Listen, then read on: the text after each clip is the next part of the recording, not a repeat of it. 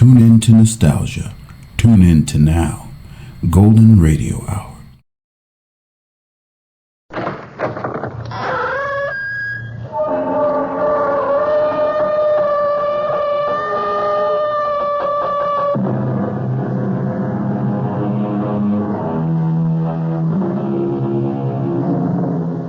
Come in.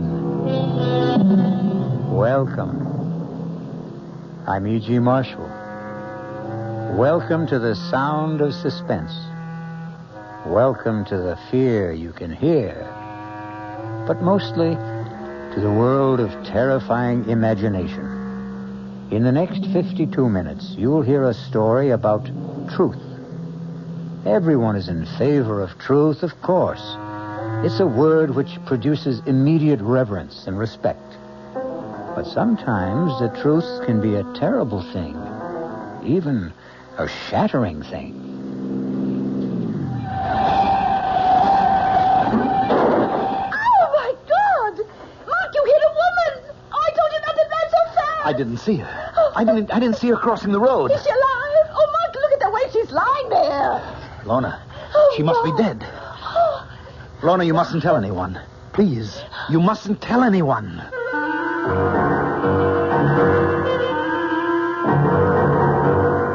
Our mystery drama, The Ring of Truth, was written especially for the Mystery Theater by Henry Slessor and stars Agnes Moorehead. It is sponsored in part by Anheuser-Busch Incorporated, brewers of Budweiser, and by the Kellogg Company, makers of Kellogg's Special K cereal. I'll be back shortly with Act One.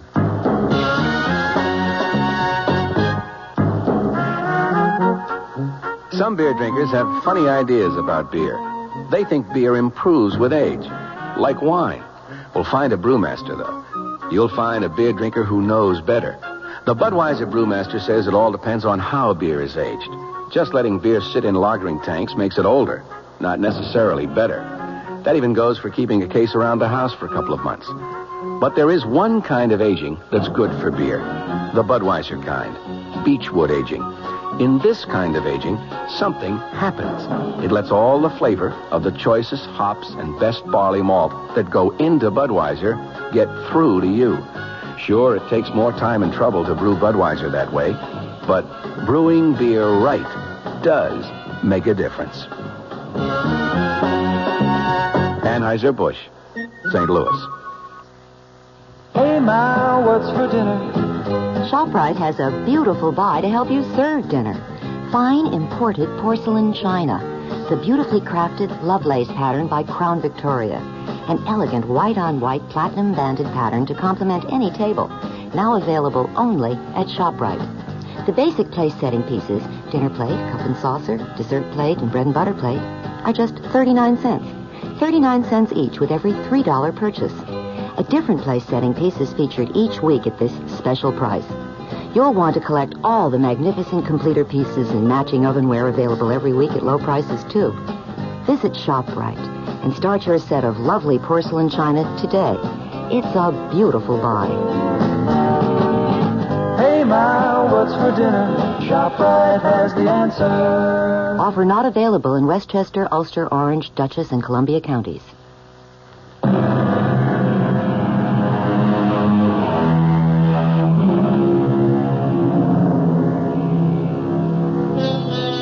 Now here's Act One of The Ring of Truth.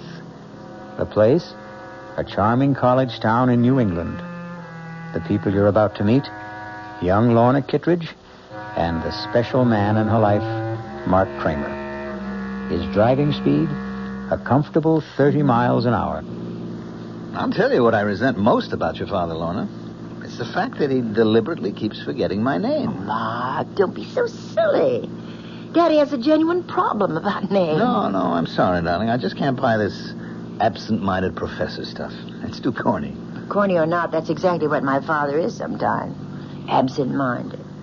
His mind is always up in the stratosphere somewhere, communing with Socrates or Schopenhauer on the meaning of truth.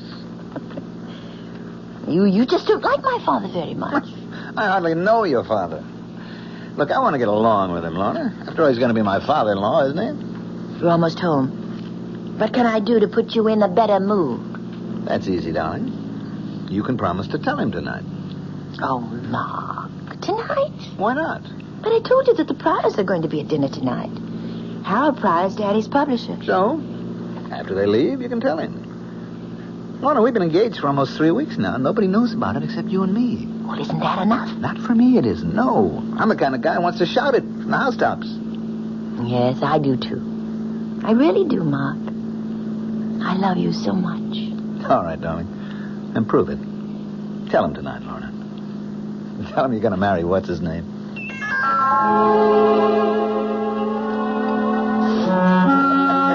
do you think I'm right? You're quite right, Harold. What the book needs is a much sexier title. Well, of course, there isn't a word about sex in it, but what's the difference as long as it sells, huh? What's the latest book about? Why, truth, of course. Daddy's favorite subject. Should be everyone's favorite subject, in my opinion. You know, if you really want a suggestion for a new title, Professor, I think I have one. Do you, Max? Daddy, the name is Mark. Oh, yes, of course. I'm sorry, Mark. Well, go on. Let's hear your suggestion. Why not call it The Ring of Truth? Well, I think that's a very good name, but, of course, that's up to Professor Kittredge. It's not a bad title, Mark, but, well, it does imply a lack of sincerity, doesn't it? The Ring of Truth is only the surface appearance of it. What I'm examining in my book is the necessity for stark truth, for truth unafraid. Of course, there's a fairly good argument against stark truth sometimes, isn't there? I mean, there's still a necessity for a white lie now and then. You mean in the real estate business, perhaps? No, not just in my business, in everyone's. I mean, there are times when tact, courtesy, and general goodwill call for a shading of the truth. May I make a suggestion, everyone? Why don't we have our coffee in the living room? It's a good idea, darling. No, George, I want to... I'll give you a hand with the dishes, honey. Besides, I'd like a little conversation with you in the kitchen.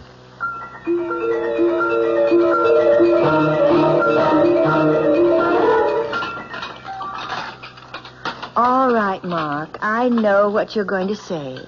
Daddy was impossible tonight. Your father's a great scholar, man of ideals, the Albert Schweitzer of New England. I'm only a poor schnook of a real estate man, but I'm perfectly willing to put up with him for your sake. Put up with him? Won't be easy. A crass, materialistic guy like me marrying into all that saintliness. What can I do? I'm crazy about his daughter. You idiot. Oh, Mark, my hands are wet. Will you tell him tonight? Yes, the minute everyone leaves. He's not going to be happy about it, you know that. He won't be happy about losing you. Well, he knew it had to happen someday. All right, then tell him that day has come. Tell him the truth. I always tell Daddy the truth. Daddy, can I come in? Yes, darling, of course. I didn't want to interrupt your reading. I can't really read this book. I don't understand the language. Have you seen it, by the way? Still another edition, German, of the 7 Secrets of Shakespeare. It's lovely. What a beautiful binding. Yes, I'm pleased with it. I suppose an author never loses his affection for the first book he writes. Well, it's more than just that. This book made you famous. In very limited circles, yes. And I hope you've enjoyed the evening and that your friend did, too. The only thing Mark didn't like was being called Max. Oh, I'm sorry about that, Precious. I hope he wasn't offended.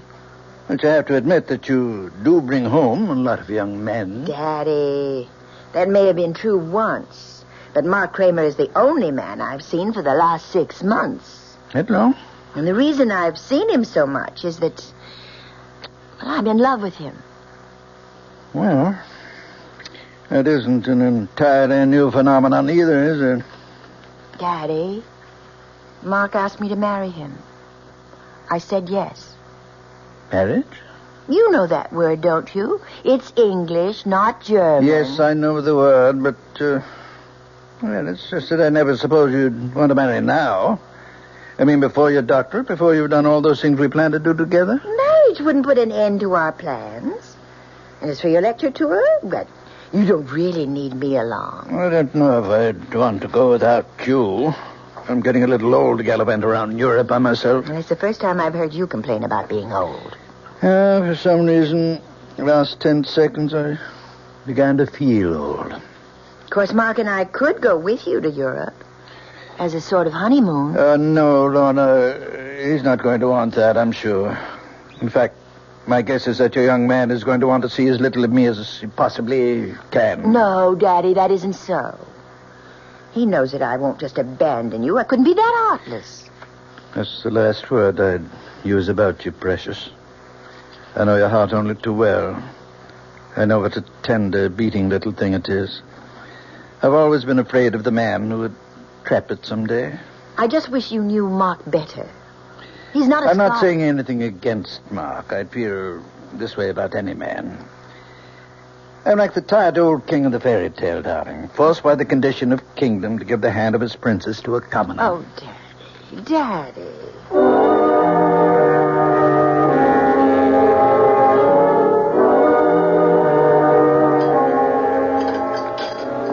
Mark, you're just being pig-headed.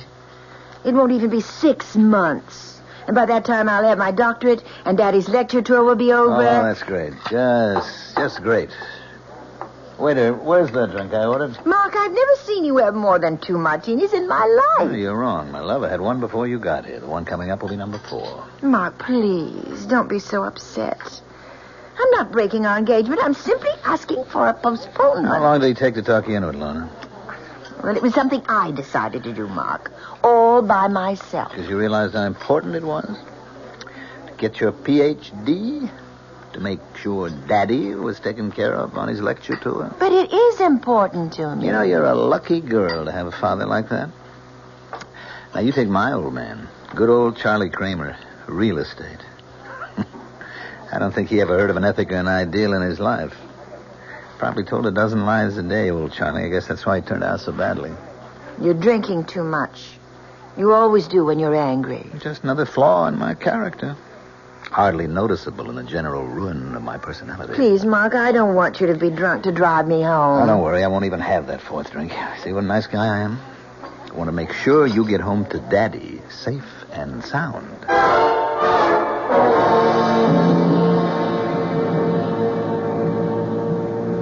Mark, are you sure you don't want me to drive? No, you just leave the driving to us. It's starting to rain. I think you should turn your wipers on. That isn't rain, precious. Those are tears in front of your eyes. Please, Mark. All right, all right. Do you have to drive so fast? I know there isn't any traffic, but these roads are so dark. That's what the headlights are for. How far these little candles throw their beams, so shines a good deed in a naughty world. Hey, you see, your father isn't the only one who can quote you. No! What? Look out! That woman! Where? Oh! You hit her! Oh, Lord! I didn't see her. I didn't see her crossing the road, so help me. Is she dead? Oh, Mark, look at the way she's lying there. She's dead, Lorna. Oh. The woman's dead. Oh, no. Oh, how horrible. I told you not to drive so fast.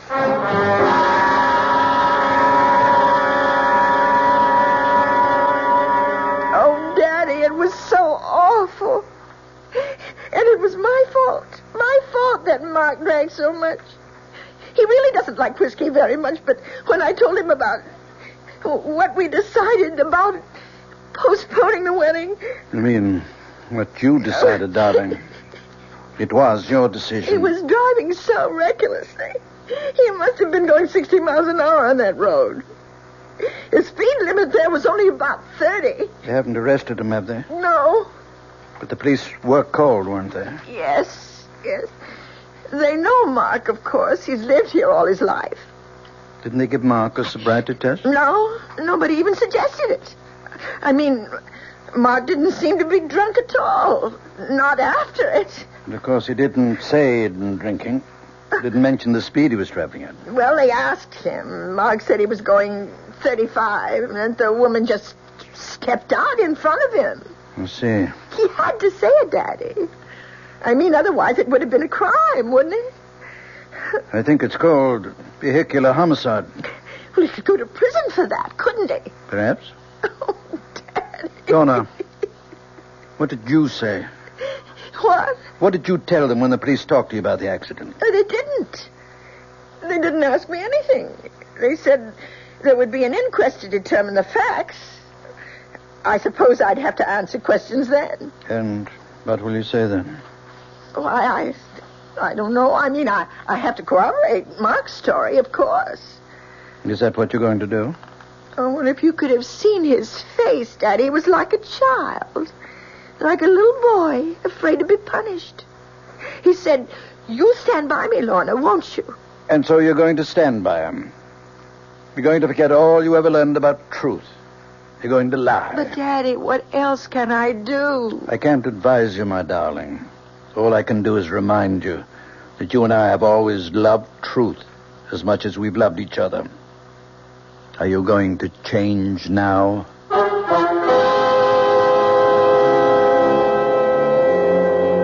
And so Lorna finds herself in the corner of a triangle. The man she loves on one side, the father she loves on the other. But the invisible corner of the triangle is that mysterious thing called truth. We'll find out what Lorna Kittredge does when I return shortly with Act 2. And now another tale of the ball and chain. At Kellogg's Special K Presents Overweight on an overnight train. Is the seat taken? Please, sit down. You have exceptional legs. Oh. But why is one of them attached to a ball and chain? This ball and chain? It's a symbol. Funny, I would have sworn it was a ball and chain. I mean symbolic. Because carrying around a few extra pounds can be just like lugging around this ball and chain. I see. May I suggest something? Uh-huh. Try a bowl of Special K skim milk, orange juice, and coffee. It's the Special K breakfast. Will it make me lose weight? No. Oh. You must also exercise and eat smart at every meal. I see. Do you know the Special K breakfast is less than 240 calories, 99% fat-free, and delicious? No, but if you hum a few bars, and that's another tale of the ball and chain.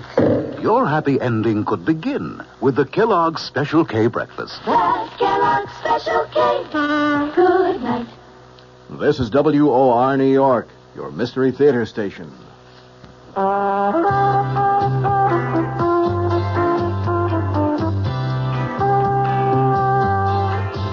No matter what you're saving for, that's what Suburban Savings for Suburban. Suburban Savings offers you a regular savings account with flexibility. You can add any amount to your account whenever you wish. Withdraw whenever you want. Suburban Savings pays a 5.25% annual interest rate on regular savings paid quarterly, which earns an annual effective yield of 5.47%. Interest is compounded continuously from day of deposit to day of withdrawal, as long as $50 is maintained in the account to the end of the quarter. Come into Suburban Savings and open an account with flexibility. Our regular savings account in New Jersey at Bayonne, Edgewater, Elmwood Park, Emerson, Hackettstown, Morris Plains, Nutley, Paramus, and Sparta.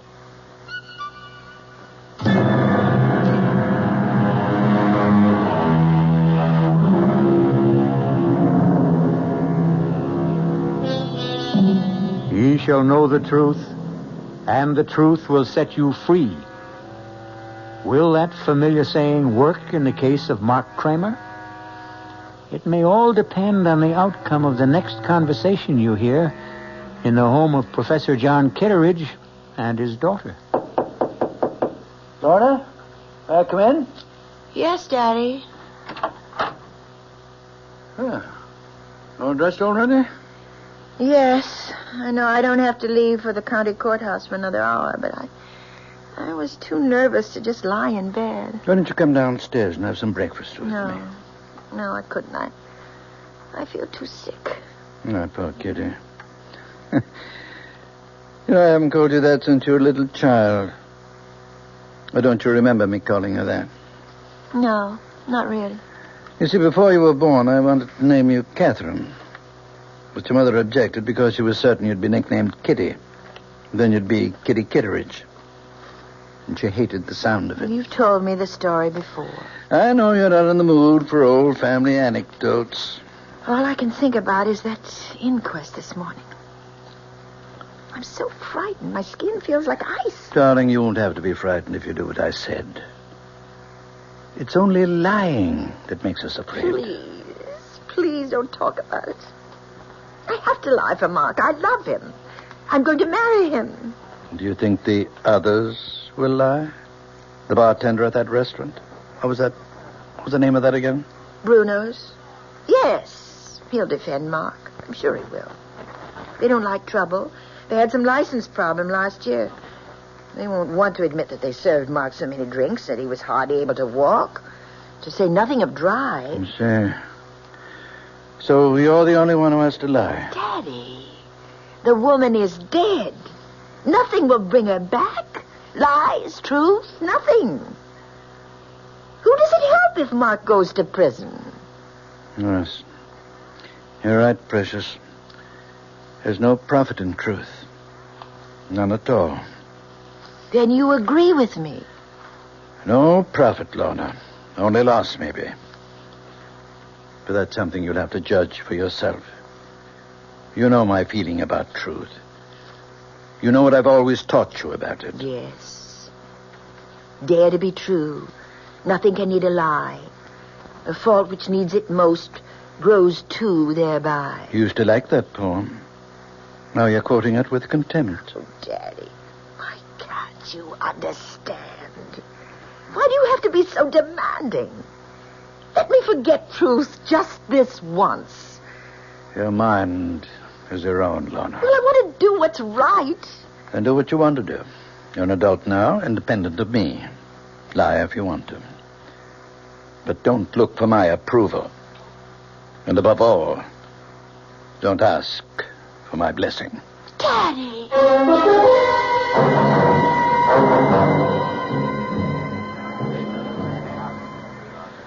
Let's have some quiet. The coroner's jury has to hear the testimony if they're going to judge it. Sergeant McKeon, was any investigation made of the skid marks at the scene of the accident with a view to determining the speed of the vehicle? No, sir, there wasn't. The condition of the road and the rain we had that night, well, it was impossible to tell the difference between the skid marks and the tire treads. That's why no measurement was made. It's been stated that the driver of the vehicle, Mark Kramer, had left the establishment called Bruno's shortly before the accident. Since Bruno's is in the business of serving hard liquor, among other things, did the police give Mr. Kramer a sobriety test? No, sir, we didn't. You see, sir, we didn't know at the time where Mr. Kramer had been. All we knew was that Mrs. Moger was dead, and Mr. Kramer didn't appear like he'd been drinking. All right, Sergeant, you can step down. Thank you. The coroner's office calls Mr. Kramer to the stand, please. Mr. Kramer, this inquest isn't a trial. Our duty here is simply to determine the cause of death. But you must give your testimony under oath. Please raise your hand on the Bible. Yes, sir. Do you solemnly swear to tell the truth, the whole truth, and nothing but the truth, so help you God? I do. All right, Mr. Kramer. Just tell us your story of what happened the night of the accident. Well, Miss Kittredge and I left Bruno's about 9 that evening, about a half hour before the accident. I'd had one drink, vodka martini. You can ask Mr. Bruno about that because he served me. Go on. When I reached Route 24, I decided to take the Ridge Road shortcut to town. I was traveling between 30 and 35 miles an hour, I'd say, and I remember slowing down when the rain started. I had my wipers going when I came over the rise of the hill, so my windshield was clear. But I still didn't see Mrs. Moger when she stepped out into the road directly in front of the car. Were your lights on full beam? Yes, sir, they were. Why do you suppose Mrs. Moger didn't see them? I don't really know. What I think is she was almost across the road when I came over the rise, and she panicked when she realized that a car was coming. She started back in the wrong direction, and that was when she stepped in front of the car. Is that your entire testimony? Yes, sir, it is. Very well, Mr. Kramer. You can return to your seat. Will Miss Lorna Kittredge take the chair, please? Place your hand on the Bible, Miss Kittredge. Yes. Do you solemnly swear to tell the truth, the whole truth, and nothing but the truth, so help you God? Yes, I do. Please speak up, Miss Kittredge. I do. Miss Kittredge, you were with Mr. Kramer on the night of the accident. Yes. You went with him to the place called Bruno's. Yes, I did. And did you have a drink that night? Yes, I had a martini. The same as Mr. Kramer? Yes. When Mr. Kramer's car approached Mrs. Moger's driveway, did you see the lady before the automobile struck her? I'm not sure. I think I saw her for just a split second. And then the car hit her. It was all terribly unreal. Were you aware of the speed you were traveling at? Miss Kittredge. I'm not sure of the exact speed. Mr. Kramer thinks it was between 30 and 35. Do you agree with that? No. What was that? It couldn't have been that. It was more like 55 or 60. Did you say 60, Miss Kittredge? About that, yes. Lorna, for God's sake. I hope you've considered this reply, Miss Kittredge. Yes, I've considered it. We were traveling at least that. I'd been looking at the speedometer only a few minutes before. I was complaining to Mark about his speed, but he wouldn't listen to me. He wasn't in any mood to listen. He was angry, and he was drunk. Lorna! Please, everybody, quiet now. Mr. Kramer, please take your seat. It's the truth. The truth, I can't help myself. He was drinking. He had too many martinis, and he was drunk. Are you telling us he had more than one drink? He had 4. I know he did. And he drove like a madman. No matter how I tried to stop him, he never thought that woman would be on the road at that time of night. He wouldn't listen. I couldn't believe it was really happening. It was like hearing someone else say the words. Please don't cry, Kitty. I tried not to look at his face. I tried so hard not to see him, but I couldn't stop myself. How can you blame yourself for telling the simple truth? How can you think it's wrong? But don't you realize what'll happen to him, Daddy? He's going to be indicted. He may go to prison. I'm sure Mr. Kramer will hire himself a very smart attorney. Who's that? I have no idea. Oh, I can't see anyone now. I just can't. Yes, of course. You go to your room and I'll answer it. Go on, darling. Go lie down. Yes. Oh, it's you. I want to see Lorna.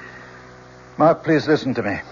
I know exactly how you're feeling at the moment. Thanks for remembering my name, Professor. That must be the very first time. I'm sure you realize that what Lorna did this morning was extremely difficult and painful for her. That it was an agonizing decision. Only who made it?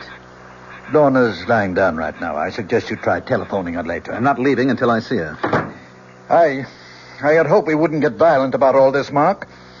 Frankly, I don't think you're in a good position to commit any other rash actions. Daddy, it's all right. Lorna, I thought you were in your room. I'll talk to Mark. Very well. But don't ask me to leave, because I won't. You don't have to leave, Professor. I'd like you to know this, too. Know what? What the town gossips are saying. Lorna, they're saying that we had some kind of fight. A lover's quarrel, and that you wanted to get back at me. Oh, you know that's not so. Yes, I know it. But the other explanation makes even less sense. That you just had to tell the truth. Well, it wasn't easy for me. Lies would have been easier. One small lie, Lorna. That was all you had to say. You're so afraid of hell that you wouldn't lie for me? I can't expect you to understand. But I do understand. Better than you do, maybe. It was your father's idea. Now, just a moment, Kramer. Well, you remember my last name, too. I think I made more of an impression on you than you were willing to admit. There's no need to be nasty. Lorna, you're so stuck on the truth. Tell it now. He told you what to do in that courtroom. Professor Kittredge's little girl always listens to Daddy, and she never lies. Please, Mark. He insisted that you tell the truth, didn't he? He gave you a lot of high-flown ethical reasons for telling the truth. Nothing but the truth. Every reason but the real one. You're wrong. I made up my own mind. Your father knew what would happen. It would split us apart, and that's what he really wanted, Lorna. That's the truth that he didn't mention. I think that's quite enough. If you don't leave right now, I'm calling the police. Don't bother, Professor. You've done a very good job. On Lorna and on me.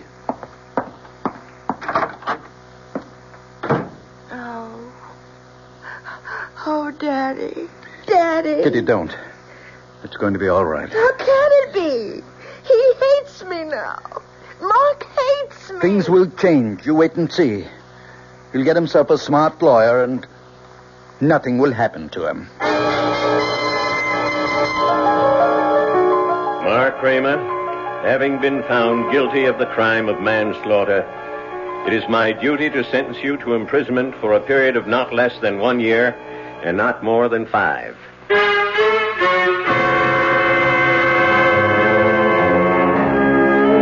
so the truth has not set Mark Kramer free. It sent him to prison, where he'll have plenty of time to ponder the complexities of ethics, justice, and human nature. Or perhaps he'll ponder something else, like revenge. We'll find out when I return shortly with Act 3. I'm Hy Brown, producer of Radio Mystery Theater, and this is the end of our last week of prize drawings.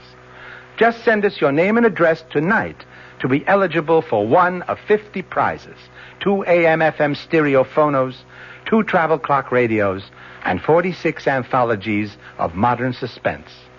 We've been most gratified by the program comments so far. So, if you have a chance to write, we hope you will.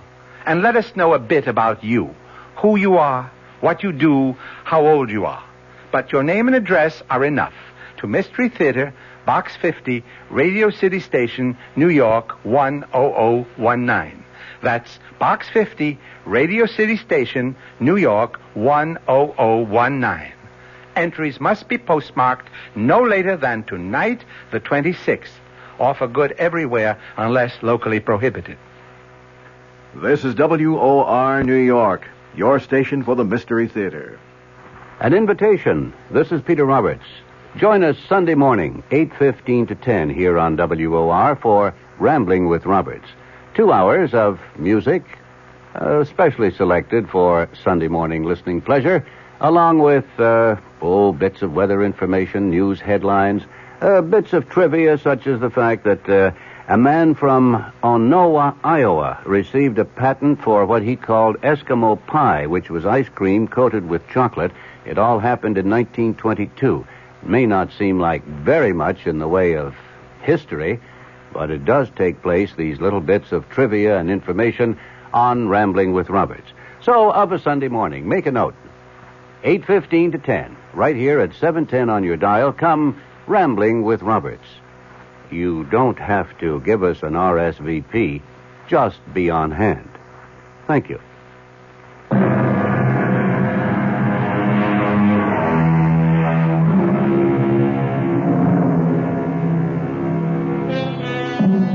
It's now 1 year later. Sad to say, Mark Kramer is still wearing prison gray. As for Professor Kitteridge, he's had problems too. A bad case of the gout caused cancellation of his European lecture tour. Even more disappointing, his daughter Lorna lost interest in working on her thesis and abandoned the idea of obtaining her doctorate. In fact, Lorna Kitteridge seems to have lost interest in life itself. Lorna, you awake? Yes, Daddy. I'm up.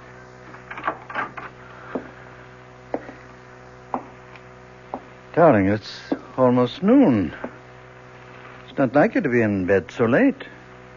I just didn't feel like getting up. Did you sleep badly again last night? Last night, the night before that. Oh, Lorna. If you don't see Dr. Isaacs voluntarily, I may have to drag you to his office. You know there's nothing wrong with me. What's all this paper for? All those little crumpled balls. Can't you guess? Oh, Lorna, no. You haven't been writing Mark again? I keep thinking that I might hit on exactly the right words. The magic formula that would make him answer one letter. Just one letter. You know that's not possible, darling. Face it, the man is filled with bitterness. He blames you for something he did to himself. Probably never reads any of the letters I send him. Probably sees my handwriting and tears them up immediately. It would be so much better if you forgot him, Lorna. Do you know that I even thought of sending him a disguise letter? Making it look like some important document that he would have to read? Isn't that ridiculous? What's ridiculous is the way you've tortured yourself over that man for so many months. Who's tortured who, Daddy? Which one of us is really guilty? Oh, Kitty. Stop calling me that name. My name is Lorna. Can't you remember my name? Darling, you're just not yourself. Oh, is that why you can't remember me? Because I'm somebody else? Well, you may be right, Daddy. Every morning I look in the mirror and I can't recognize the woman I see. Lorna, you're just not giving yourself a chance to forget. You'd start getting out into the world, start meeting new people. You become a hermit. I thought you liked having me here, Daddy. I thought you couldn't live without my company. I honestly believe you need medical attention. If not from Dr. Isaacs, then from somebody else. You mean a psychiatrist, I suppose? No, darling, no. Just someone who can help you get over this distorted guilt that you feel. The only one who can do that is Mark. And he won't see me or write me or anything. Lorna. Oh, please go away. Please. I'm going to try to sleep. It's the only time I'm happy. When I'm asleep. All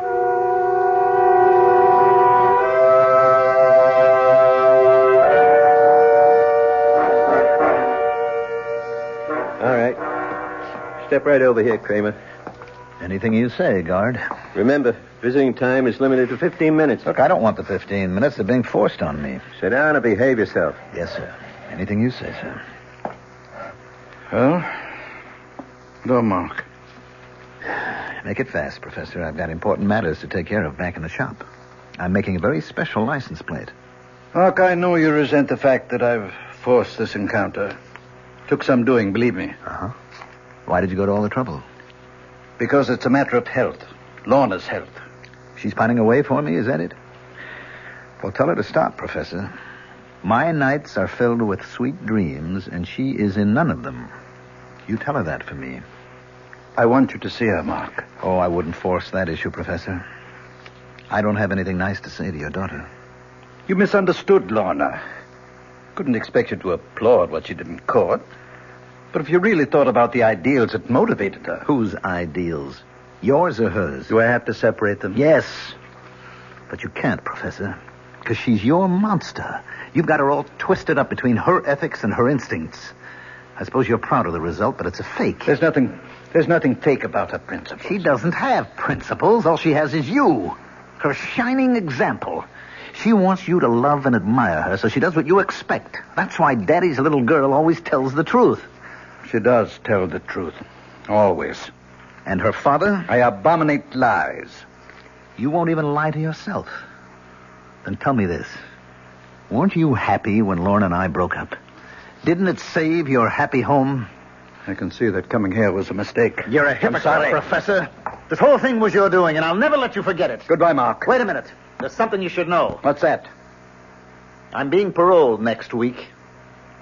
Tell that to your daughter. Maybe it'll improve her health.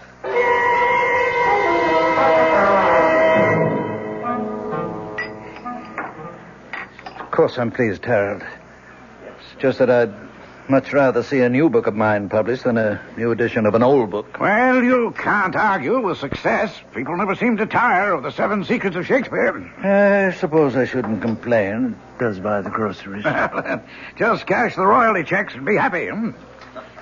Now, tell me how Lorna's doing. Feeling any better? Oh, still a bit run down, I guess. Well, that's too bad. I suppose you know that young man, Kramer, that he's out of prison. For about 2 months now, I gather. He, hasn't been in touch with Lorna? No, and I don't think he will be. Funny thing is, he's been in touch with us. With you? What's that before? Well, actually, it seems he went to Merritt Bob's first. My first publishers? Yes, talked to everyone who would talk to him. Then he approached members of my own staff. He even tried to get an appointment with me, but I put him off. What do you suppose he wants? He's an embittered young man, you know. Well, I spoke to George Merritt. He didn't know about Lorna and this fella Kramer. He thought Kramer was an article writer looking for biographical material. George said that he seemed to know an awful lot about you already. I don't much like the idea of someone like that snooping into my life. Why do you suppose he's doing it? Hard to say. Rancor, I suppose. Hopes he can find something unpleasant in my past.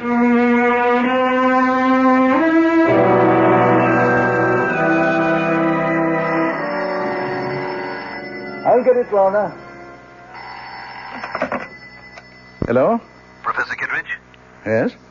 Mark Kramer, Professor. Oh. Yes, I was just speaking about you the other day with my publisher. I'd like to see you, Professor, this evening, if that's possible.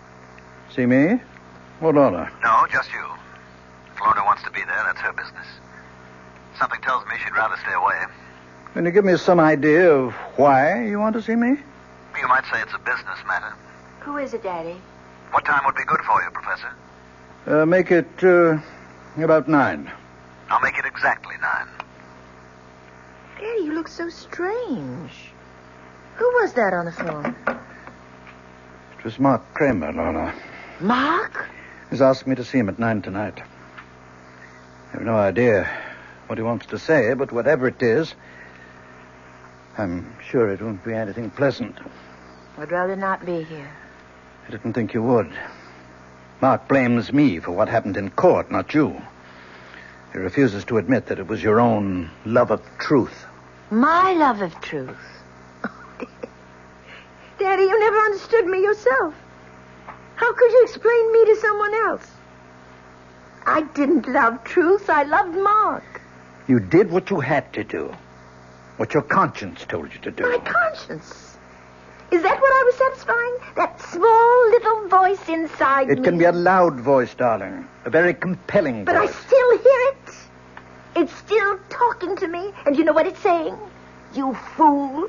You fool, you fool. Lorna. I think I'll go out now, Daddy. Right now.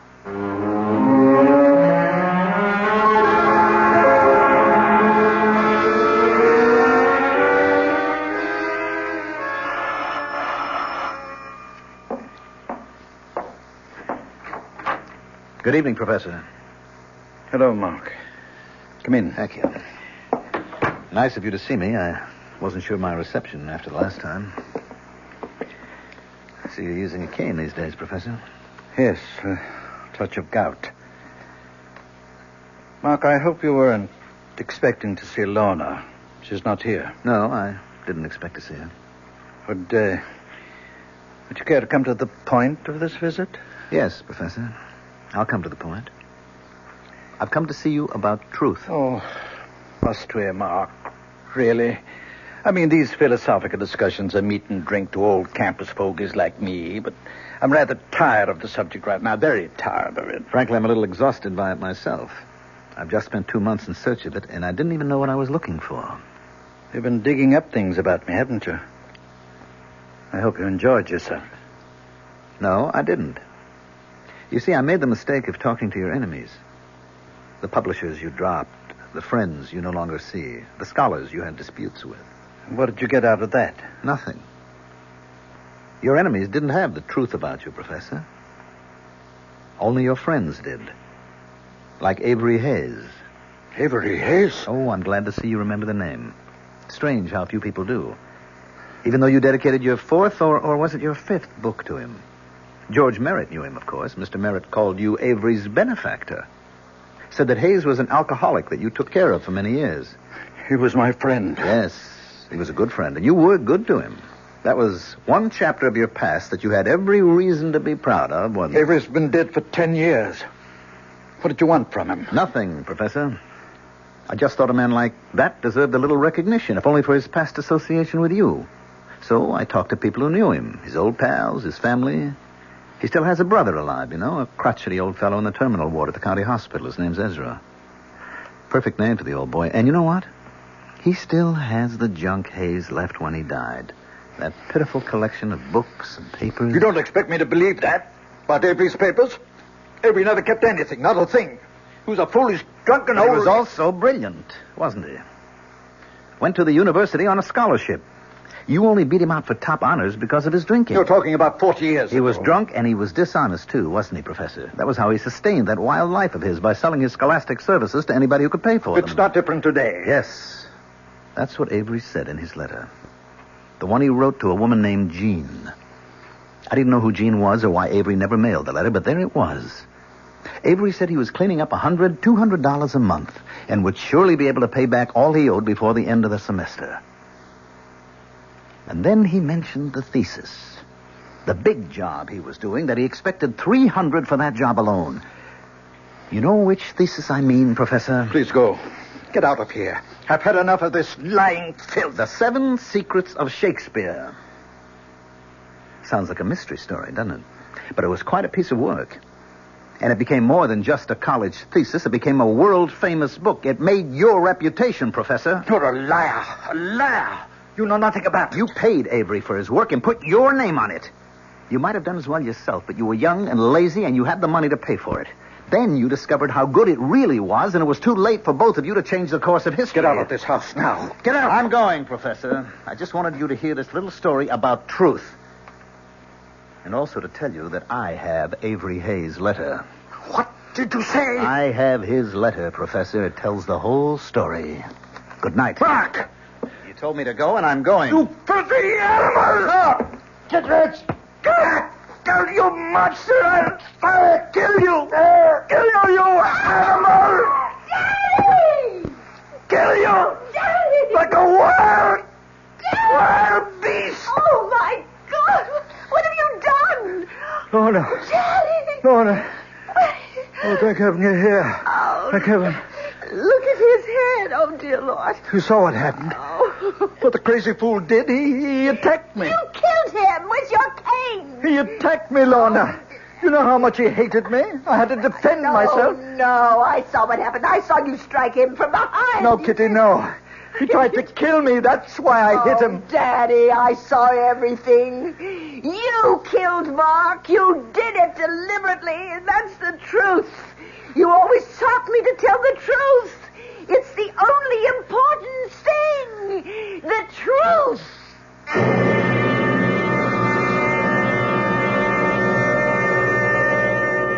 Oliver Wendell Holmes, Jr. said, "All I mean by truth is the road I can't help traveling." Well, Professor Kitteridge traveled his road, and despite his good intentions, it turned out to be the road to hell. I'll be back shortly. Hello, this is Joe Franklin. Ladies and gentlemen and boys and girls, for the very latest in nostalgia, for the ultimate in remembering, please join with me on Saturday nights from 9:05 to 11 o'clock, where memories are truly happening right here over WOR Radio. It is my privilege to present radio's original Memory Lane program, but positively the original. And whether it's Al Jolson or Benny Goodman or Louis Armstrong or Eddie Cantor or Harry James or the Dorseys, Mario Lanza, Gene Krupa, the young Frank Sinatra, George M. Cohan, Bing Crosby, Bogart, Lombard, Cagney, and all those happy times of radio's comedy and drama and soap opera. We have it fascinatingly, and all the sounds are reproduced crystal clear Saturday nights from 9:05 till 11 over WOR Radio. Yours truly, Joe Franklin, hosting Memory Lane. Tune in.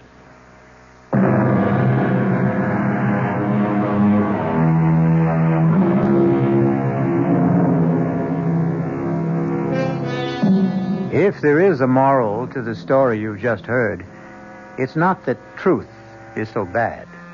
But Samuel Butler said, truth should not be absolutely lost sight of, but it should not be talked about. And we promise that's our last word on the subject. Our cast included Agnes Moorehead, Mandel Kramer, Sandus Ortega, Ian Martin, and Dan Arco. The entire production was under the direction of Hyman Brown. I swear to Sam Hill, Ethan, you deliver. After the 12th stroke of the hourglass clock's chime, there was no sound but the beat of the clock and my own heart. Everything else had stopped dead. My friend's mouth was frozen in the act of speaking. His hand poised over a chessman as though cast in bronze. Outside, like the old child's game, people had turned to statues. A car backing into a parking space was stopped in its tracks. For everyone else in the world, save only me and that damnable clock, time was standing still. This is E.G. Marshall inviting you to return to our Mystery Theater for another adventure in the macabre. Until next time, Pleasant dreams.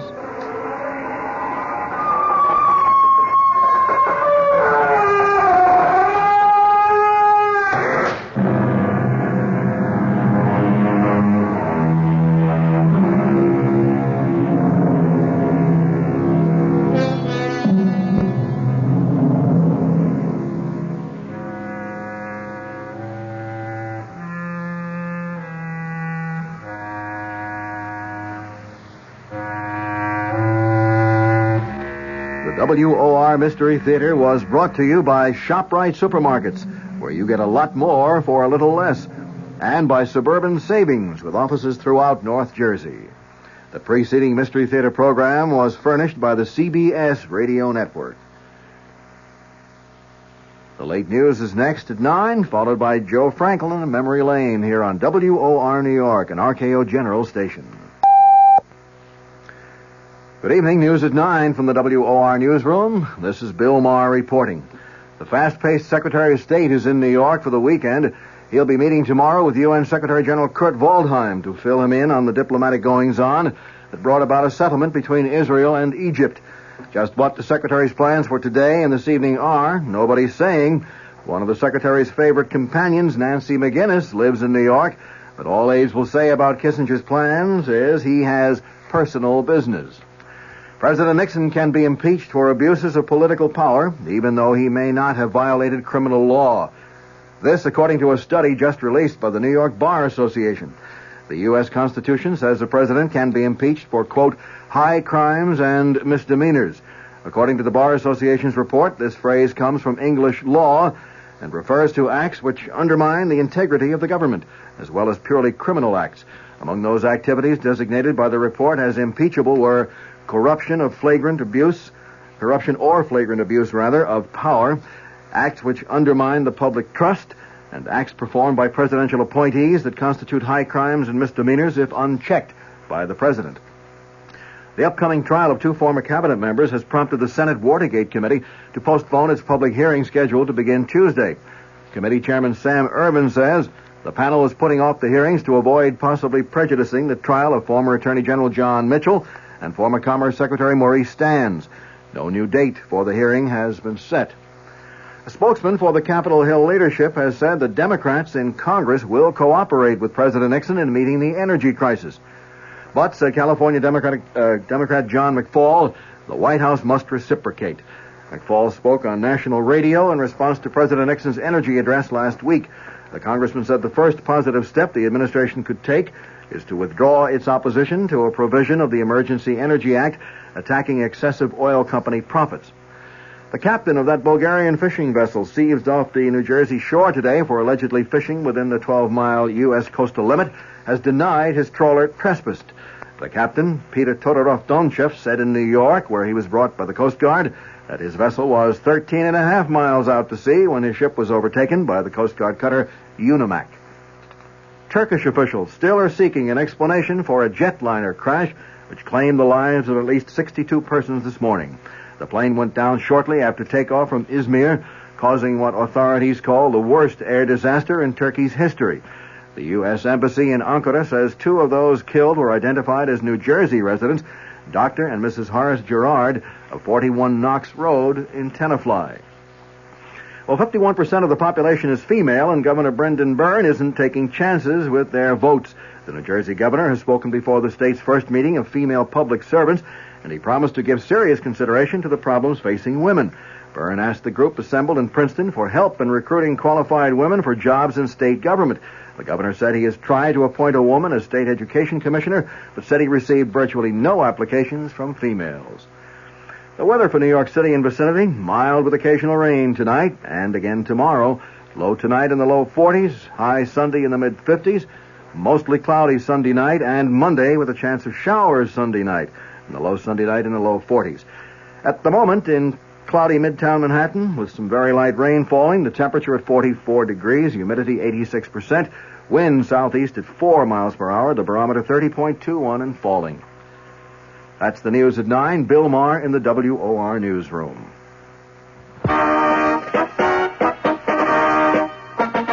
Your AMC dealers got the all-new mid-size car that economizes on everything but comfort.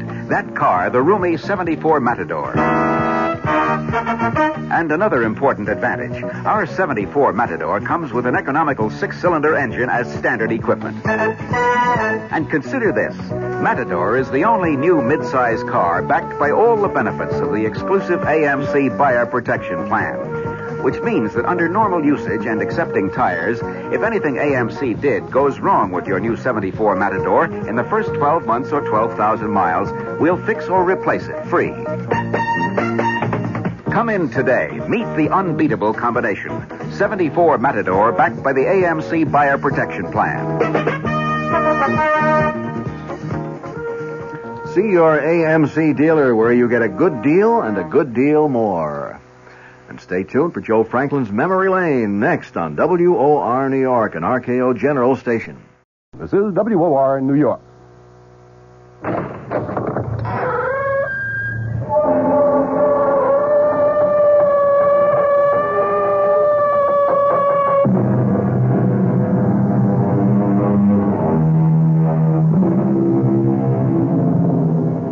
Come in. Welcome. I'm E.G. Marshall. Welcome to the fear you can hear. Welcome to the sounds of suspense. It was the ill-fated Prince of Denmark, Hamlet, who lamented, "The time is out of joint. O cursed spite, that ever I was born to set it right."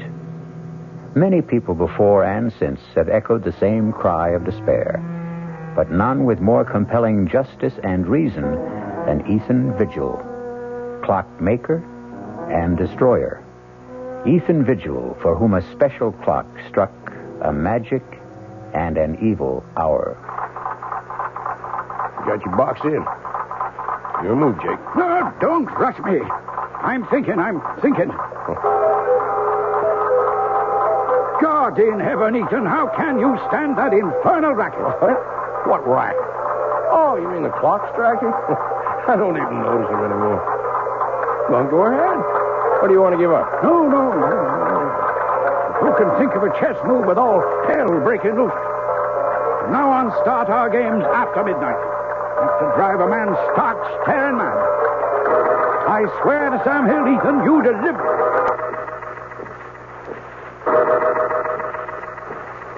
The only two living things left in the room at that terrifying moment, as time stood still, were myself and that damnable machine.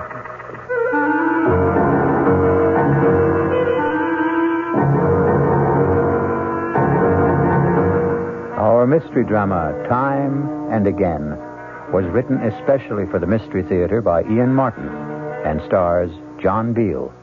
It is sponsored in part by Anheuser-Busch Incorporated, brewers of Budweiser, and by the Kellogg Company, makers of Kellogg's Special K cereal. I'll return shortly with Act One. When you drink beer, do you tilt the glass for long, hearty swallows? Or just tip it and sip it? Well, sipping's the thing for wine. But Budweiser beer is a hearty drink, brewed for zest and character. The best way to enjoy Bud is to drink it. Not chug-a-lug, just man-sized beer drinker swallows. That's when that famous Budweiser taste, smoothness, and drinkability really come through. Smoothness and drinkability that come only from natural carbonation and exclusive beechwood aging. Smoothness and drinkability, too good for any half-hearted sipping. So drink up. You'll see that brewing beer right does make a difference. And that when you say Budweiser, you've said it all. Anheuser-Busch, St. Louis.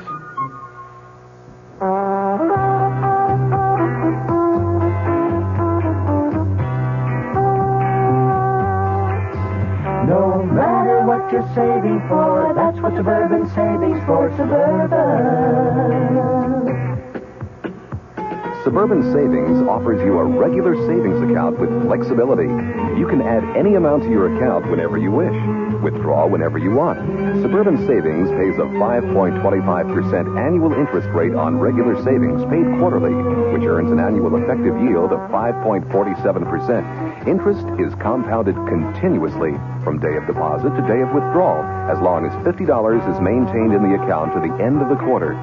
Come into Suburban Savings and open an account with flexibility. Our regular savings account in New Jersey at Bayonne, Edgewater, Elmwood Park, Emerson, Hackettstown, Morris Plains, Nutley, Paramus, and Sparta.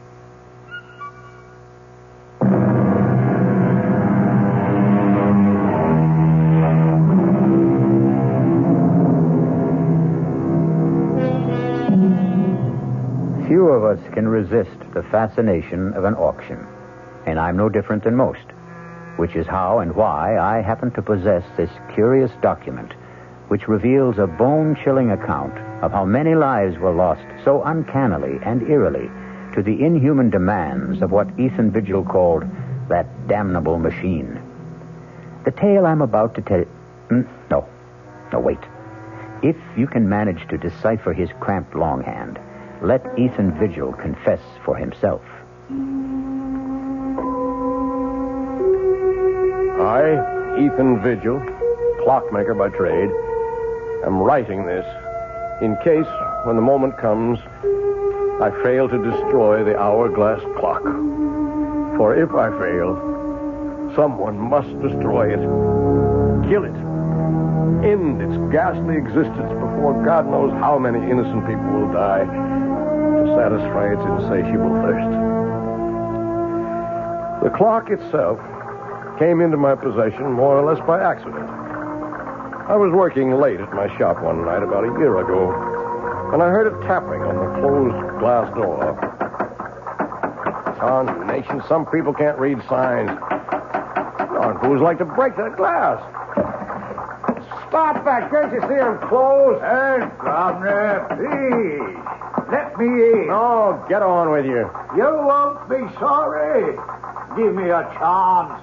I'll give you the chance of a lifetime. Look. It was raining heavily, the water streaming down the glass, but the object he had drawn from the cover of his pea jacket drew my eyes like a magnet. It was a clock, the like of which I'd never seen. It was shaped like an hourglass, with a strange-appearing pendulum hanging in the lower half and the face in the upper half. And in the place of the figure 12, at the top of the face, was the numeral 13. I had to see that clock more closely. Oh, bless you, Governor. You're a lifesaver, you are. What do you want? Oh, I want you to have a look at this here clock. The clock is the only reason I let you in. I'd like to have a look at it myself. Let's take it over to the bench. You want this clock repaired? I want to sell it to you, is what I want. I hope I don't regret this, but come on to my place in the back. There's a fire in there to dry you up a bit. You better back up to that fire. Where'd you get this clock? Why, it came into my possession when its owner died. Does it run? Well, now, that there clock, it doesn't run. I'd be the first to admit it. I'll give you $20. Oh, now, look here. $20. Take it or leave it. Well, I may be down and out, but I know a good thing when I see it, and I don't intend to be taken advantage of by somebody else. There doesn't seem to be any question of who's being taken advantage of. Harriet. Ethan, who is this person? He's a customer, more or less. This is my sister-in-law. It's near on to midnight, and my poor sick sister is pining upstairs for her husband to bring her a little faith and consolation. Oh, now, Mom, I certainly am sorry to intrude on family problems. Then don't. Ethan, get rid of this man. You better go. Yeah, but what about our business and the clock? Well, $20 is all I have to my name. I'll take it. Don't you do it, Ethan. Oh, mind your own business for once, Harriet. I had little doubt my sailor, who called himself Harry Stubbs, had dubious title to that strange clock. But like all collectors, to own something totally and unreservedly unique is an overriding obsession. Is he gone? Yes. Oh, just look at this place after you had that derelict in here. Lights on all over the place, eating up money. To say nothing of good hard cash thrown away on that piece of junk on the table. It was my own money. What own money? Oh, you and Henrietta wouldn't even have a roof over your heads, let alone a piece of business if it weren't for me. Oh, no, it's my money that keeps you going, and don't you forget it. Now, you lock the door to the shop. I still have some repairs left to do. You'll have to get up early tomorrow and do them. I just wanted to have another look at this clock. You'll waste no more time or light or fuel down here tonight.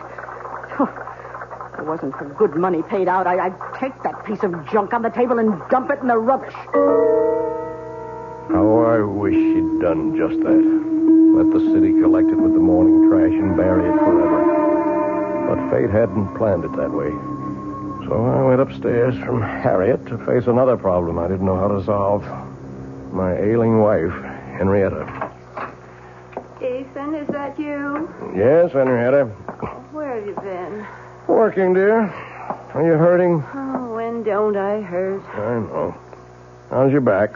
It isn't my back. It's my stomach, Ethan.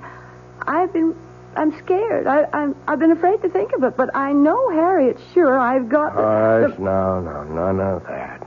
You just get off to sleep. That's what you need. You just don't know how it is to be suffering every blessed minute of every day. As I slipped under the covers and lay wide awake beside Henrietta, snoring away, my mind went back to the strange clock on the table downstairs.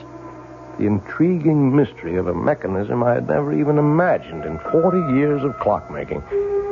And the enigma of why 13 replaced the numeral 12 on the face.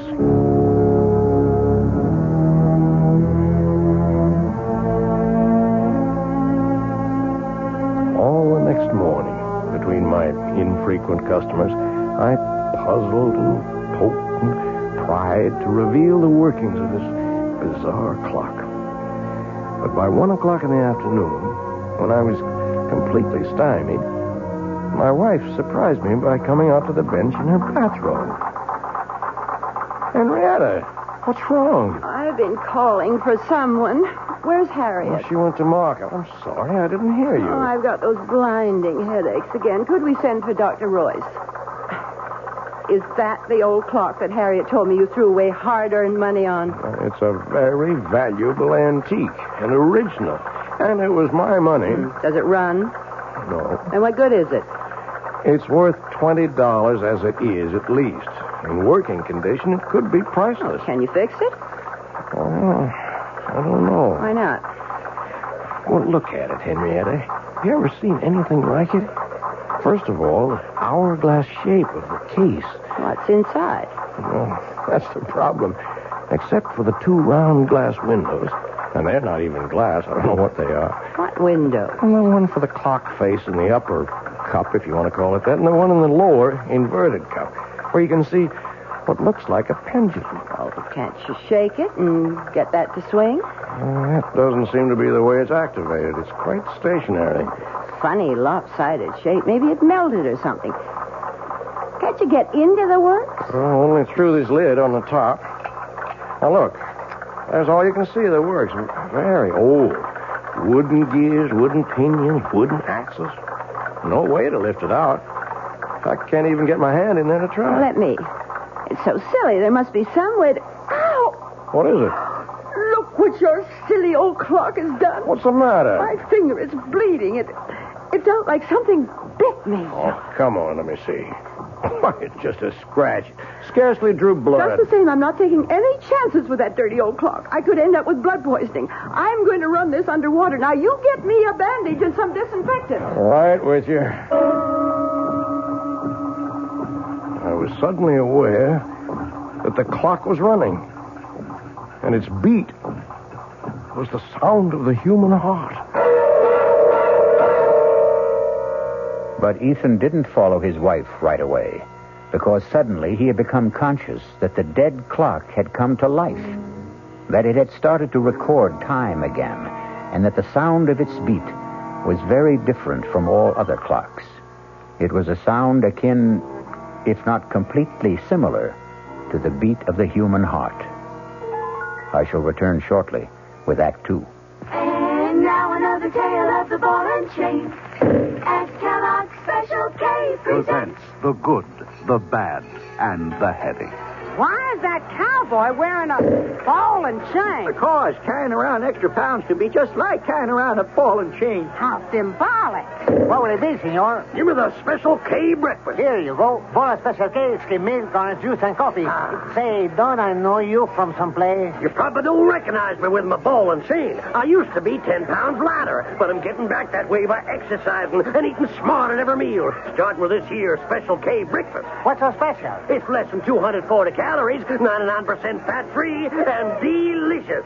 It's going to help me get rid of this here ball and chain. I bet your horse will be glad to hear that. Another ball and chain bites the dust. Your happy ending could begin with the Kellogg's Special K breakfast. That's Kellogg's Special K. That's right. Good night. This is WOR New York, your Mystery Theater station.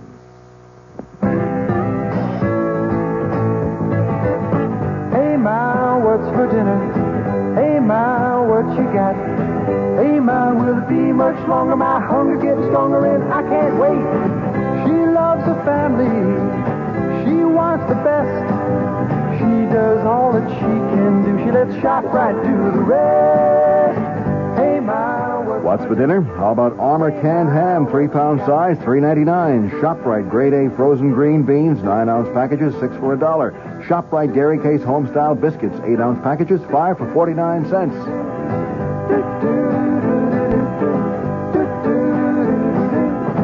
She loves the family. She wants the best. She does all that she can do. She lets ShopRite do the rest. Hey, Ma, what's for dinner? ShopRite has the answer.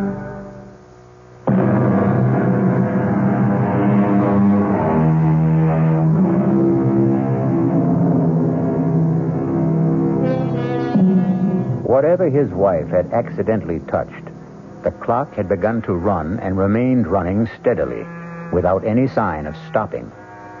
Ethan checked that Henrietta's wound was little more than a surface scratch, and returned to observe... But let him tell his own story for himself, as he wrote it in his confession.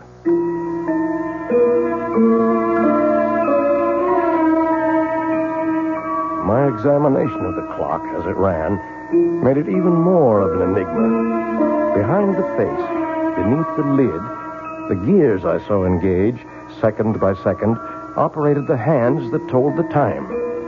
What motivated them was obvious, the strange mass that I had supposed a pendulum weight, but which now, quite clearly, was a diaphragm or pump, opening and closing to create energy, in a motion like a human fist, or... Yes, suddenly I knew why the irregular shape was familiar, like the human heart. But what in turn motivated that, or fueled it, was the ultimate mystery. Everything about this clock was different, exotic, strange. Even its chime for the hours, plangent, plaintive, almost the sound of a human voice. I watched it irresistibly all day, all during the night, while I waited for Dr. Jacob Royce to come and examine my wife. Even while I waited for the result of that examination. What the devil are you doing out here, Ethan? I'm sorry, Jake. Just observing this clock. It's got me mesmerized. How's Henrietta? Oh, what am I going to tell you, Ethan? Same thing as usual. Yep. Not a trace of any physiological problem. Never is. Oh, there's a name for it if it's of any help. Chronic inadequate. Someone who just can't handle the simple process of life and has to make excuses for it. I'd better go up to her. Oh, there's no need. I gave her a sedative. Won't hurt her, but it might do you some good. Come on now. Let's play chess. If I set us up out here, all right? With all those clocks rattling away? I want to keep my eye on this baby here. If you can't sit up with one sick friend, you gotta sit up with another. And for the next 10 or 15 minutes, I did forget the clock that was to haunt the rest of my days. Inexorably, as we concentrated on the chessboard, all of the clocks ticked on towards 12 o'clock. And the moment when the explanation of that substitute number 13 was about to be made by the clock itself. Don't think much of your king's pawn variation, Jake. Got you boxed in. Your move. Don't rush me. I'm thinking. Good Lord, Ethan.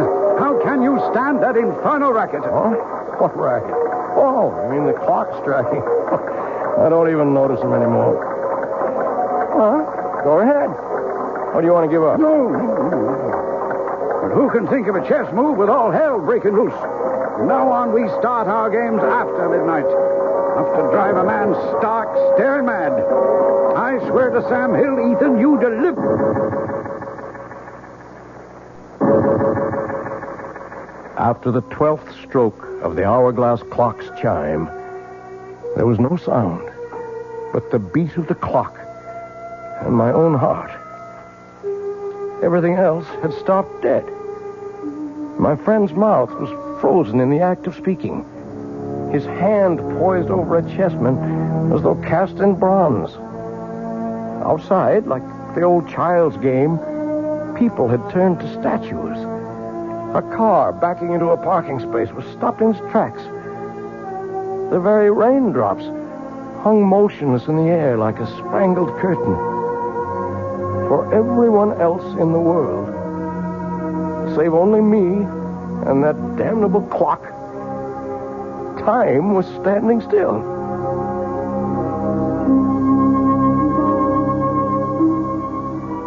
The next hour was a strange delirium. My brain raced with new ideas for achieving my lifelong dream, a perpetual motion timepiece. My legs were as supple and tireless as an 18-year-old's as I climbed the stairs to look at my wife, frozen in the act of turning in her sleep. My sister-in-law caught in the middle of a snore. Towards the end of the hour, I returned to the shop. A quick stab of terror prodding at me. Was this to be forever? Poor Jake still sat in the middle of the move he had started almost an hour ago. The hands of all the clocks pointed to exactly 12, except the hourglass. There, the small hand stood directly at 13, while the minute hand swept closer and closer to join it. With a sense of mounting excitement, I waited for their junction. Like the other clocks, my strange new one had only struck 12 before. Now I felt I knew the reason for 13. The extra magic hour of precious time that twice a day it offered to its owner. With bated breath, I waited for the proof. The missing chime. And then it came. Directly set us up here tonight to get me off my game. I concede. Don't you want some more time to think it over? Oh, it wouldn't matter if you gave me an hour to consider it. Tonight I'm too bushed to think. It's just 1 minute after 12. We've only been at the game 10 minutes or so, and I feel as if I've been here for 70. Is it really only 10 minutes? You're the clockmaker, Ethan. Look all around you at your little markers. Yes, you're right. So it's true. You feeling all right? Never better. Why? You look a little strange for a minute. Matter of fact, Ethan, I've been meaning to mention it. I'd like to have you drop around to the office someday soon. What for? Well, you're not as young as you were, you know. And you've been pushing yourself pretty hard lately. Want to make a date now? No, I'll call you. No, don't forget. Now, there's something I wish all my patients were as healthy as. 20 years since I started that old avocado tree in the window. And like Topsy, it just grew. Don't you believe it? Oh, it took a lot of tender, loving care. Watered just right, pinching it back, bringing it along to grow up right. Just like the child. I love that old tree. Well, listen, Man's got to have something to love. Yeah, I reckon. Oh, you don't think there's anything really wrong with Henny, do you? No, I don't. Just another of her eternal spells. Well, night, old friend. Rain, stop. Good night, Jake.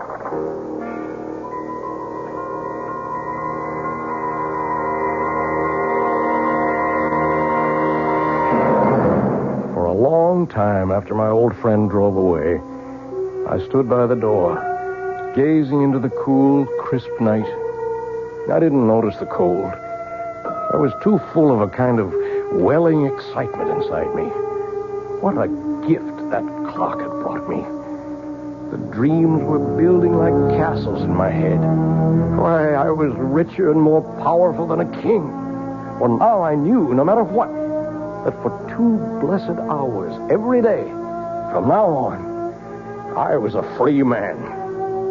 And the last thing I heard that night, as my head hit the pillow, was the triumphant beat of the clock sounding in my inner ear. Or was it the sound of my own heart?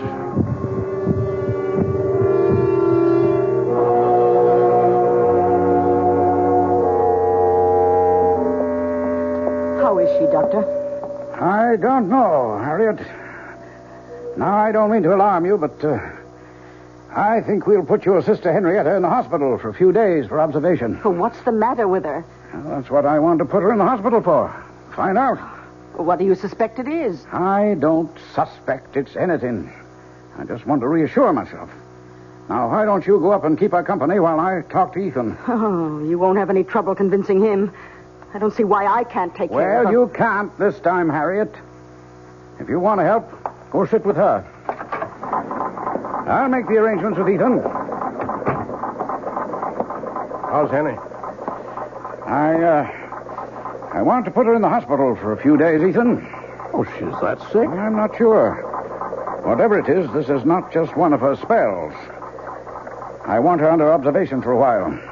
Oh, whatever you say, Jake. Yeah. I wish I knew what to say. I feel a little guilty. Ever since that night a few weeks ago when we were playing chess. What do you mean, guilty? Well, damn it, for 20 years I've been medicating her imaginary ills. I wonder if maybe I got careless that night. Huh? Well, there's no doubt that from then on, this debility, anemia, whatever it is, started. Well, I'll get along and make all the arrangements. I'll phone you when to expect the ambulance.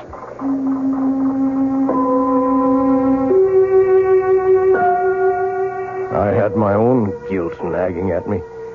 In the month since I'd discovered the secret of the clock, I'd thought of pretty nearly nothing else.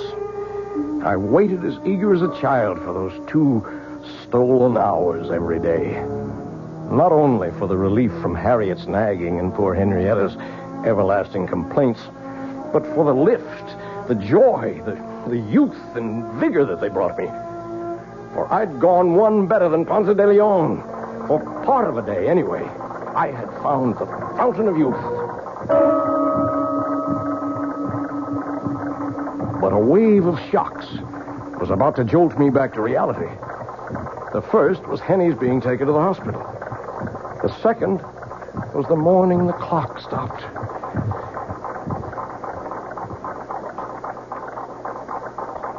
Oh, no. No.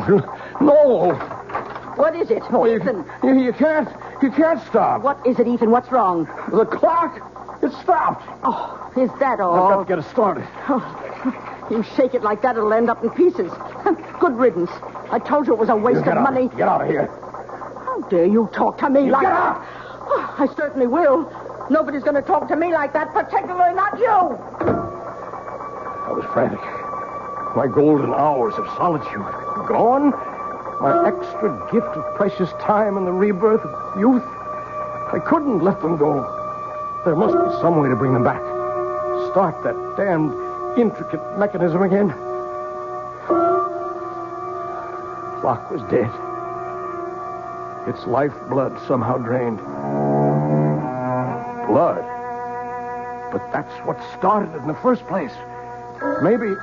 Oh, damnation. Let it ring. I've got to find something to... Oh, all right. Hello? Ethan, it's Jake. Oh, Jake. Look, I don't want to talk now. Oh, then you've heard. Heard what? About Henrietta? Well, she's not... I just got back to my office and got a message from the hospital. I'm afraid she's passed away. Oh, are you sure? Well, I'm on my way to the hospital now, just on the outside chance. Better meet me there. I'm on my way.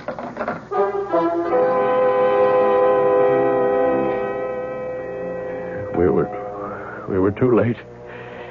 Henny was gone. With no goodbyes. I sat by a nurse's desk, waiting for Jake to complete arrangements and drive me home. A young nurse came down the hall with a tray of blood samples, putting them on the desk. She came towards me. Mr. Vigil? Yes, nurse? Dr. Royce asked me to tell you he'll only be a minute or two. Oh, thank you, nurse. As she walked away, my eyes following her blindly, then I was looking at that tray of blood samples. Blood. It was Henny's cutting her finger that started the clock. Would that be the answer? I acted without thinking. In a moment, I had slipped one of the tubes into my pocket. And I was back in my seat before Jake came striding down the hall.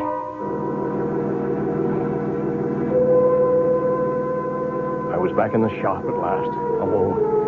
With shaking fingers, I lifted the lid, exposing the brain, or whatever it was, of the clock. Uncapping the tube, I poured in the blood. I looked at the dial. The hands were spinning around to the proper time. And then the clock was alive again. Its heart was beating.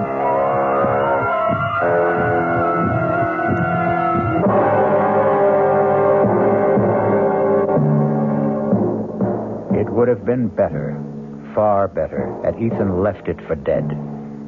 As we shall see when we return shortly with Act 3. We knew we had a good thing going, but we're absolutely delighted that you know it, too. I'm Hy Brown, producer of Radio Mystery Theater, saying thank you. Thank you for those thousands of letters. Our prize drawing is over now, and I wish I could thank each of you personally. But here's the rub. So many of you ask questions about all sorts of things having to do with radio that sifting through the letters will take weeks. So here's a suggestion.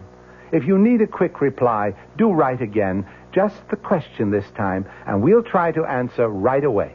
Send it to Mystery Theater, Box 5152, Radio City Station, New York 10019. That's Mystery Theater, Box 5152, Radio City Station, New York 10019. And again, thanks so very much for your fabulous encouragement. This is WOR New York, your station for the Mystery Theater. Hello, this is Joe Franklin. Ladies and gentlemen and boys and girls, for the very latest in nostalgia, for the ultimate in remembering, please join with me on Saturday nights from 9:05 to 11 o'clock, where memories are truly happening right here over WOR Radio. It is my privilege to present radio's original Memory Lane program, but positively the original. And whether it's Al Jolson or Benny Goodman or Louis Armstrong or Eddie Cantor or Harry James or the Dorseys, Mario Lanza, Gene Krupa, the young Frank Sinatra, George M. Cohan, Bing Crosby, Bogart, Lombard, Cagney, and all those happy times of radio's comedy and drama and soap opera. We have it fascinatingly, and all the sounds are reproduced crystal clear Saturday nights from 9:05 till 11 over WOR Radio. Yours truly, Joe Franklin, hosting Memory Lane. Tune in.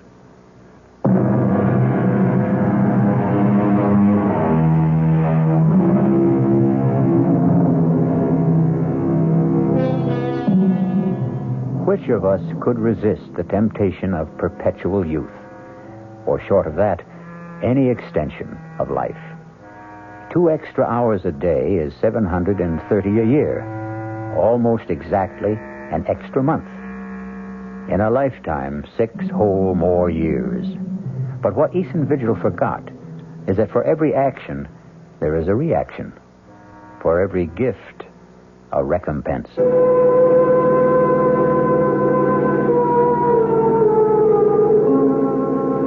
saddest part of my confession is that after my wife's death, I became completely blind to everything but my 2 periods of escape every day. More and more, my sister-in-law, Harriet, took over the ordinary part of life, transforming my beloved clock shop into a nightmare against which I preferred to close my eyes.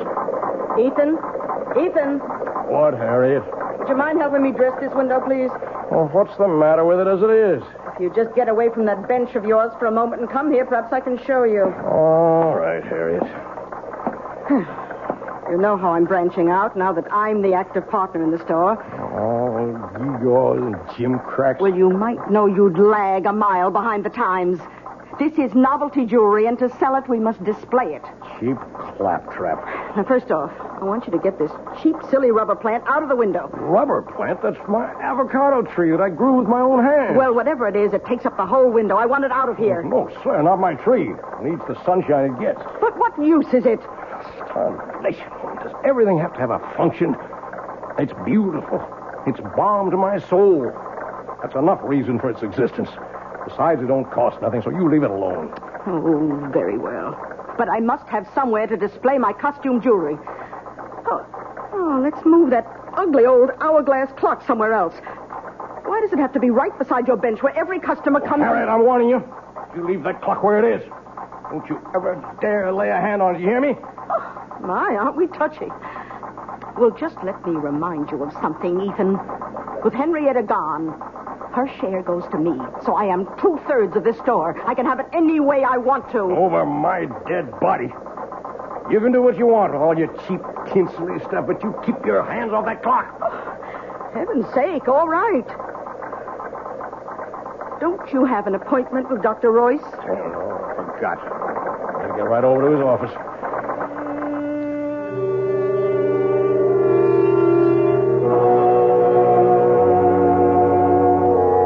Okay, Ethan, you can put your shirt back on. I'm all finished examining you. Oh, what's the verdict? I couldn't be more pleased. Oh, you approve of the shape I'm in, huh? Well, before Henrietta died, I don't mind telling you, I was plumb worried about you. Oh. Your heart was acting up. I didn't like your blood pressure. And there was a lump in your belly I could palpate big as a grapefruit. And now? Now I don't even need the x-rays I took. Know it before I see him. It's practically noon.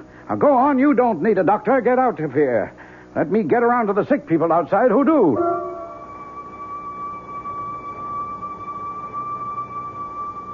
As I went into the outer office, I glanced at the electric clock on the wall. The hands clocked to noon as I did so. And I was looking at a, by now, familiar scene. The nurse who had risen to escort the next patient in was suddenly transfixed, halfway up from her chair. A child about to scream remained with face contorted, the scream not yet uttered. A thought crossed my mind. It was a month since I had fed the clock that first transfusion. I went into Jake's small lab, opened the refrigerator, I helped myself to a blood sample, and left.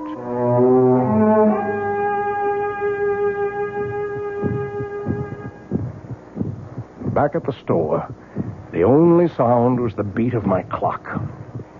It seemed a little labored to me, but for the moment I was too furious to see what Harriet had been at since I left. Draped all over my avocado tree were festoons of cheap tin and glass jewelry, and Harriet, the superior smirk on her face, was caught immobile in the act of adding more. I choked back my anger because suddenly, before I could move, the clock beat died. Why, Ethan, how'd you get back so soon? What are you doing to the avocado? Well, since I can't take it out of the window, I thought I'd just use it as a display tree. You leave that alone. As long as it's there, no one moves that or touches it, except me. You understand that? Well, you certainly don't have to be so abusive. Get away. Get out of here. Leave me alone. Oh, when you're in a mood like this, I'm glad to. I'm sorry to tell you that your precious clock seems to be out of order again. I hope this time it's broken for good. Good riddance. Poor old tree. But first, some special oil for the magic lamp. Please, God, you'll still run again.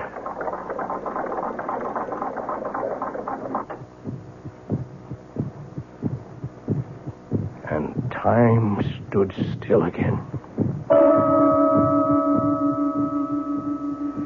The pattern for the next months of my life was set.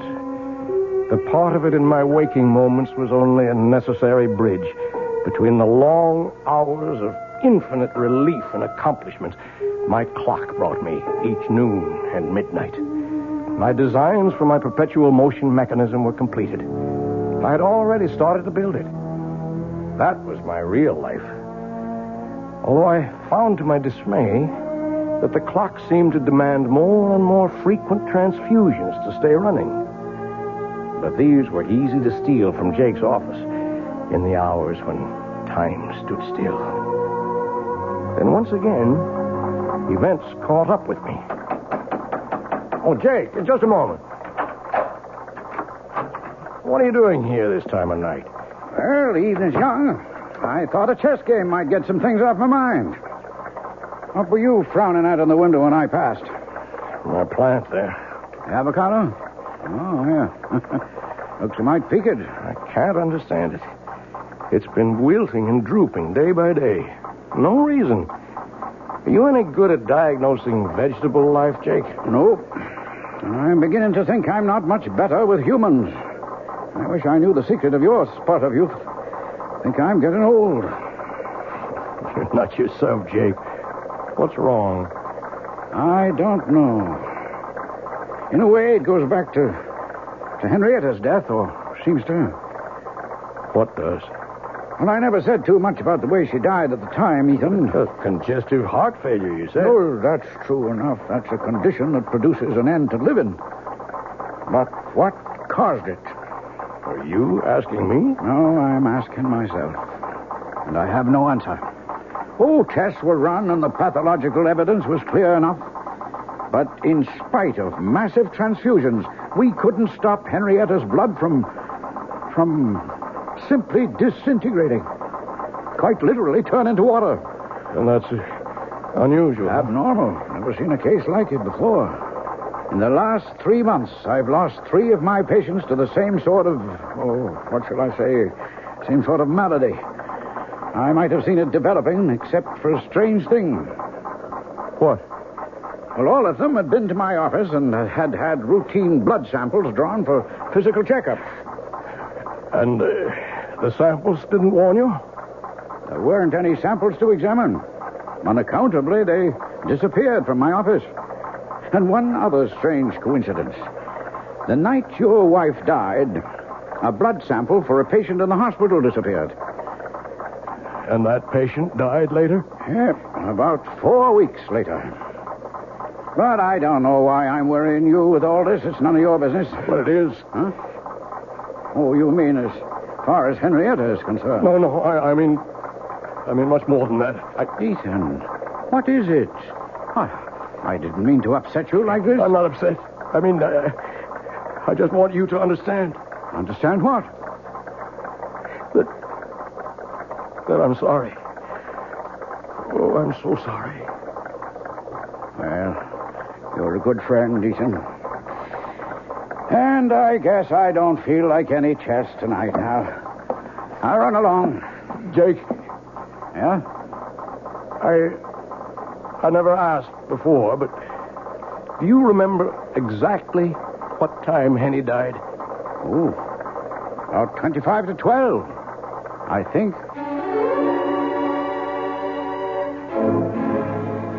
I didn't have to think. I knew it all now.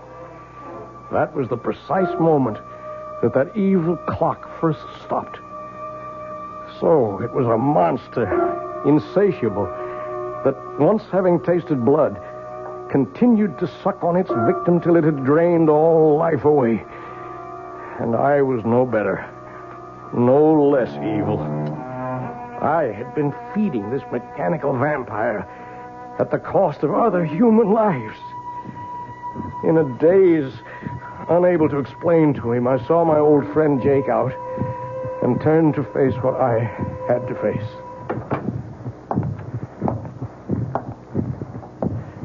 The shop was dark as I walked to the clock.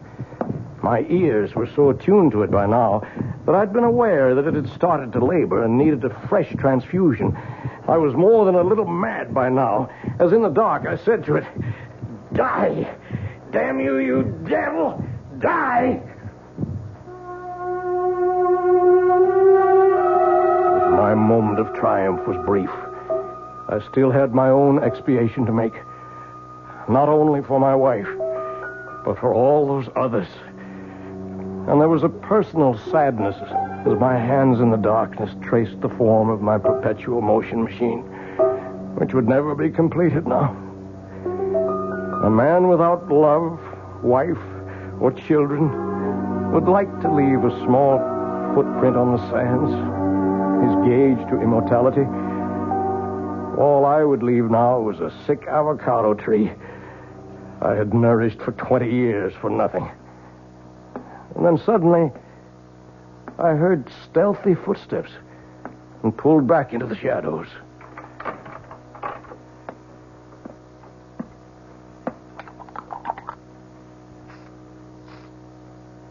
Harry. Oh, I thought you'd gone to bed. What are you doing to the plant? Oh, why, it's just some food to make Let me see. It's a weed killer. You've been poisoning my tree. Why, you... Don't you touch me. Get away from me. Get away. Look what you've done. I've cut my hand. It's your fault. But finally you've smashed up this ugly old clock for good. It's dead. Just as dead as your precious avocado tree is going to be. And don't think you can save it. I knew you'd never agree to take it out of the window. So I've been poisoning it for weeks. It's as good as dead right now.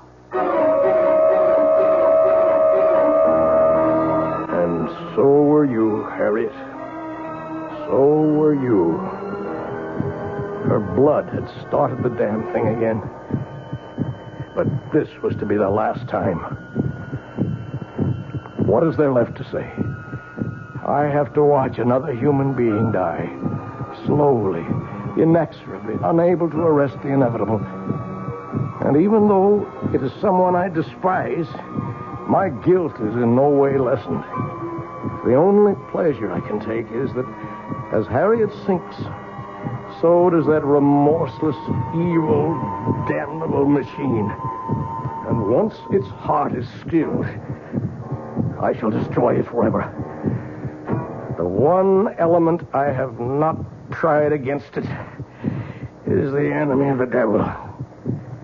I shall take it, chained to my body, when we go to our grave in the river, to share it for eternity.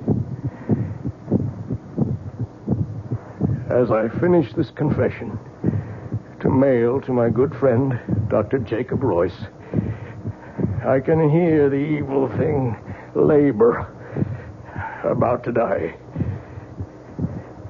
It's time for me to write the end.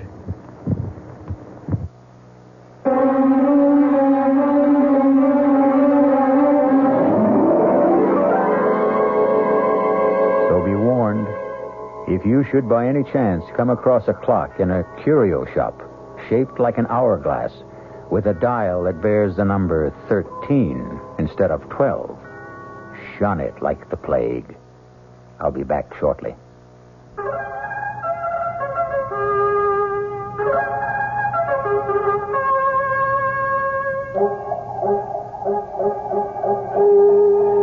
Hello, mystery fans. This is the Creeping Claw. Yes, this is the Claw, and I'm coming your way. I'm coming your way, and I'm gonna get you.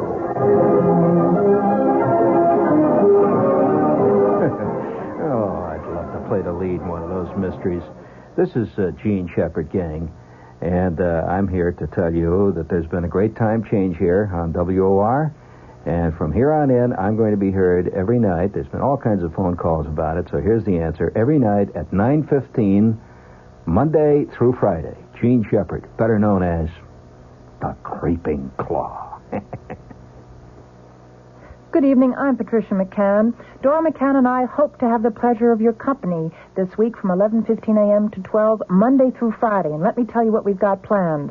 Food prices have gone up again, so tomorrow we'll talk good, cheap food and how to make it taste. Then Tuesday, the day we've set aside for our ongoing nutrition series, our guest will be Diane Buckman, and she'll tell you how to use herbs to make everything from your own cosmetics and perfume to a natural tranquilizer. Then on Wednesday, we're going to get tough. Our guest will be Ralph Sharrow, a lawyer, a consumer, and a complainer, and he wants to tell us all how to get satisfaction from Ma Bell, Con Ed, and the local TV repairman.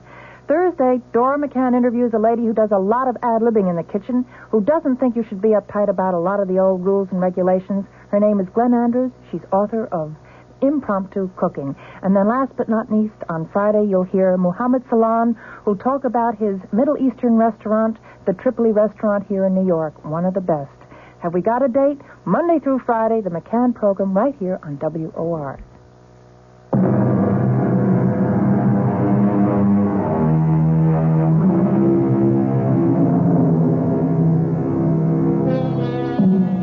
Oh, the fascination of time and man's never-ending quest to hoard it, to stretch it, to borrow an extra portion for himself alone. As I sit watching the clock ticking away, I, too, have that irrational impulse all of us have felt sometime to hold back the hands and bring time itself to stop. And then I remember Ethan Vigil, and I decide that once around is enough for all of us. Our cast included John Beal, Grace Matthews, Bryna Rayburn, and Ian Martin. The entire production was under the direction of Hyman Brown. And now, a preview of our next tale. Deeply, hopelessly, irrevocably in love. Now, my boy, I've been a publisher a long time. I've talked to dozens of authors. They all fall in love with characters they've created. It happens all the time. She didn't exist before you created her, did she?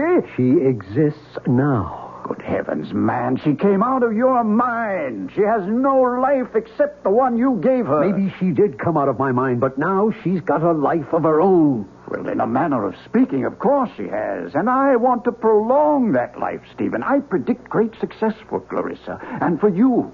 You and Clarissa are one, you might say. No, we are not one. We must never be one. I want her dead. This is E.G. Marshall inviting you to return to our Mystery Theater for another adventure in the macabre. Until next time, pleasant dreams.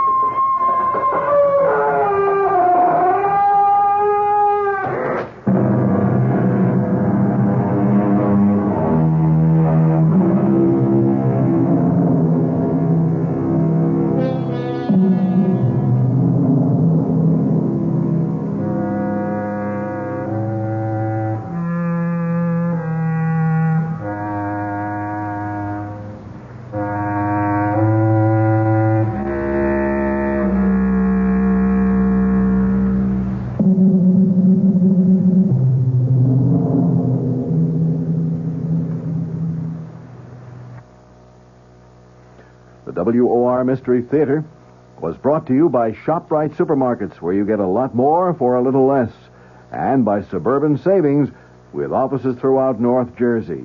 The preceding Mystery Theater program was furnished by the CBS Radio Network. John Wingate here. You have a problem? Money, stocks, medical, or whatever. Then join me, weeknights at 10 p.m., for the Wingate News Digest. News is simpler than you think. It's what affects you, your pocketbook, your job, your pension, all those things. These we cover, plus all hard news. The Wingate News Digest, weeknights at 10. Be sure you join us again tomorrow for the Mystery Theater, right after the Fulton Lewis News Commentary, Monday through Friday. here on WOR. The news is next with Bert Wilson. A full 15-minute wrap-up. WOR New York, an RKO General station.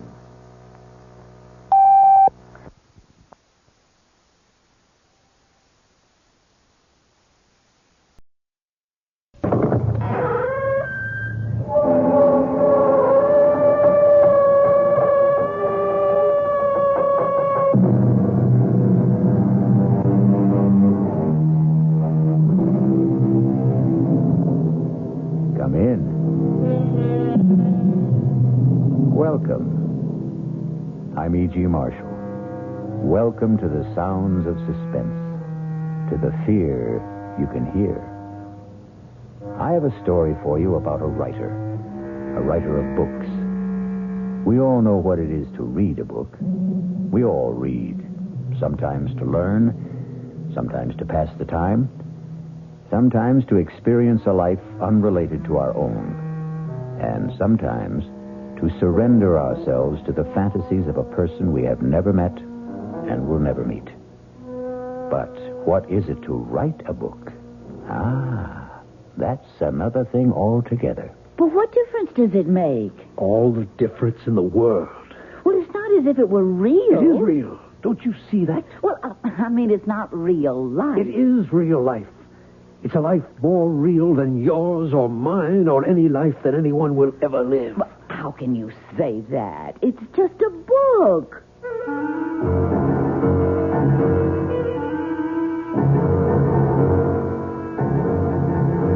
Our mystery drama, 3 Women, was written especially for the Mystery Theater by Elspeth Eric and stars Ruth Ford.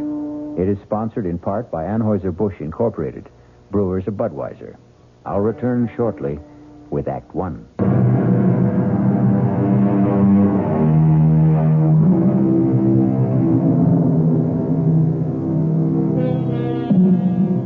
What is a book?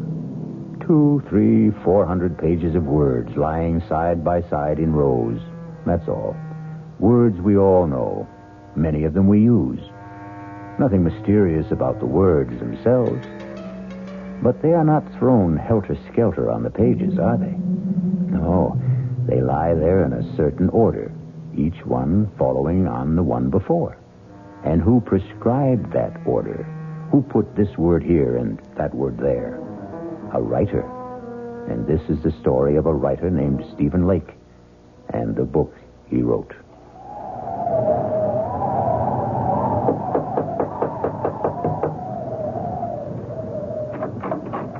Yes? Does Mr. Lake live here? Yes? Is he home? Yeah, he's home. Could I see him? Well, he's working. Could you tell him, please, it's Mr. Higgins to see him? Higgins? I'm a publisher. Look, could I step inside? It's terribly cold out here. Yeah, I guess so. He really is working, isn't he? I mean, I hear him. His typewriter. You're a publisher, you say? Yes, that's right. If you just tell him... You can go on up. Up? Yeah, up that ladder. That's where he works up there. Oh, thank you.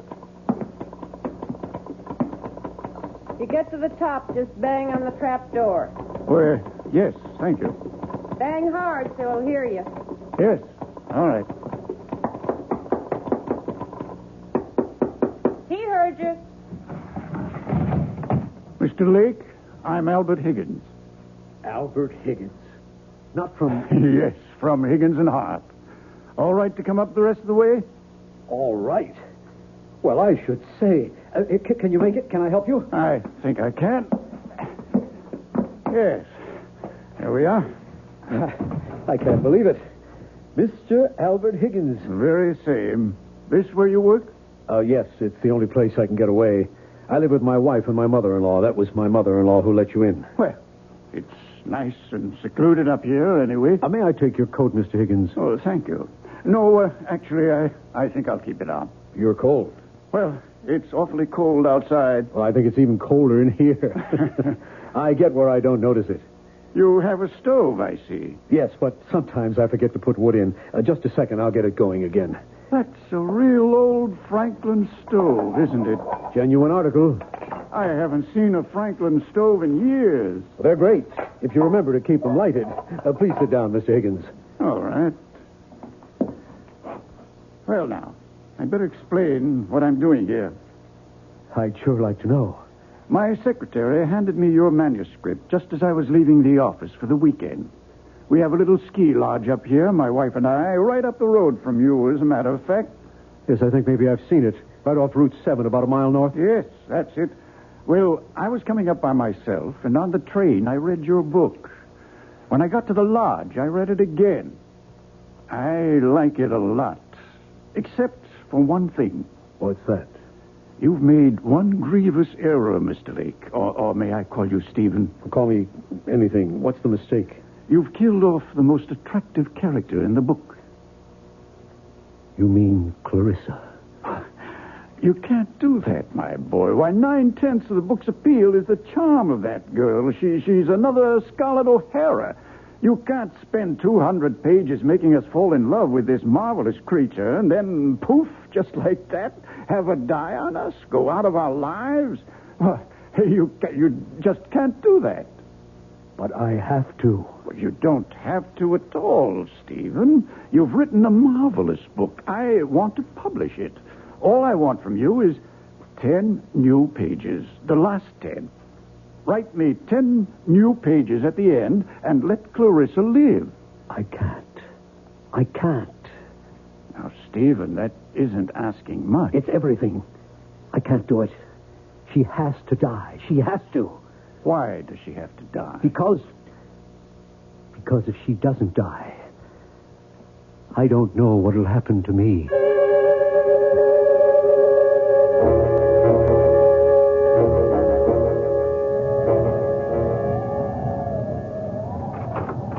Mama? That you, Loretta? It's me. Well, get your boots off. Dinner ready? Just about. Have you called Stephen?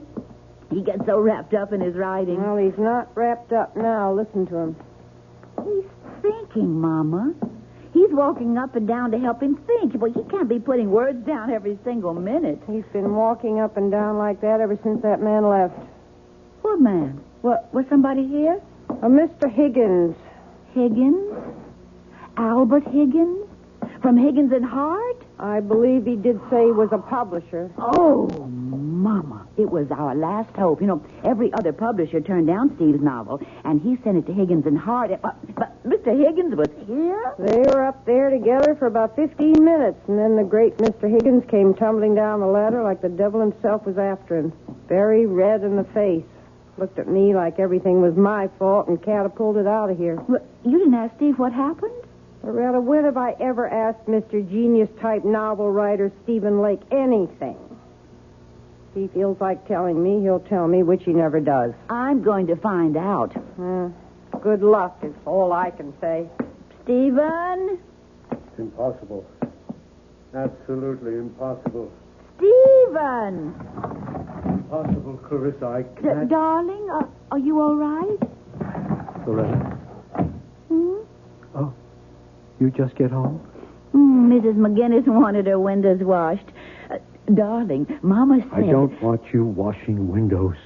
Stephen, Mama said there was a man here today, a Mr. Higgins? Albert Higgins. He really was here? He has a ski lodge up the road. Well, he didn't just drop in, did he? What did he want? He read my book. He wants to publish it. Oh, Stephen, well, why didn't you say so? He wants me to change it. Well, does he want you to change it a lot? Completely. Oh. Well, would that be a lot of work? The last 10 pages. He wants me to let Clarissa live. Is that all? Oh, Stephen. What do you mean, is that all? Clarissa is supposed to die. It's all been decided. She has to die. I can't let her go on living just to please Mr. Higgins. But it's not just Mr. Higgins. Oh, Stephen, I wasn't going to tell you yet, not for a while. But I can't go on doing housework for other people much longer. I never wanted you to do housework for other people. But pretty soon, I won't be able to. I'm I'm going to have a baby, Stephen. You're not. You must be wrong. Oh, no, I'm not wrong. Not about this. You must be. Well, Stephen, aren't you glad? Just a little bit, and coming right now. What with Mr. Higgins wanting to publish your book, why in the spring we'll both be having babies. You'd be having your book, and I'd be having... I can't let Clarissa live. I can't do it. She has to die. Just the way I wrote it, she has got to die. Stephen, you're frightening me. I'm sorry. What difference would it make if you let Clarissa live? All the difference in the world. It's not as if it were real. It's just a book. It's not just a book. Loretta, I can't talk about it anymore right now. Well, you think about it, won't you? About rewriting it? I'll think about it. Well, Mama says dinner's almost ready. I'll be right down. Well, don't be long. I won't. Clarissa, I can't let you live. Oh, yes, you can, darling. I can't. You can do anything you put your mind to, Stephen. Anything at all. You're such a great man, darling. You can do anything. Absolutely anything at all. You know you can. Mr. Higgins, this is Stephen Lake. I have to see you, sir. No, right away, if that's possible.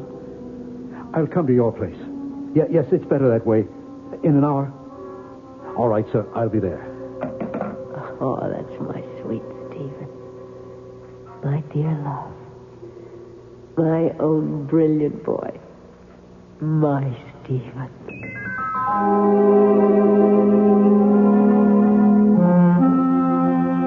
I'm glad you called me, Stephen. I must say I was a trifle perturbed at your outburst this afternoon. It seemed such a little thing I was asking, to kill off a character like Clarissa in the last 10 pages when you've spent the entire book constructing her magnetic personality. It's not right. I have to do it, sir. But it's cheating, leading your readers up the garden path. I'll tell you something which perhaps I shouldn't, but anyway, I discussed with my wife the possibility of a sequel to this book, using the same central character. Clarissa?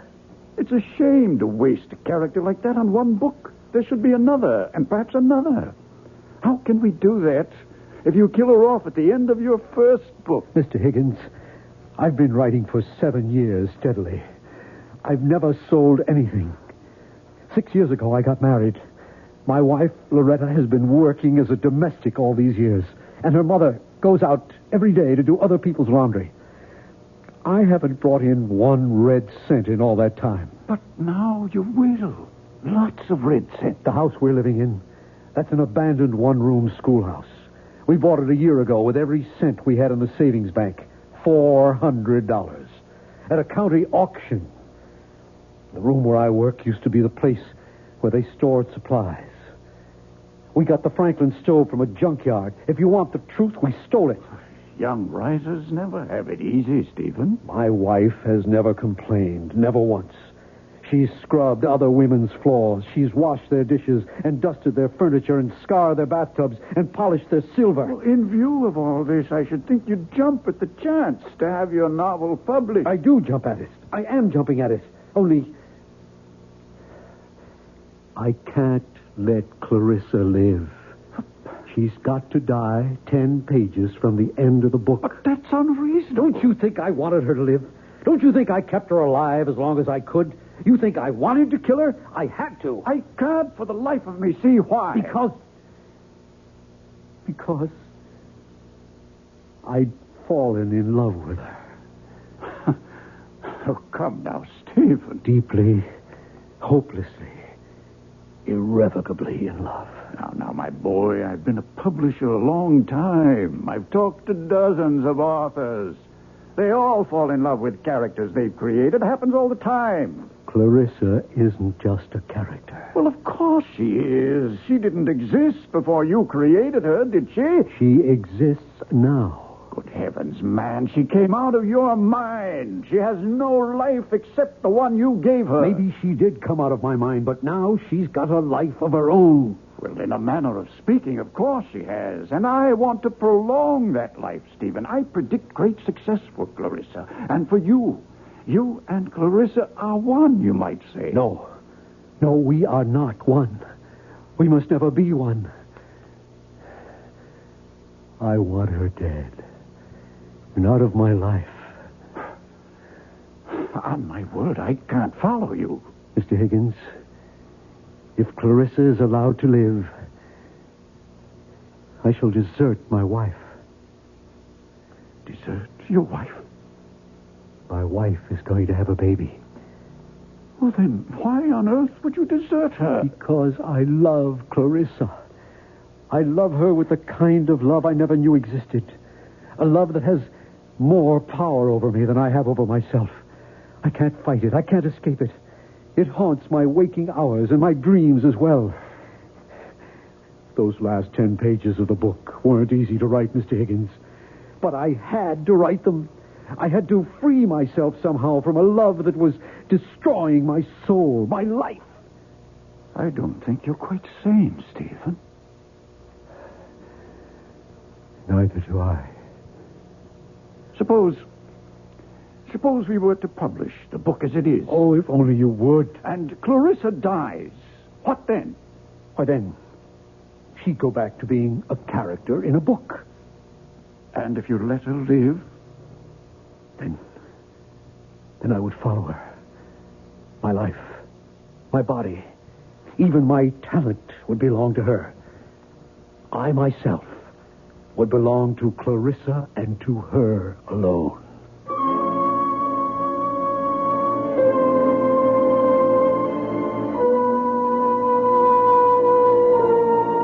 Everybody talks about love, but nobody does anything about it. Now, here for the first time, we have a man who wants to do something. He wants to kill the lady. It may not be the perfect solution, not one to be universally recommended. Still, it's something. We'll be back shortly with Act Two. It was an American writer who said it, and not so long ago. Novelists, whatever else they may be, are also children, talking to children, in the dark. Listen with me now to the second act of Three Women. Stephen is talking to Clarissa, a character he created in one of his books, In the Dark. Clarissa, I can't let you go on living. But I want to, Stephen. Of course you want to. We all want to. But I want to so badly, and it's your fault, Stephen. Why is it my fault? Because you gave me such a wonderful life in your book. I enjoy it so much. I can't bear the thought of giving it up. Neither can I. Neither can I. To have had a life like that and then to die 10 pages from the end of the book. I know. When the book is published, you'll be dead. I don't see why, Stephen. I really don't. Because till now it's just been you and me and this room and words on paper. But after the book is published... What will it be then? It'll be something that sells for $7.95. $1.50 in the paperback edition. My goodness, you're counting on a big sale, aren't you? Just hoping. But it won't have a big sale if you kill me off, sweetheart. It might. What was that? Who came in? Probably my mother-in-law. She gets home early to get dinner ready. Will she come up here? I don't think so. She hardly ever does. Oh, then let's talk some more about how much you love me. She is coming up here. Oh, bother. Well, we'll talk some more later. I am not going to let you kill me off, Stephen. It's too cruel. Just a minute. All right to come up? Of course, Mother. Give me your hand. What place? How do you stand it? I like it. It's cold, too. Your fire's gone out. You been working? Oh, no, not much. Well, what have you been doing? Figuring something out? Well, trying to. Figuring out what to do with the last 10 pages of your novel? More or less. Stephen, It's not up to me to tell you what to do. Then don't. I don't know one book from another, but this book of yours, it's a novel, isn't it? It's a novel. About made-up people, right? Yes. So what's the difference? You can do what you want with made-up people. They can live as long as you're alive to write about them. True? Is that true? Yes, that's true. So, if Mr. Higgins says you should let this character, this Clarissa, go on living, what's the difference? Let the lady live. Who cares? Also, and I don't mean this as a reproach, we can use the money. Believe me, I know that. So, if a little lady is worth more alive than dead, I say let her live. Yeah. It's not a lot of work, the way I understand it from Loretta. I mean, you don't have to write the whole book over. Just the last 10 pages. Well, what's that? You can knock that off in no time. Well, I better be getting on down and get dinner started. It'll be ready in about half an hour. I'll be down.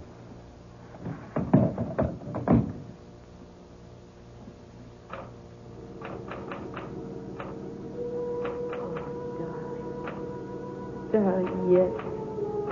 Yes, sweetheart. The cold hand I held, wet with my tears. Oh, Stephen, that's beautiful. Stirred ever so little.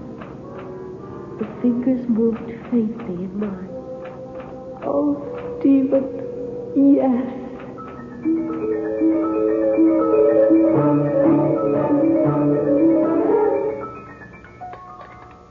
That was a very good dinner, Mother.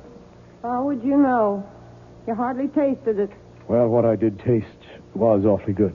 Nobody's going to eat anymore. I'll clear. Well, let me help, dear. Oh, don't be silly, Mama, and I'll finish up. You go back to work if you want to. Well, all right. I guess I will. Poor Stephen. He looks awful. He hardly eats anything anymore. I had a talk with him today about changing the book. What did you say? I said, what's the difference? Character in a book can be alive or dead. Who cares? Stephen cares. Well, why should he? Oh, Mama. He's a writer. Writers care about these things. It has something to do with, artistic integrity. You think maybe somebody's putting things into Stephen's head? Artistic notions, things like that? Who would do that? Mr. Higgins wants him to change the book. I wasn't thinking of Mr. Higgins. I was thinking of some woman. What woman? I don't know what woman. I don't suppose I should say this, but lots of times I hear him talking up there. Oh, Mama. Steve talks to himself all the time when he's trying to work things out. This isn't talking to himself. This is talking to somebody. There's a big difference. And another thing, that mattress he has up there, it looks to me like there's two people been lying on it. Mama! All right. I told you I shouldn't say it. Now I'm sorry I did. He didn't seem very happy about the baby. I should have kept my mouth shut. Oh, that's all right. You finish up the dishes. I'm going up to talk to him. Don't say I said anything. Don't tell him we've been talking. I won't.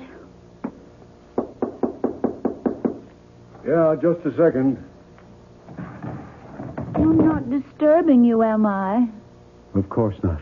Well, I didn't hear the typewriter, so, Stephen, do you love me? What kind of a question is that?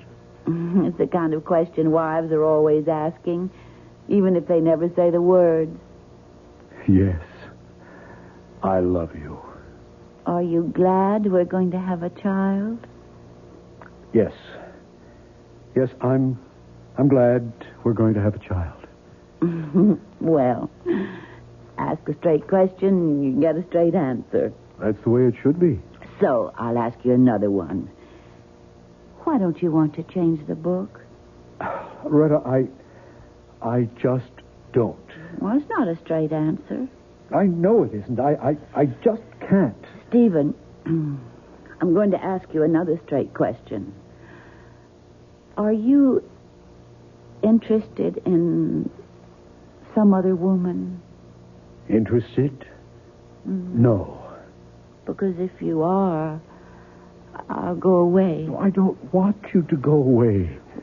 I'll go away and have the baby someplace else. Till you get over this other woman, then I'll come back.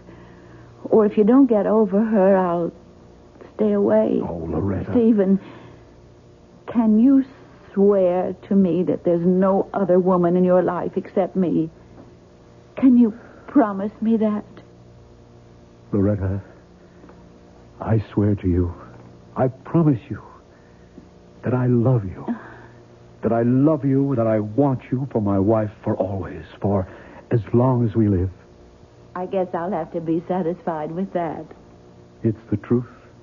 All right. I'll let you work now. Oh, I thought she'd never leave. Please, Clarissa, I don't feel like talking to you right now. Why didn't you tell her about me? How could I tell her about you? She wouldn't believe me. Nobody would. Darling, you know what I was thinking while Loretta was going on and on about herself and you and the baby she's going to have? I was thinking, why don't I have a baby? Oh, not in this book, of course, but later on in some other book. I'll have this perfectly gorgeous child who'll have my sweet disposition and your marvelous grace. How about that?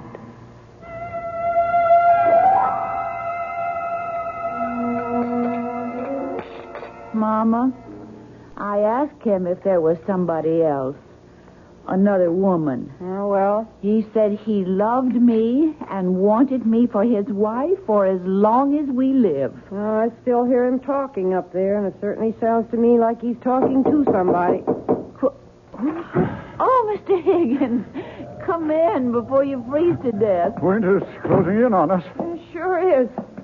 How are you, Mr. Higgins? Fine. I thrive on the cold. Mrs. Lake, your husband's in, I hope. He's up there, working, I guess. Has he talked to you about, about Clarissa, keeping her alive? He just says he doesn't want to. All right to go up and see him? Oh, I'm sure it is. Good luck, Mr. Higgins. Thank you.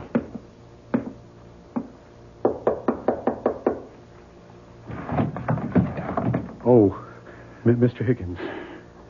Okay to talk to you for a few minutes, Stephen? I guess so, sure. I thought I'd like to see how you're getting along. I'm not. You haven't done any work? None at all? Oh, a few pages. They're over there next to the typewriter. Okay to have a look? If you want to. Mr. Higgins, if you're here to talk to me about letting Clarissa live. I most certainly am. I'm not sure I can take it anymore. My mother-in-law's talking to me about it. My wife talks to me about it. Stephen, this is very good so far. And the hardest thing of all is Clarissa talks to me about it. Do you know what she wants now? She wants a baby. My baby. We could probably work in a baby later on. Mr. Higgins, if Clarissa has a baby, am I going to love it more than Loretta's baby?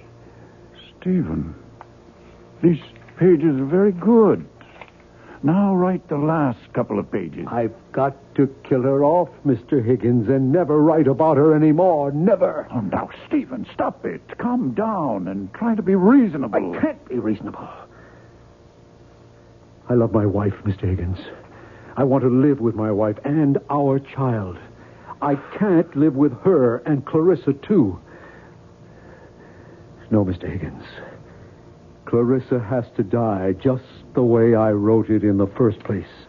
If she dies in this book, then I can't write about her anymore. And if I don't write about her anymore, she won't exist. Stephen, I won't publish the book if Clarissa dies. I've put it to you straight.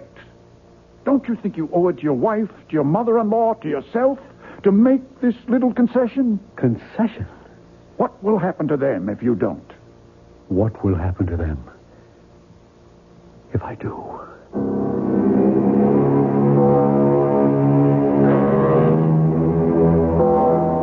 Money is the root of all evil, and killing is certainly evil. Yet, here we have a man who wants to kill and is letting himself be talked out of killing for money. It leaves us with the perplexing question, what is evil? Maybe we'll find out when we return shortly for Act 3. Pity the poor novelist, alone with his thoughts, his visions, his conceits, his fancies, his only solid, substantial companion, his typewriter. Stephen? What is it, Clarissa? Everybody wants me to live except you. I know. And you're the one who loves me. I know. Nobody else even knows me. Except from reading the book, and that's not really knowing. Clarissa, I wish you'd let me work. How am I doing? You're living. Oh, Just barely, but you're living. I thought I was. Because I was feeling so warm and loving about you. I know the only reason you're keeping me alive is for the money. You can't fool me, Stephen. If there was a way to kill me and still make the money, I bet you'd take it. There ought to be a way. Clarissa, you've given me an idea. Oh, it makes me very happy if I've given you something. You've given me everything. It's about time I gave something back to you. Mr. Higgins, Stephen Lake. Yes, I have an idea. I have to talk to you about it right away. Can I come to your house? Well, that's all right. I have snowshoes. I'll be there in, say, half an hour. Thanks, Mr. Higgins. What kind of an idea have you got? Never you mind. I'm coming with you. No, I don't want you tagging along. I want to tag along. Where are my snowshoes? Right there. Now, what's this big idea you have to tell Mr. Higgins? None of your business. Is it about me? As a matter of fact, it is. So then it is my business. Stephen, you're not going to kill me off, are you? I thought that was all decided. Are you?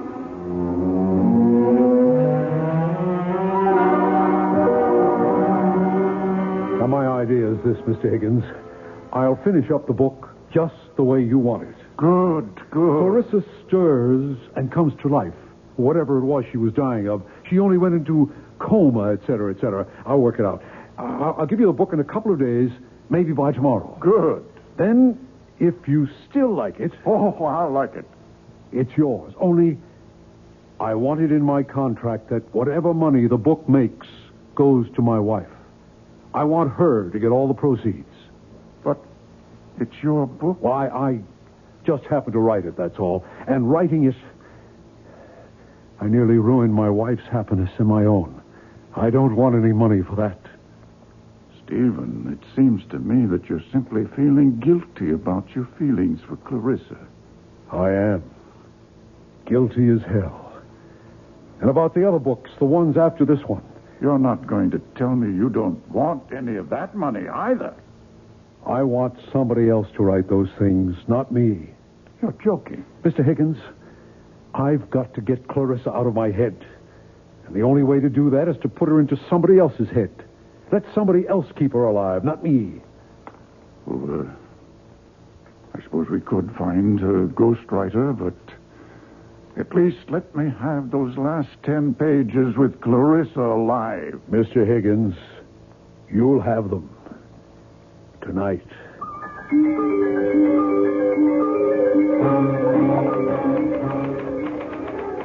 My, you are busy, aren't you? Very. You're working on the new ending to the novel, aren't you? That's right. And I get to live and live and live and live. Clarissa, it's cold in here. Why don't you do something useful, like putting some wood in the stove? I don't know how. You don't know much, do you? Enough. Okay, I'll do it. Make a nice big fire, and then we can sit and talk about what's going to happen next. What do you mean by next? And all the other books, the ones you're going to write after this one. Now blow on this fire, will you? Oh. At least you can do that. Okay.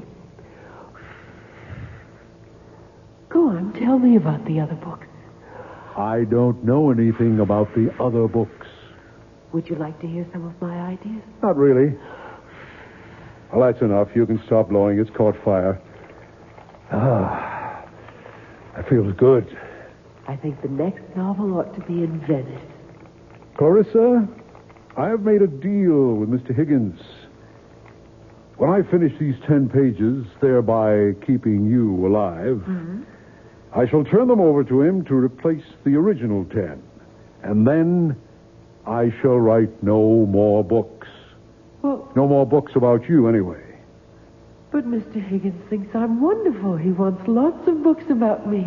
He's going to get lots of books about you, but they won't be written by me. But who'll write them? A ghost. A ghost? I don't want to be written by a ghost. I'm part ghost myself. Oh, he'll be a real live man. A ghost writer. That's what they are called in the publishing business. But it won't be you? Definitely not me. But it will be a real live man. Yes. And now, if you'll excuse me, I'd like to get back to work. I wonder, will he be as handsome as you? Handsomer, probably. I wonder, will he love me the way you do? For his sake, I hope not. I wonder, will I love him? Why should you love him? Why not? You never loved me. Oh, that's the way you wrote it. I couldn't love anyone. Except yourself. But he might write me differently, mightn't he? He shouldn't. He should follow the character exactly as I've set it down in the first book. But if he falls in love with me, he might want it changed so I could fall in love with him. It would be so much more convenient for everybody. Clarissa, you wouldn't. Wouldn't what? Fall in love with the ghostwriter. Would you? How should I know? Well, you wouldn't have his child. You wouldn't do that. I think I'll put another piece of wood on the fire. Or would you rather do it? Clarissa, would you have his child? There. Oh, look. That's a nice fire. Lovely. Answer me. Would you have his child? Well, Stephen, if that's the way he writes it, I guess I'll have to. Stephen, what are you doing? Oh, no. You're not going to have his child. No. Stephen. You're going back to where you were in the original. You're going to die 10 pages from the end of the book. You're not going to burn the new pages, Stephen. You're not. Don't. Help! Help! Someone help me!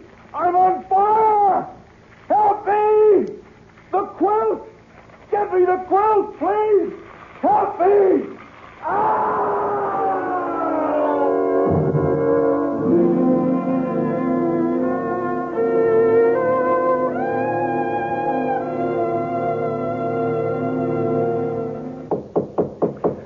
I'll get it, Mama. Mrs. Lake. Mr. Higgins. It's Mr. Higgins, Mama. Oh. I haven't seen you since the funeral, Mr. Higgins. Thank you for the beautiful flowers.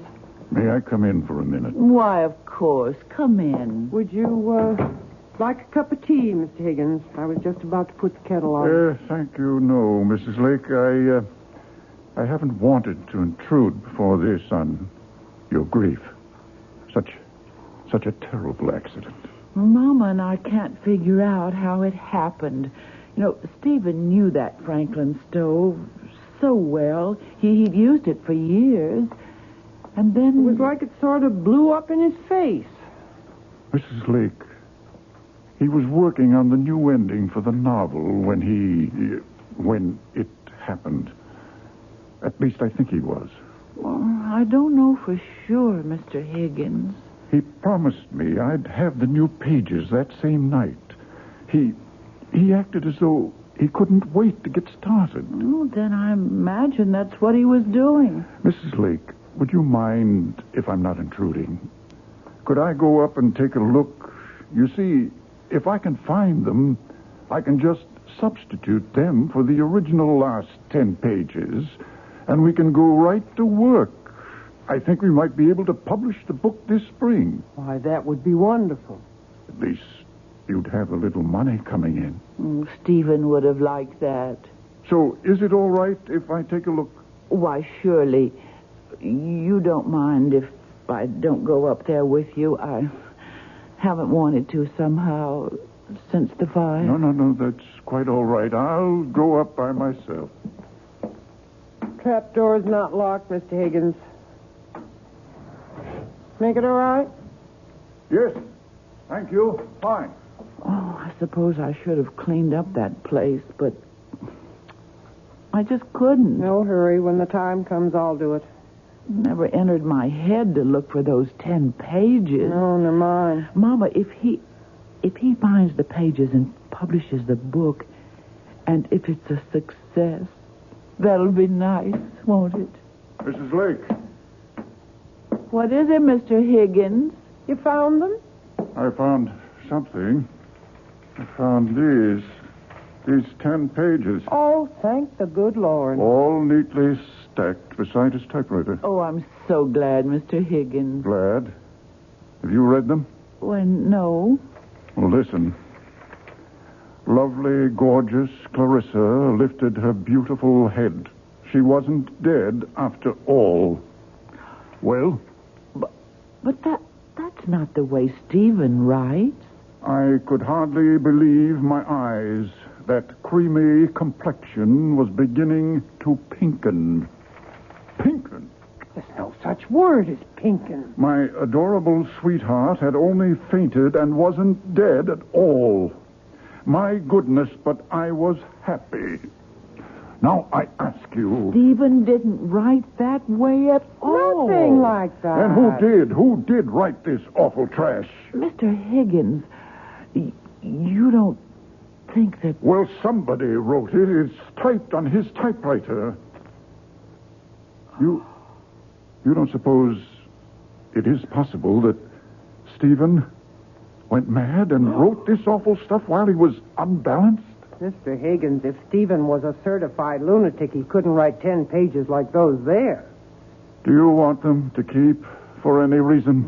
Oh, I don't think so. Well, I'll take them home with me and burn them. Mr. Higgins, does this mean that there won't be any book at all? Why, I hadn't thought... I would so like to have a book of Stephen's published. Tell you what we'll do, Mrs. Lake. We'll go ahead and publish the original version, the one where Clarissa dies. You say something? No. Sounded like a ghost, kind of.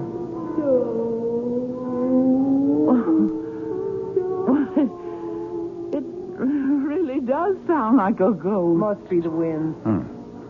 Well, I'll be getting along. And don't you worry, you two. There'll be a little money coming in. It's still a good novel, even with Clarissa dying. Too bad, though. I'd hoped Clarissa would have a long and happy life, but such is fate.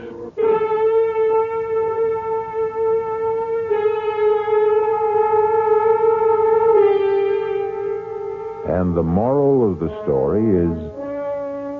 What is the moral of the story? How's this? Lie if you like, but never believe your own lies. Or, the man who fools himself is a fool indeed. Well, something like that. You figure it out. I'll be back shortly. The gift of youth is ours for just a little while. Fame is capricious, and money slips through our fingers. Health is a godsend, subject to recall. Even the benison of love can elude us, or it can wither in our hearts. But the blessings of imagination, they belong to us forever and ever. Our cast included Ruth Ford, George Petrie, Elspeth Eric, Joan Loring, and Roger DeKoven. The entire production was under the direction of Hyman Brown. From the Mutual Studios in Washington, I'm Fulton Lewis, and that's the top of the news as it looks from here.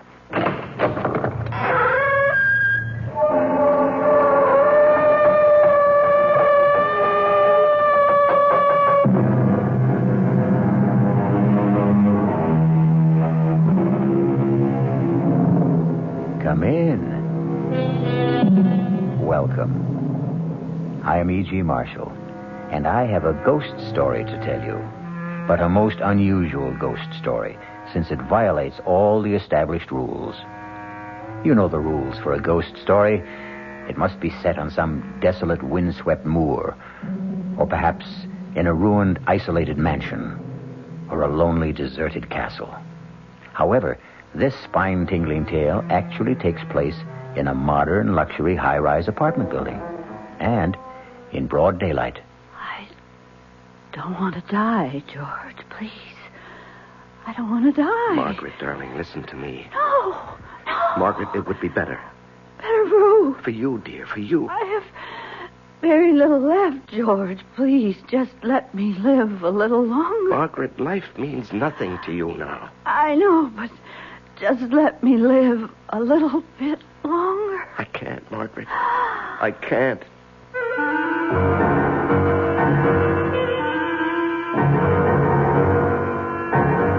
Our mystery drama, The Man Who Heard Voices, was written especially for the Mystery Theater by Sam Dan and stars Larry Haynes. It is sponsored in part by the Kellogg Company, makers of Kellogg's Special K cereal. I'll be back shortly with Act One. Hi, son. Hi, Mom. Hi, Dad. Hi, Junior. Kellogg's Special K presents Junior Gives Up.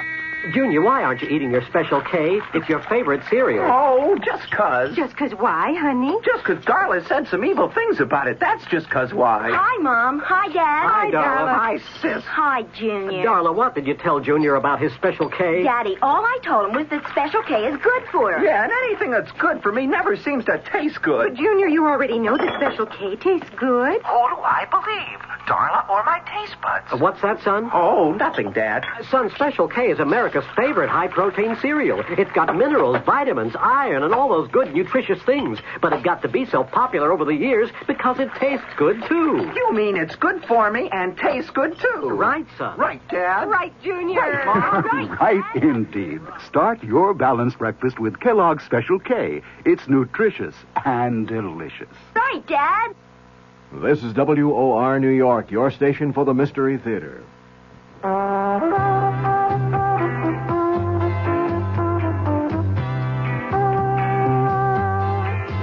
No matter what you're saving for, that's what Suburban Savings for Suburban.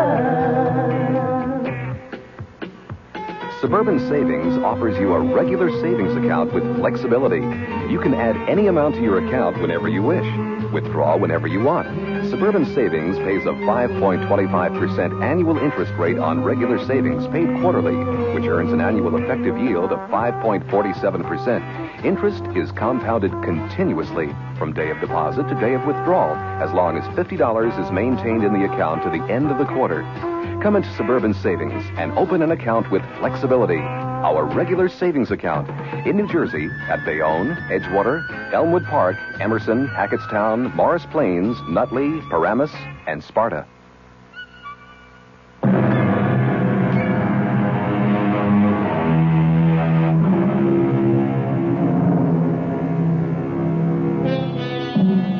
At 42, George Wesley Sanderson is handsome, intelligent, and wealthy.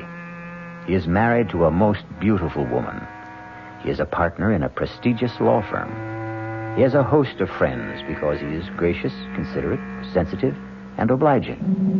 And so, you look at him sipping his morning coffee in his luxurious apartment in New York City, and you say to yourself, here indeed is one of fortune's favorites. How wonderful life must be for George Wesley Sanderson. But we have invaded his privacy. We have caught him alone and off guard. And so we see a look of terror in his eyes. And no wonder, because George Wesley Sanderson hears a voice. A woman's voice, time for my pills, George. The voice is clear and distinct. May I have my pills, George? But George is alone in the room. My pills. George? Not only is George Wesley Sanderson alone in the room, but the voice belongs to a woman 10 years dead. Margaret. Margaret. George, you must give me my pills. Oh, no. George. George. I understand. I forgive you. George. I forgive you.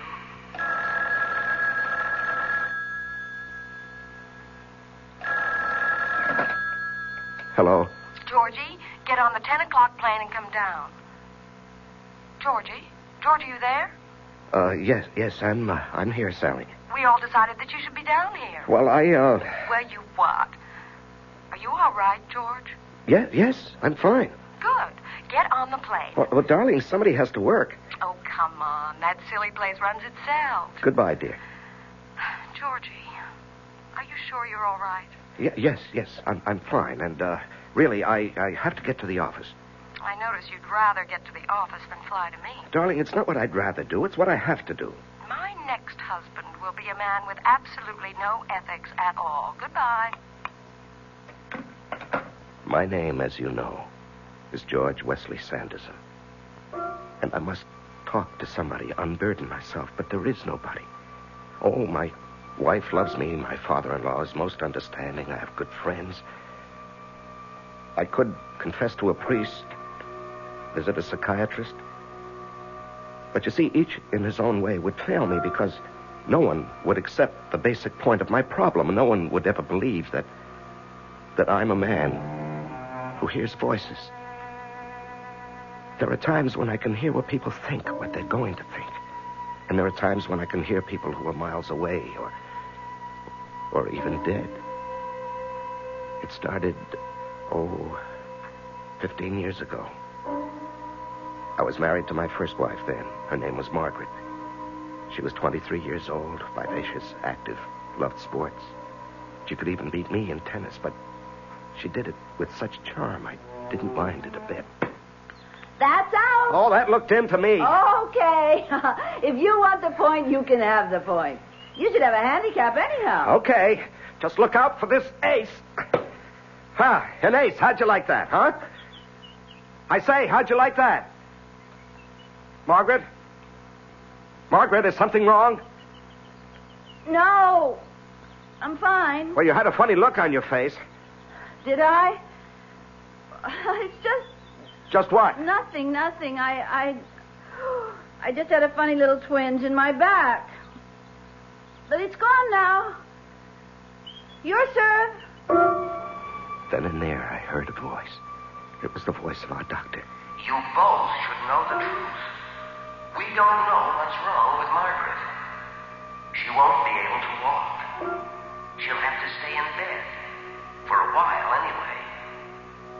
These pills will keep her alive. Exactly 1 year later, the doctor spoke those very words to us in the hospital.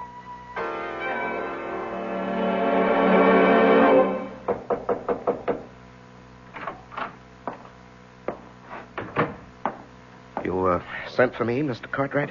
Yes, George, sit down. Thank you, sir. George, I read your brief on the Hollingsworth case. Brilliant. Is that what you'd like to specialize in? Criminal law? Yes, sir. Good.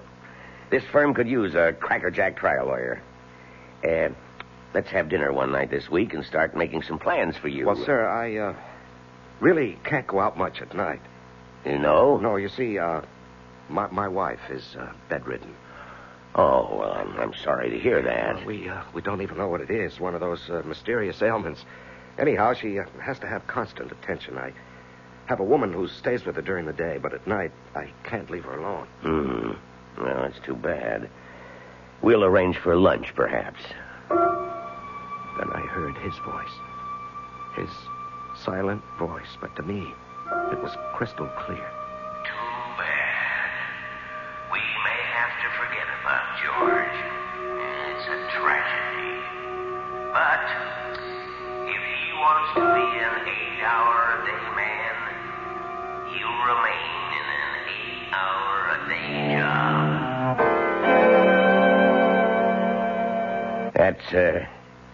That's all for now, George. I just wanted to let you know how pleased I am with your work. And the other partners are, too. Well, thank you, sir. Hi, Dad. Your secretary said you were busy, but I'll only be a minute. Well, hello. Who is this? This is one of our new young attorneys, George Wesley Sanderson, and my daughter, Sally. How do you do? George Wesley Sanderson. Even sounds like a great lawyer. Now, dear, save that ravishing smile for where it'll do you some good. George Sanderson is a married man. And once again, I heard a voice. Sally's voice. I don't care if he gets married. I want him. I never believed it, but now I know it's absolutely true. There is such a thing as love at first sight. I love him.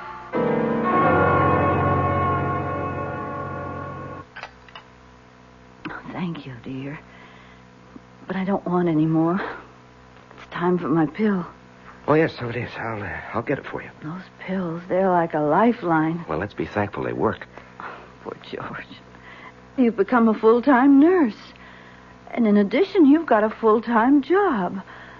You really don't get much sleep, darling. You have to set an alarm every 2 hours to give me my pill. Darling, we stood up together and we took a vow for richer, for poorer, for better, for worse, in sickness and health. Till death do us part. Let's change the subject, huh? Okay. Well, how'd it go at work today? Oh, everybody flipped for the way I handled the Hollingsworth case. Oh, will it mean a promotion? Well, maybe, but more important is the additional money. Oh, George. Now what? If you become important, we'll be expected to entertain. Oh, no, nothing of the sort. I'm going to run my business the way I want. I intend to do my work during the day, in the office. I don't have to socialize with people. Merit, ability, that's what should count. And for the third time that day, I heard a voice. This time Margaret's. Oh, Lord. I want to live. I'm not much use. I can't do a thing. I'm a drag on the man I love. I'm good for absolutely nothing. But I want to live.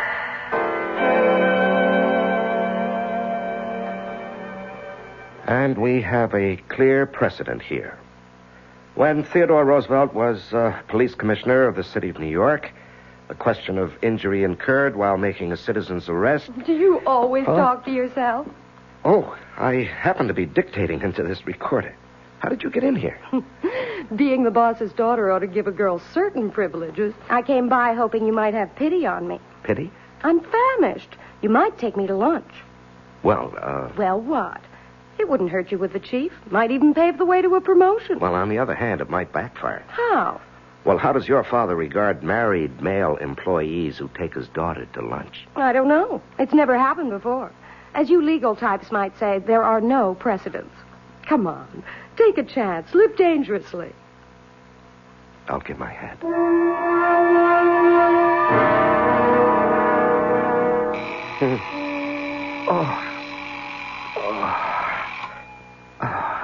Darling, I'm sorry.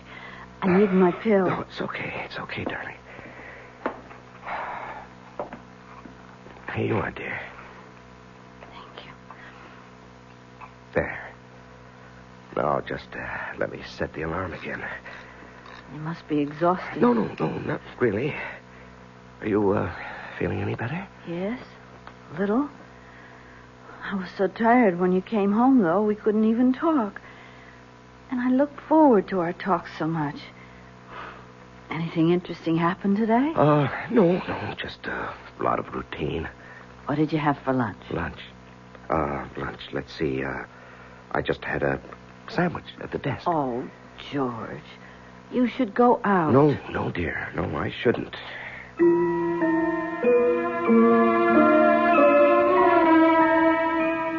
But I did. She would drop by 2-3 times a week. And it just became, well, a thing we did. We were friends, that's all. I knew she was in love with me, but I was discovering something else. Something very unsettling, very disturbing. I was falling in love with her, too. I tried to fight it. How about right here? Okay. There. Well, now that we've scared away every fish between here and Europe... I wouldn't know what to do with a fish if I caught one. Well, let's just drift for a bit, huh? You didn't have to say that. Say what? Drift. Haven't we been doing just that since the day we met? Yes, I suppose we have. What are we going to do, George? I don't know. I'm willing to settle. Settle? For half a loaf. Oh, no, that wouldn't work. After a while, you'd get to hate me. No, George, I wouldn't. Well, I'd hate myself. Do you still love her? No. No, it's a terrible thing, but I don't love her anymore. You know, that happens to people. Just as they can fall in love, they can also fall out of love. It's just that the timing and the circumstances are bad for Margaret and for me. But if you no longer love her... Well, how could I ever divorce her? Hey, where are we going? I don't know. But the one thing I can't do is just to stand still.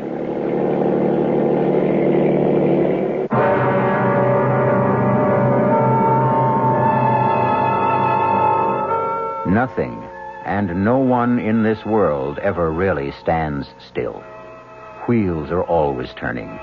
Gears are shifting. Minds are changing. Perhaps slowly, imperceptibly, subtly. Even a marriage vow contains the seeds of its own dissolution.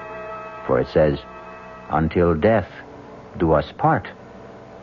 We'll be back shortly with Act 2. Thank you. More than 75,000 letters, and they're still coming in. I am High Brown, producer of Radio Mystery Theater. You've said such beautiful things, like bravo, bravo, bravo, a breath of fresh air, and superb production. I love you. But there's one problem. So many of you ask questions, it's going to take weeks sorting through all that mail to give you an answer. So if you need a quick reply to a specific question, please write again, and we'll try to answer promptly. Write Mystery Theater, Box 5152, Radio City Station, New York 10019. That's Mystery Theater, Box 5152, Radio City Station, New York 10019. And please do keep listening. We hope Radio Mystery Theater is here to stay. WOR New York, your Mystery Theater station. Hey, Ma, what's for dinner? Hey, Ma, what you got? Hey, Ma, will it be much longer? My hunger's getting stronger and I can't wait. She loves her family. She wants the best. She does all that she can do. She lets ShopRite do the rest. Hey, Ma, what's for dinner? Hey, Ma, what you got? Here's a dinner suggestion from your ShopRite supermarket. Grade A rock Cornish hens, just 59 cents a pound. U.S. #1 Idaho baking potatoes, 5 pounds for 79 cents. And for dessert, Flavor King ice cream, half gallon, 69 cents. She wants the best. She does all that she can do. She lets ShopRite do the rest. Hey, Ma, what's for dinner? ShopRite has the answer.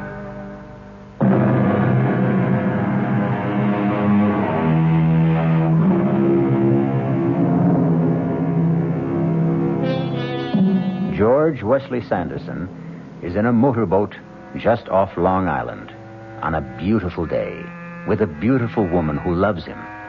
And to make it perfect, he also loves her. However, there's a complication. George Wesley Sanderson is married, and he takes his vow seriously. We'll do something, Sally. You'll have to do something, George. People don't stand still. Yes, I know. You can't freeze a relationship. It grows better every day or it becomes worse. You fall in love because another person has something you need, and sometimes it's the terrible truth. When that person loses what attracted you in the first place, love also goes with it. I know. So many people can't face up to it. They're unable to end a thing that really no longer exists. I love you, Sally. I love you, George, but I'm human. If I can't have you, sooner or later I'll face it, and then I'll make other arrangements for my life. Sally, wait for me. Oh, I'll wait, George. But I can't promise to wait forever. Just then I heard another voice. It was a voice I'd never heard before, but there was no mistaking who it could be and what the meaning was. And do you, George, take Sally for your lawful wedded wife to have and to hold? Oh, Sally, darling, don't ask me how or when or why. But... George, look out, you'll upset the boat. Who cares, Sally? It's going to happen. What's going to happen? You and me, we're going to happen. We're going to be married. But... No buts. Just believe me. I believe you, George. I believe you.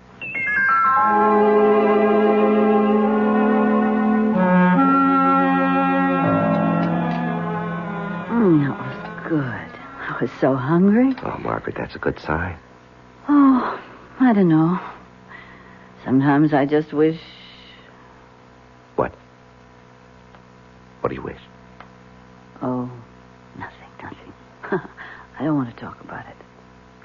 Well, now, you must have had an interesting morning. Oh, just so-so. Well, what was it? What did you have to do at the office? You never did tell me. No, I didn't. Well, we had to take a deposition. Oh? And we just spent the morning listening to witnesses. And, Margaret? What? Oh, dear, what is it, George? Don't close your eyes yet. It's time for your pill. Here, take it down with some juice. Oh. You know, that's all we'd have to do, just forget one pill. Oh, George, darling, maybe we'd both be better off.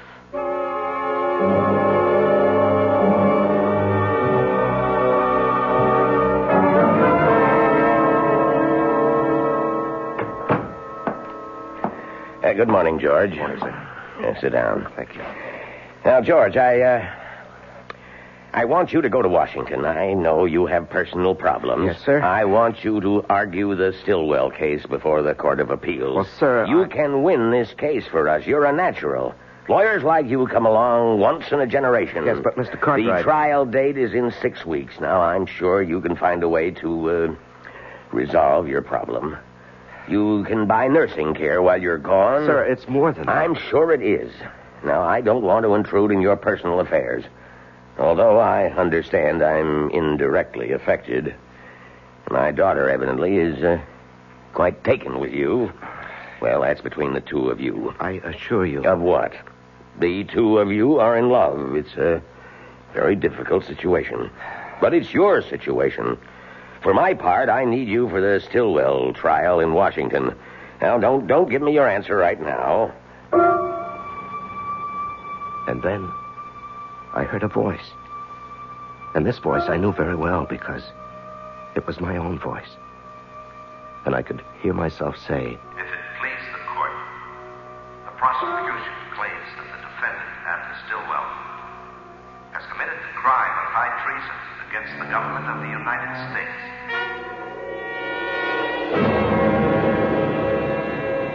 George? George! Oh, what? Well, that's what I want to ask you. What happened? You turned pale. Is everything all right? Oh, yes, sir. Yes, sir, everything's fine. Just fine. I believe that I will be able to plead the Stillwell case after all.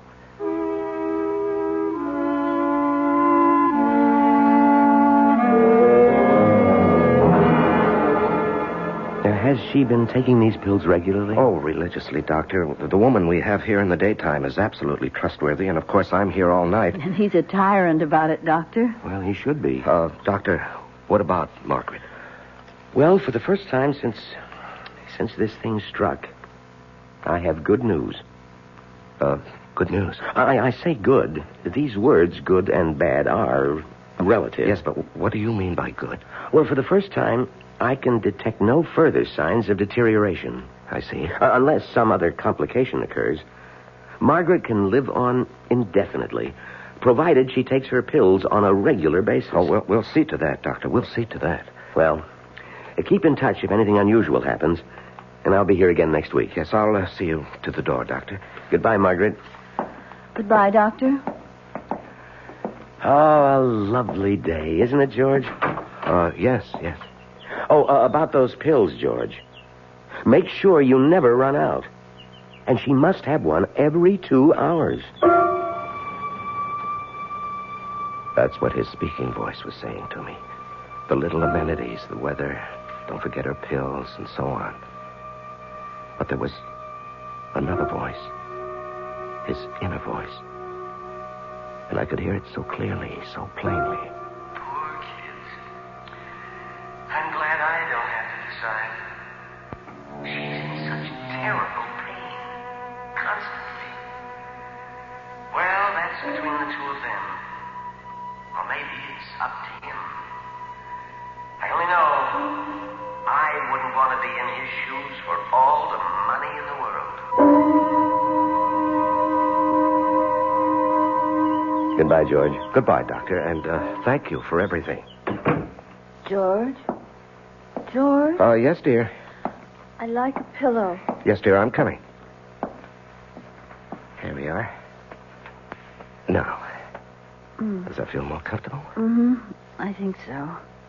Margaret, look at me. I'm looking at you, darling.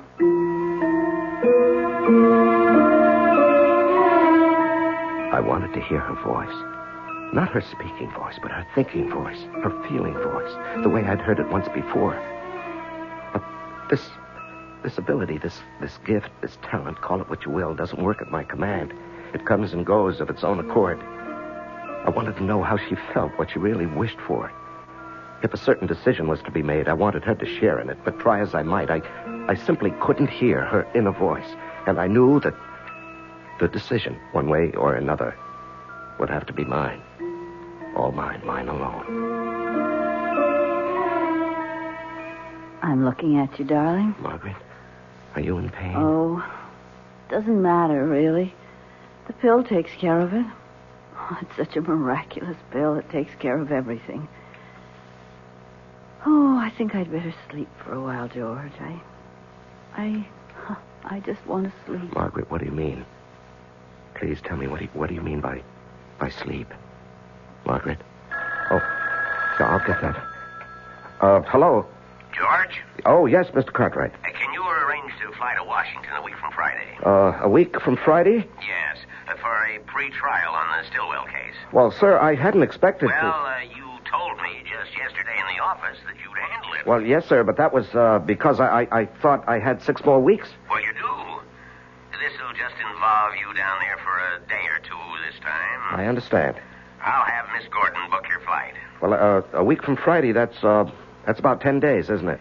Well, we'll have all the papers for you at the office tomorrow. And I'm taking you off everything else. Just remember, we want this case. Yes, sir. Goodbye, George. Goodbye, sir.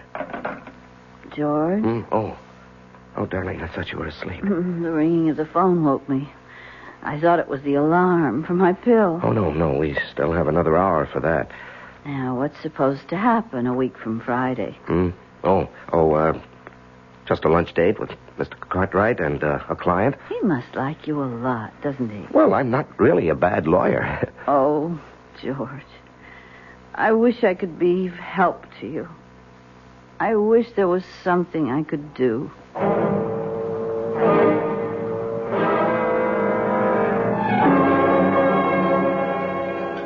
Here I am, George. Oh, hi. I'm sorry I'm late.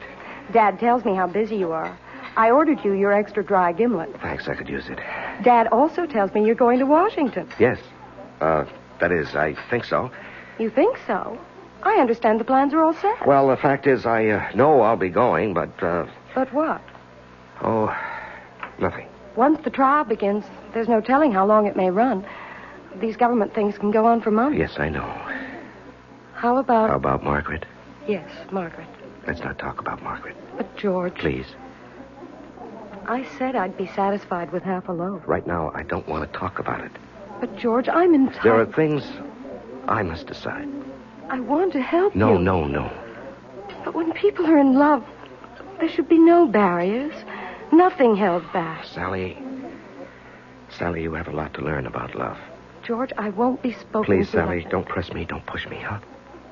I don't care who you are, how deeply you love. There are certain things I must decide on my own. George Wesley Sanderson is faced with a decision. And it's a decision a man doesn't make lightly, nor does he make it every day. Because what George must decide is whether or not to kill his wife.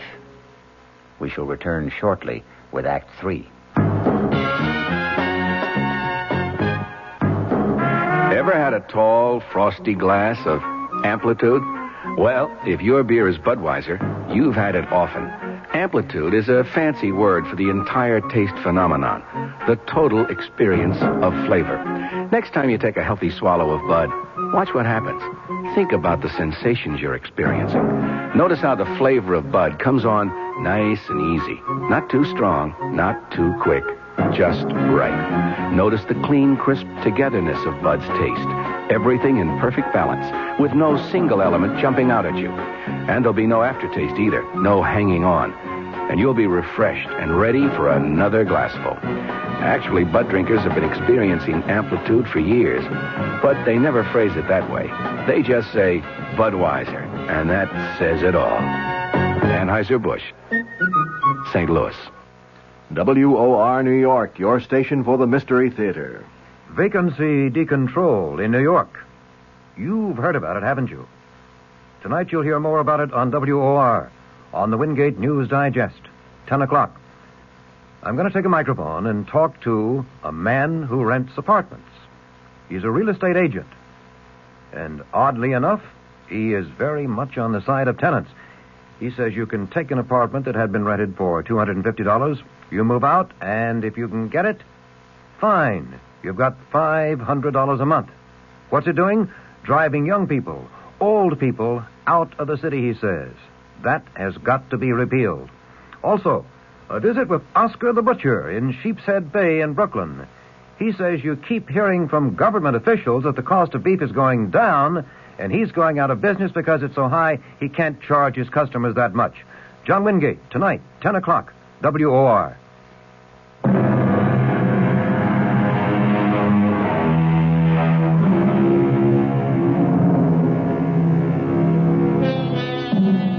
It is 1 minute before 2 in the morning in the apartment of George Wesley Sanderson. An alarm clock is set to go off exactly on the hour. It must awaken George so that he can give his wife, Margaret, a pill. A pill she takes every 2 hours. Without her regular pill, Margaret will die. George? George, wake up. George? Wait a minute. Wait a minute. Oh, I was afraid for a minute that the clock wouldn't wake you. Yes, I'm sorry. I was sleeping pretty soundly. Poor George, you never get any No, rest. it's all right. It's all right. Here, Dolly, take your pill. Oh. Thank you, darling. Thank you. And now go back to sleep. Well, I better reset the alarm. You're so good to me, George. There it is. I've set it for 4. Good night, darling. Good night. I turned to look at her.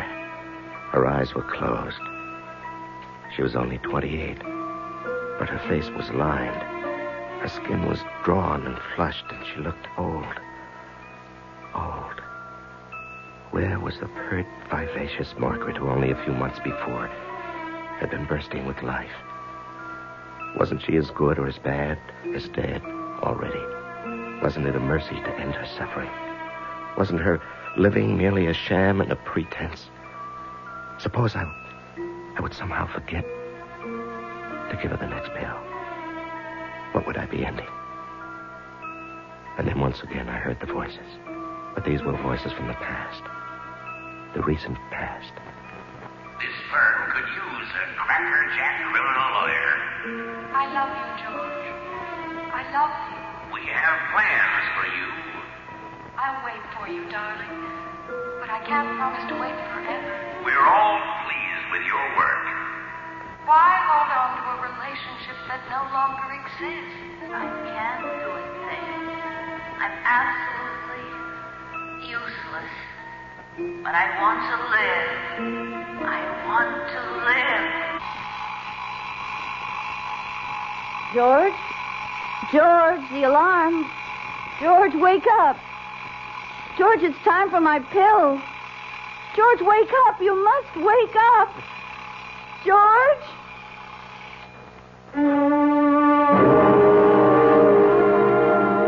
heard the alarm, Margaret.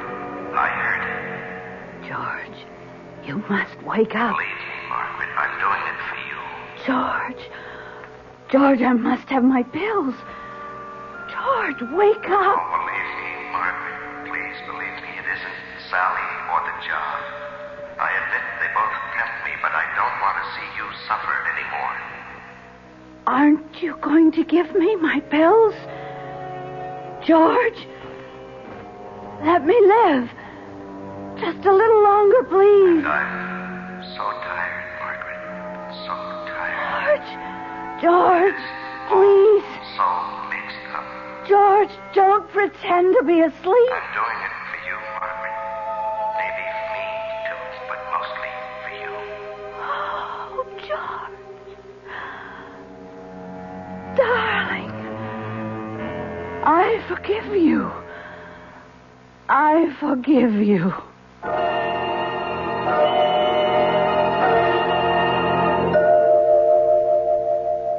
Sit down, George. Sit down. Now, you didn't have to come into the office today. Yes, I know, sir, but she's been dead a week, and, well, things go on.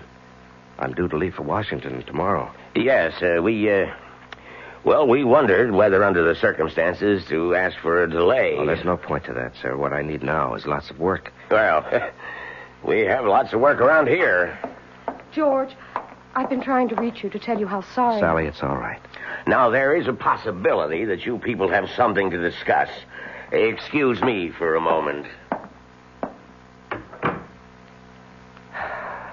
Well, Sally, here we are. Yes. How did it happen, George? Oh, it's something that could have happened at any time. She just fell asleep and she didn't wake up. And now what, George? And now we can be married. That is, if you'll still have me. Oh, darling. I have to go to Washington. I'll go with you. And you know, of course, what Dad's been talking about. Well, actually, I don't. Well, we're fairly direct people, all of us. Dad was saying that since you and I would be married, there'd be a partnership in the firm as well. Mm-hmm.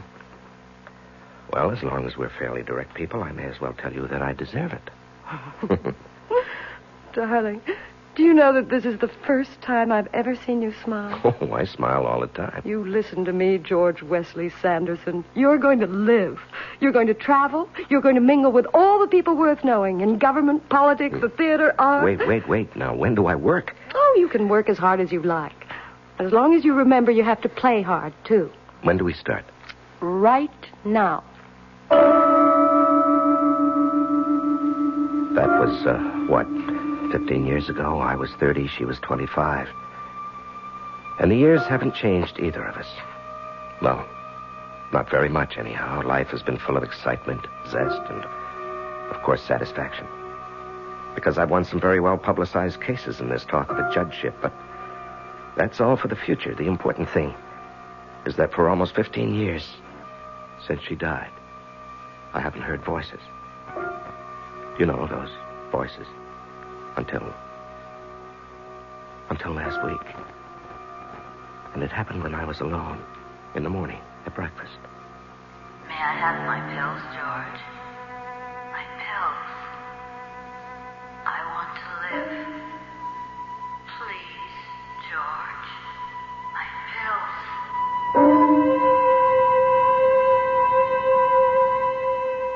I've kept hearing them.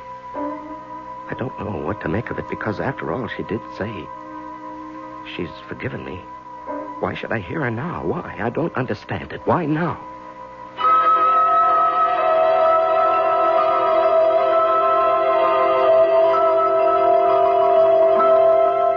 In the case of delay versus international power, the precedent is clearly stated. Sally. Sally, what are you doing here? I'm here to tell you about a precedent which is going to be established right now. Well, I thought you were in London. I was, and then I decided to come back here for some litigation. Litigation? With whom? With you. Oh? What kind of litigation? I want to review the basis for our marriage. It is rooted in the factors of common interests. We're both alive. We like to do things, go places. Do you agree? Sure. So why aren't we going and doing? Well, we... Well, we what? Do you realize that for the past year you've been working day and night? Well, darling, it so happens we have some crucial cases. Do you want our relationship to change permanently? Do you want us to drift apart? Do you know you're a nut? Darling, a long time ago we talked about this. Nothing, no one ever stands still. People change, and if they do, so does the basis of their relationship. All right. We'll go skiing. Turn your work over to the bright young eager beavers, and let's you and I start having fun again.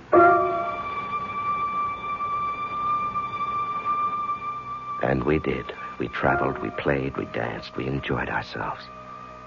And I even managed to get some good work done, too. We were never so happy. There was, of course, one small, dark cloud for me. I could hear Margaret's voice. I need my pills, George. Aren't you going to give me my pills? Please? Penny for your thoughts, George.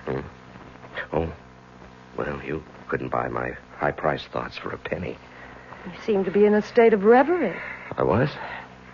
As if you were listening to something. Oh, must be your imagination. As if you were listening to voices. Voices? Are you sure you're all right? Positively spooky. Spooky? Here in our apartment in the bright sunlight? Oh, no, you've got to look for your spooks in the dead of night. Well, I know what we both need. All right, tell me. A good hard hour of tennis. Oh, now, darling, I have to be at the office. You don't have to be anywhere except with me. Okay, you're on. For 1 hour.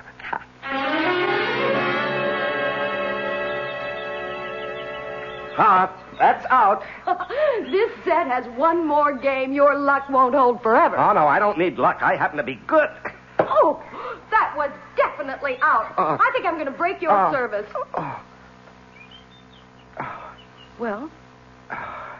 George, what's the matter? It's nothing, dear. Well, I'm waiting. Serve. What is it, George? Is something wrong? No, I'm fine. You have a funny look on your face. Have I? Are you sure you're all right, dear? Yes, I'm sure. It's just... Just what? Oh, it's nothing. I just had this little twinge in my back. But it's gone now. But it wasn't gone. It wasn't much, but it didn't go away. And so that afternoon, instead of going to the office, I went to the doctor. I can't see anything. Could be a muscle strain. Try a little heat at home. If it persists, we'll give you some physiotherapy. Doctor, it's nothing serious, would you say? Well, right now it doesn't look serious. I looked very hard at the doctor. I tried to listen for another voice. His inner voice. Perhaps a voice he didn't even know he had. The voice I'd heard 15 years before with Margaret, when he predicted. But no, there was nothing. I sighed with relief.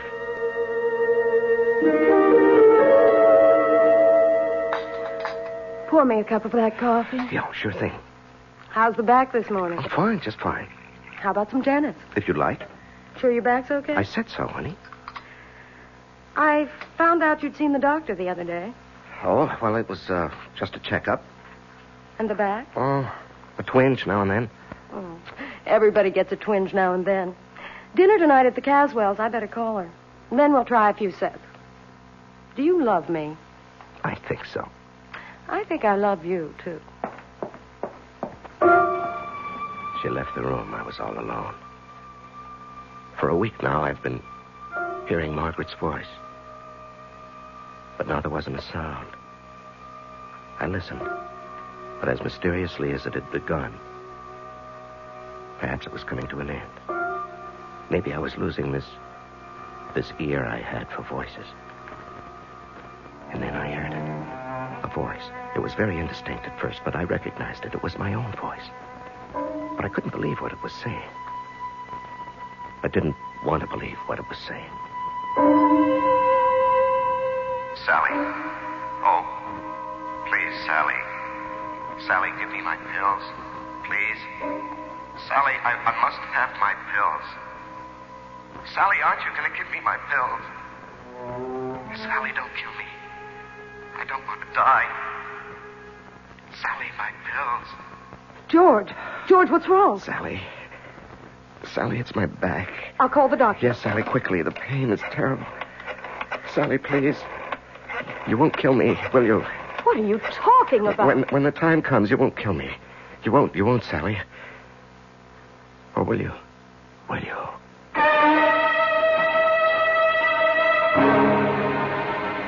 Who knows? George and Margaret, that's one story. George and Sally, that's another. Yes, we often think, many of us, how wonderful if we could only hear voices from the future. Voices that could predict our fate. But maybe it's not such a good idea after all. Maybe it's better never to know. I'll be back in a moment. And now, with another story of mystery and intrigue, here is Commander Neville Putney to keep you in anxiety. What's this story about, Commander? Well, it concerns a middle-aged business executive named Fremont Witherton, who, after spending his entire career with the same firm, returned home one evening with his dreams suddenly shattered.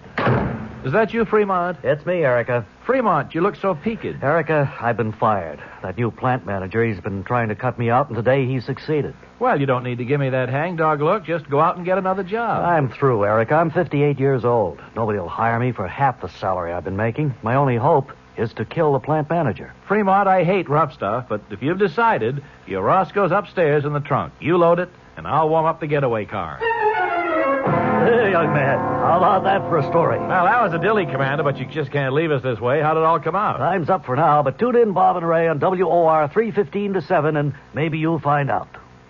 This is WOR New York, your station for the Mystery Theater.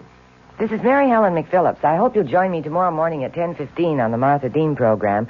My guest will be John Alexander McMahon. He's president of the American Hospital Association, and we'll be talking about the cost, quality, and quantity of health care, a concern to all of us. That's tomorrow morning at 10:15.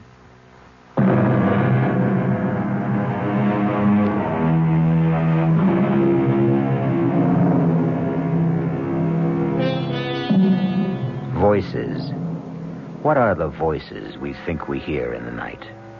Are they merely dreams, fantasies, or our own wishes? Or are they real? And why shouldn't they be real? After all, reality is what we think it is, and ever so often, what we want it to be. One reality that you can count on is the absolute fact that we will be back here again with other voices to tell you another tale that will excite and amaze and perhaps cause just a tiny, delicious tingle of terror. Our cast included Larry Haynes, Augusta Dabney, Leon Janney, and Suzanne Grossman. The entire production was under the direction of Hyman Brown. And now, a preview of our next tale. I want a baby. Get on with whatever you have to do. First of all, this talisman. You must wear it around your waist. This package contains herbs. A special combination to relax you. That's the secret. To relax. That's all? For now. But one thing I must add. On the birth of the child, I will ask you one favor. You must promise to grant it. Take the talisman and the herbs. And don't be alarmed if certain unusual things happen in the next few weeks. Radio Mystery Theater was sponsored in part by Anheuser-Busch Incorporated, brewers of Budweiser. This is E.G. Marshall inviting you to return to our Mystery Theater for another adventure in the macabre. Until next time, pleasant dreams.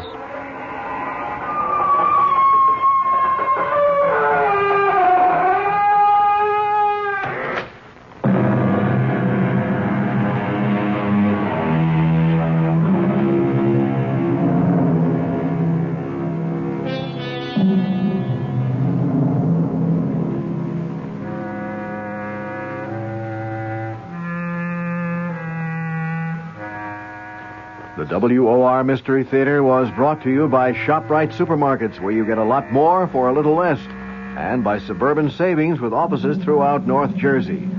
The preceding Mystery Theater program was furnished by the CBS Radio Network. Now let's listen to a few moments from tomorrow night's suspenseful drama on the WOR Radio Mystery Theater. But one thing I must add about our arrangement. Yes? On the birth of the child, I will demand one favor. You must promise to grant it. A favor? What? I shall ask it when the child is born. But I can't promise that when I don't know what it is. It's a very small favor, but it is part of the bargain. And believe me, Mrs. Richards, if you do decide to bargain with me, I warn you to be ready to keep your part of it. Mother Love stars Joan Hackett. Hear the entire exciting drama tomorrow night, right after the Fulton Lewis News commentary at 7 o'clock.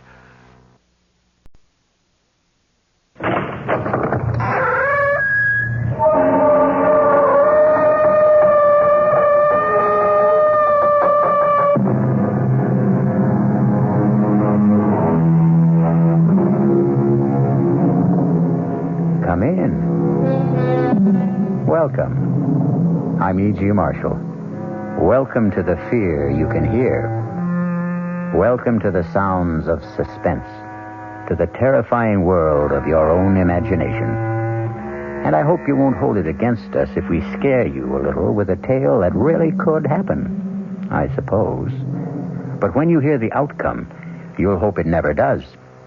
Consider the case of Paula Richards, age 24, who put her future in the hands of an old fortune teller and dealer in the macabre. But one thing I must add about our arrangement. Yes? On the birth of the child, I will demand one favor. You must promise to grant it. A favor? What? I shall ask it when the child is born. But I can't promise that when I don't know what it is. It's a very small favor, but it is part of the bargain. And believe me, Mrs. Richards, if you do decide to bargain with me, I warn you to be ready to keep your part of it.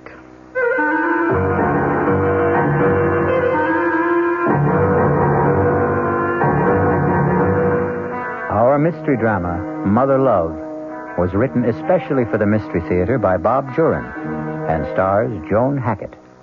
It is sponsored in part by Anheuser-Busch Incorporated, brewers of Budweiser, and by the Kellogg Company, makers of Kellogg's Special K cereal. I'll return shortly with Act One. Some research experts say you can't taste the difference between beers. Well, if they're right, then Anheuser-Busch wastes a barrel of time Beechwood aging Budweiser. Only they don't think so. Brewing beer right does make a difference. And they're betting a bundle that you can taste the difference in Bud. When it comes to brewing Budweiser, the Anheuser-Busch choice is to go all the way because they still care about quality. Look at it this way. If the Bud people have a choice between what some experts say and what beer drinkers say, well, you'd better believe they'll go with you beer drinkers every time. When you say Budweiser, you've said it all. Anheuser-Busch, St. Louis. This is WOR New York, your station for Mystery Theater. Hey, Ma, what's for dinner? ShopRite has a beautiful buy to help you serve dinner. Fine imported porcelain china. The beautifully crafted Lovelace pattern by Crown Victoria. An elegant white-on-white platinum-banded pattern to complement any table.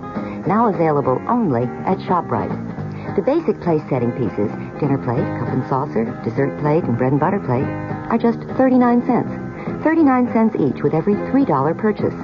A different place-setting piece is featured each week at this special price. You'll want to collect all the magnificent completer pieces and matching ovenware available every week at low prices, too. Visit ShopRite and start your set of lovely porcelain china today. It's a beautiful buy. Hey, Ma, what's for dinner? ShopRite has the answer. Offer not available in Westchester, Ulster, Orange, Dutchess, and Columbia counties.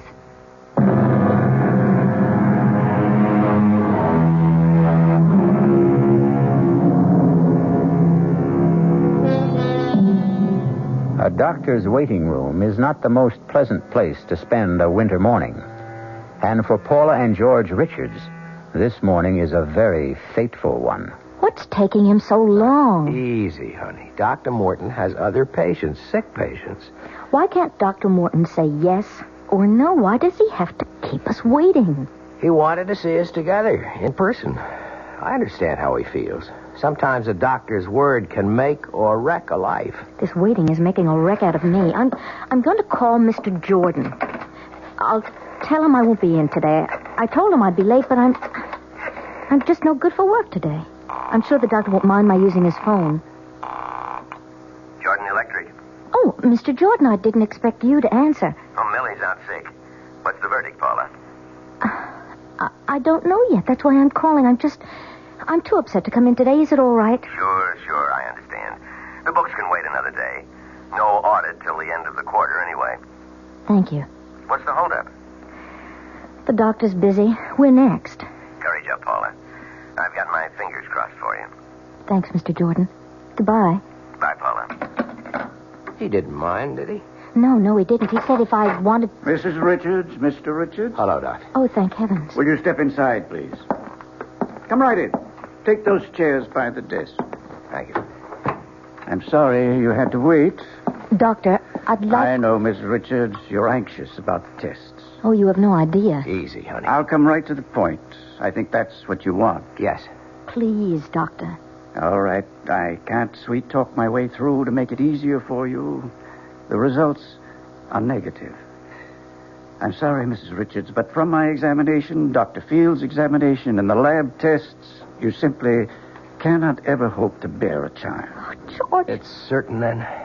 Absolutely certain? Yes, it is. Would artificial... No. The trouble lies with Mrs. Richards.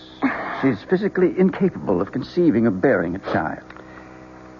I was trying to prepare for this, but it sort of hits you right between the eyes. Take me home, George, please.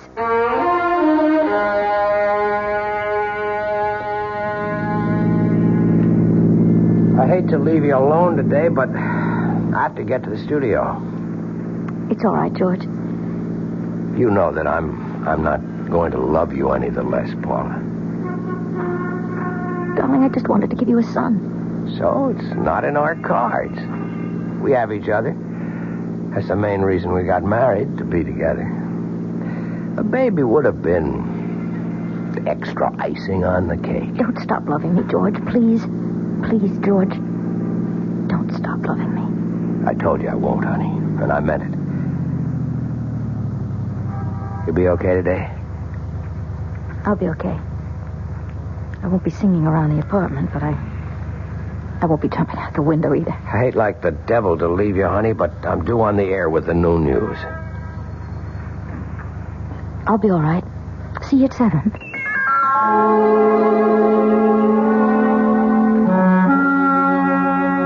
Paula, what's the news? I've been dying for your call all morning. Edna, would you have lunch with me today? I know our date isn't until Friday, and I know that it's snowing awful hard, but if you could just... Of course I'll have lunch, but get me down off the ceiling. What did the doctor say? I'll meet you at the towers, 1 o'clock? Oh, of course. Paula, what happened?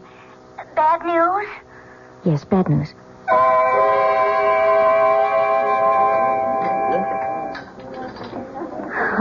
I can imagine how tough it is for you, Paula. No, you can't. I'm going to lose George. Did he say that? No, just the opposite, but... Oh, Edna, I know. I have a feeling. Oh, now, Paula, honey, don't start planning your own downfall. I'm afraid it's all planned. It's all in the cards. In the cards? Yes, you know, it's just an expression. Well, honey, I don't know whether I should suggest this. What? Well, you're just mentioning cards. It seems sort of frivolous at a time like this, but... Well, there's a woman down in the East Village. She tells fortunes, with cards and tea leaves. And what could you do for me? Tell me what I already know. Well, this woman specializes in herbs. She calls herself Mother Love. Mother Love? Well, now, mind you, I'm just suggesting, but maybe, just maybe, this woman could help you. How? Sometimes these old crones can read things in the future.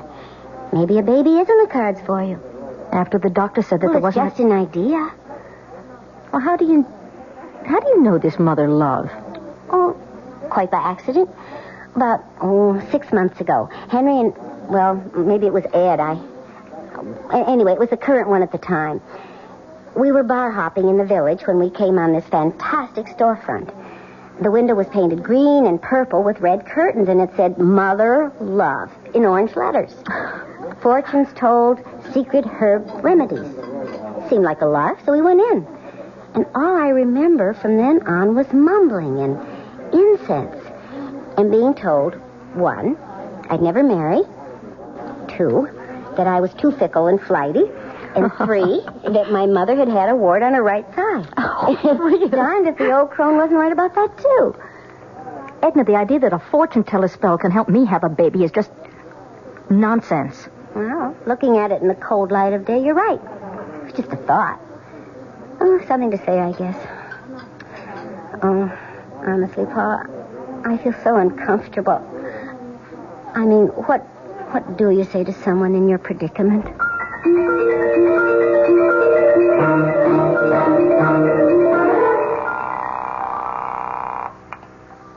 Hello? Edna? Oh, hi, Paula. Edna, look, last month you mentioned a woman in the village. She works with herbs. Mother Love? Oh, Paula, you don't mean you've been thinking seriously about that? Not until now, not really, but I'd like to know how to find her. Well, I seem to remember it was on 8th Street. No, it was 9th. Yeah, 9th, near 1st.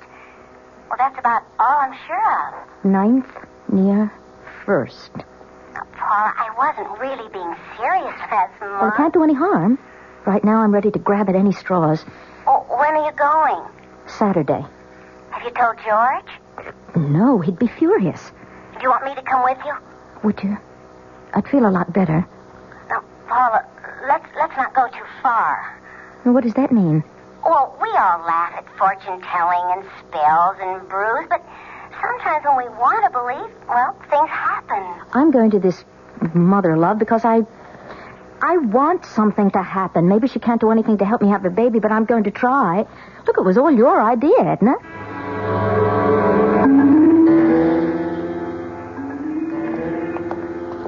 I think it's at the end of this block. What a neighborhood. Makes my skin crawl. That's it. I see what you mean about those red curtains and orange letters. Looks like a Coney Island transplant that failed. Mother Love, fortunes told, secret herb remedies. Well, Mother Love, here I come.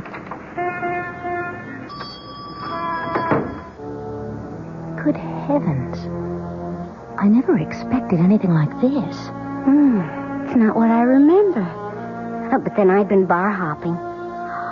This rug, it must be worth a fortune. Edna, look at the paintings. There's too much incense, though. Mother has company. Good morning, ladies. Come in. How can Mother serve you? Your fortunes, perhaps? Maybe an ailment? Well? I'd like to talk to you. It will cost you. Mother's time is expensive. Well, I'll pay. Are both of you? Oh, no, I'm just along for the ride. Come then. We'll go into my studio. Edna, I'll be here. This way, my dear. Through the curtains. It's a little dark, but I like it that way. Mother, is that you? Mother? Of course, Claude. Mother, is that you? Don't be alarmed. He's harmless. He's my son. What's the matter with him? He's blind and feeble-minded. Oh, I'm so sorry. Come, sit down at the table. What will it be? Cards, tea leaves, crystal ball? No, I'm more interested in herbs, I think. What is it you want? I want to have a baby. I was told that you might be able to help. Who told you I can do things like that? A friend? That one out there? No, someone else. Mother, is that you? Yes, Claude. Everything's all right. I tell fortunes. I give herbs for minor complaints. I do not deal in that sort of thing. Is there a herb that might help me? Of course not. Not without... A spell. Forget it. I've said too much already. Mother love, I want desperately to have a child. The doctor says that I can't. The problem is my fault. I'll try anything. Even if a spell is necessary. It will be expensive. I don't care. There may be a way to help you have a normal baby with your own husband. Please, that's all I want. It will cost you $1,000. I have that. Plus another $5,000 when you have conceived. 5,000? I said it would be expensive, and I guarantee nothing. With these things, we can only try. Will you tell me one thing? Perhaps not. Have you ever done this or this sort of thing before? I cannot answer that. Quite a gamble for Paula. $6,000 and no guarantee. A long shot if there ever was one. Will she take the gamble? Is she desperate enough? We'll soon see. I'll be back shortly with Act 2. And now another tale of the ball and chain. At Kellogg's Special K Presents Overweight on an overnight train. Is the seat taken? Please, sit down. You have exceptional legs. Oh. But why is one of them attached to a ball and chain? This ball and chain? It's a symbol. Funny, I would have sworn it was a ball and chain. I mean symbolic. Because carrying around a few extra pounds can be just like lugging around this ball and chain. I see. May I suggest something? Uh-huh. Try a bowl of Special K skim milk, orange juice, and coffee. It's the Special K breakfast. Will it make me lose weight? No. Oh. You must also exercise and eat smart at every meal. I see. Do you know the Special K breakfast is less than 240 calories, 99% fat-free, and delicious? No, but if you hum a few bars... And that's another tale of the ball and chain. Your happy ending could begin with the Kellogg's Special K breakfast. That's Kellogg's Special K. Good night.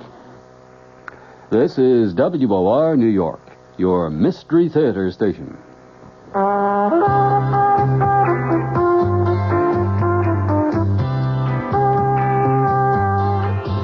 No matter what you're saving for, that's what Suburban Savings for Suburban. Suburban Savings offers you a regular savings account with flexibility. You can add any amount to your account whenever you wish. Withdraw whenever you want.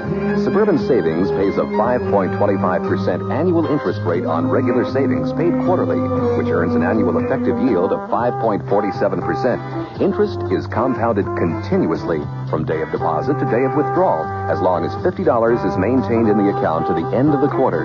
Come into Suburban Savings and open an account with flexibility.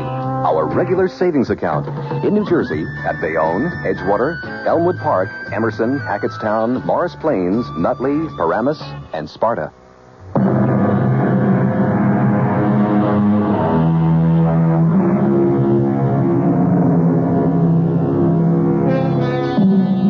welcome again to the studio of Mother Love in a dingy part of New York City. A strange and eerie place where strange things are said to happen. Let's see if they do, as Paula Richards considers a bargain for a baby. I'll have to think this over. I admit that I am desperate, but I'll just have to think about it. It's for you to decide, of course. Mother, who's there? Who is that? Hush, Claude. I'll be with you in a moment. I'm sorry, he's very ill. Thank you. Anyway, I'll be in touch with you if I decide that... You'll be in touch. Yes. Claude, what's the matter now? Mother's here. Mother is always here. Well, I thought you'd never come out. What happened? Let's get out of here.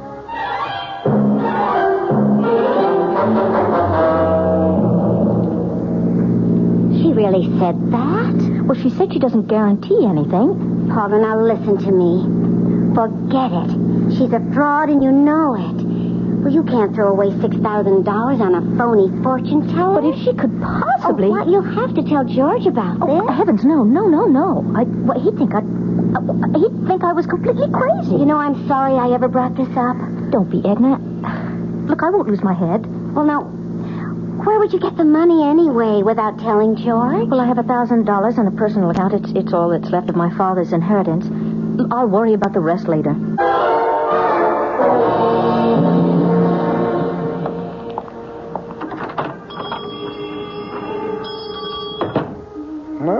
Mother has company. It's you. I have the 1,000. I want to try. Come in. This way. I thought you'd be back. Mother Love knows. Mother, is that you? You have the money. Here, in cash. Good. I need it. For Claude. He needs medicine so badly. Poor Claude cost me so much. Are you sure you want a child? I want a baby. Get on with whatever you have to do. Yes, of course. Excuse me. I have to get some things. I had them already. I knew you'd be back. Now, first of all, this talisman. You must wear it around your waist. This package contains herbs. A special combination to relax you. That's the secret. To relax.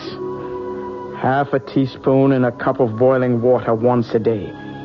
In the morning is best. That's all? For now. But one thing I must add about our arrangement. Yes? On the birth of the child, I will ask you one favor. You must promise to grant it. A favor? But what? I shall ask it when the child is born. But I can't promise that when I don't know what it is. It's a very small favor. Don't worry. But it's part of the bargain. Very well, it's a long way off. Yes, it is. Take the talisman and the herbs. And don't be alarmed if certain unusual things happen in the next few weeks. Unusual things? What kind of things? You'll understand. You'll recognize them. They will mean things are working. Have you told your husband about this? No. Good. Tell no one. No one. Now, the last thing I must have is your name. Paula Richards. Your husband? George Richards. Go now. And beware. I'll be in touch with you. Yes. 5,000. Remember when you conceive. Mother! Who's there? Who's Lord, Mother's here now. Only Mother. See, Claude? $1,000 from the nice lady. The lady who's going to help us. You're going to get better, Claude. You won't be sick anymore. The lady is going to help us. Isn't that nice, Claude?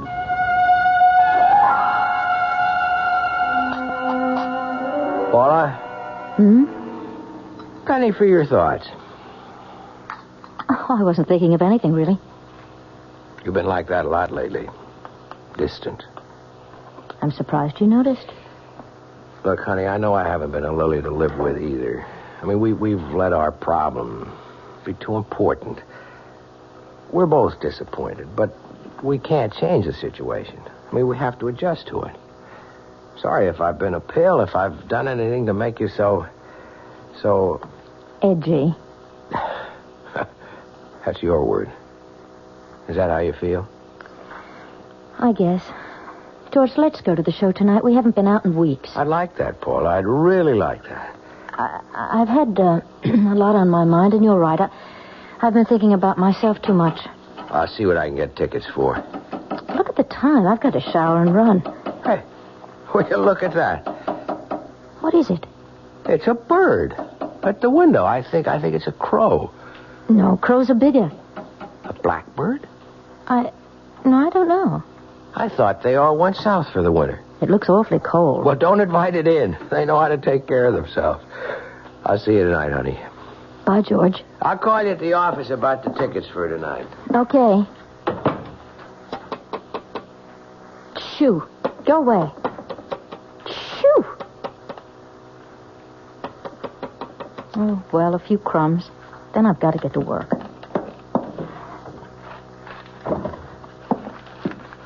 You look so cold. Now, here's some bread. Get out of here! Get out! What am I going to do? Oh, get off the floor, lad! Get out! Get out! Oh, Lord! What am I going to do? Get out! Shoo! Oh, good. Go away! Hello? Mrs. Jensen? Is Mr. Jensen there? This is Mrs. Richards in 3A. No, it's not about the heat. It's about a bird in my apartment. I can't get it out. Well, I thought that Mr. Jensen might... Oh, no, I've got to get to work. All right, I'll leave... He can get in with the pass key. Maybe the bird will just fly out, and I'll leave the window open a little. Yes, all right, thank you. Bye. Stop following me. Get out! What am I going to do to get rid of you?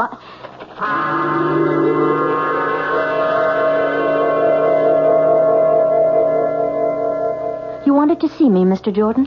Yes. Sit down, Paula. How are you feeling? Why?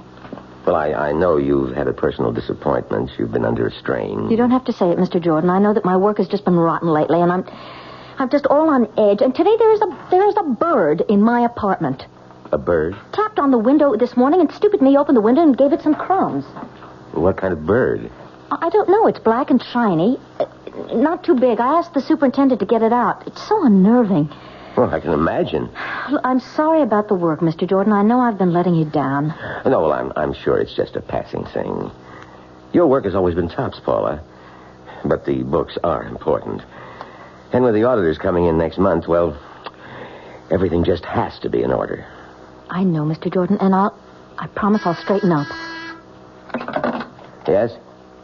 Yes, she's here. It's a call for you. Oh, it must be George about tonight. Hello? Mrs. Richards? You know who this is. Yes, I know. Tell me, Mrs. Richards, has the visitor arrived yet? The visitor? You'll know. You'll know when the visitor arrives.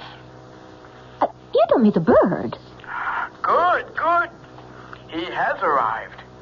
It's working. Yes, it's working, Mrs. Richards. Don't neglect the tea now, whatever you do. And take care of the visitor. It is most important. I'll be in touch with you again very soon. Oh, Paula, is it trouble? You're white as a ghost. No trouble at all. That is, I don't know. Well, you mentioned the bird. Is that it? Yes. The superintendent got it out. Oh, good. Then there's nothing to worry about.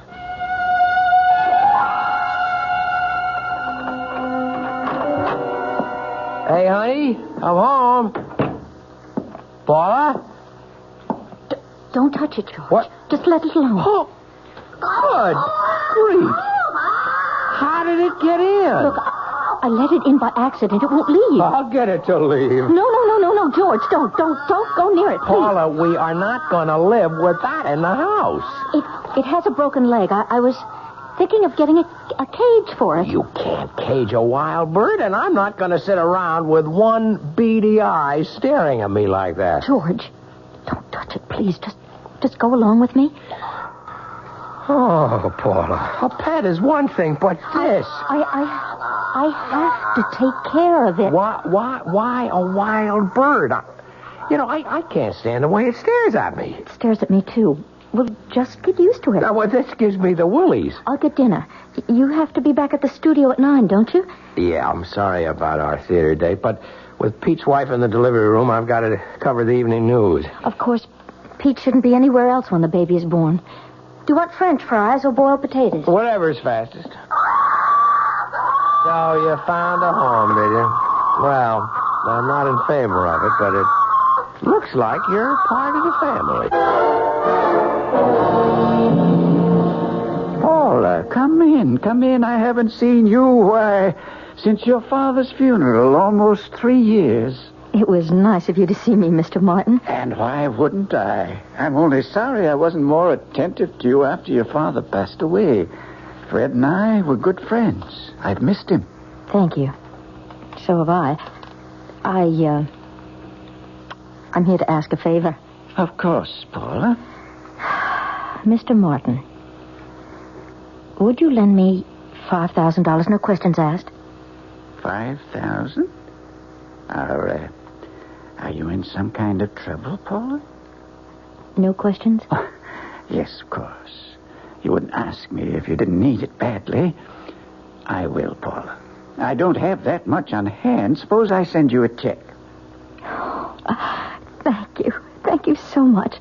I don't need it immediately. Any time in the next few weeks will just be fine. You'll have it in a few days. I promise you I will pay you back. Oh, I'm not worried about that.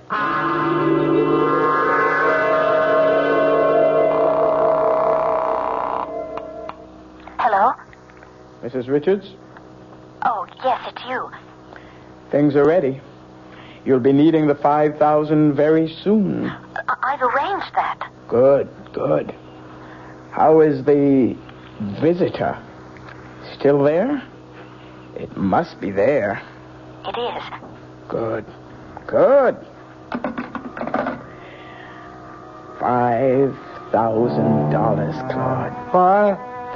The lady will give us $5,000. Mother? You'll be going to get better, Claude. You'll be able to see again. Your legs won't hurt. Mother has to leave you for a while. But don't worry, Claude. We'll be together soon with $5,000. Everything will be all right. I promise you.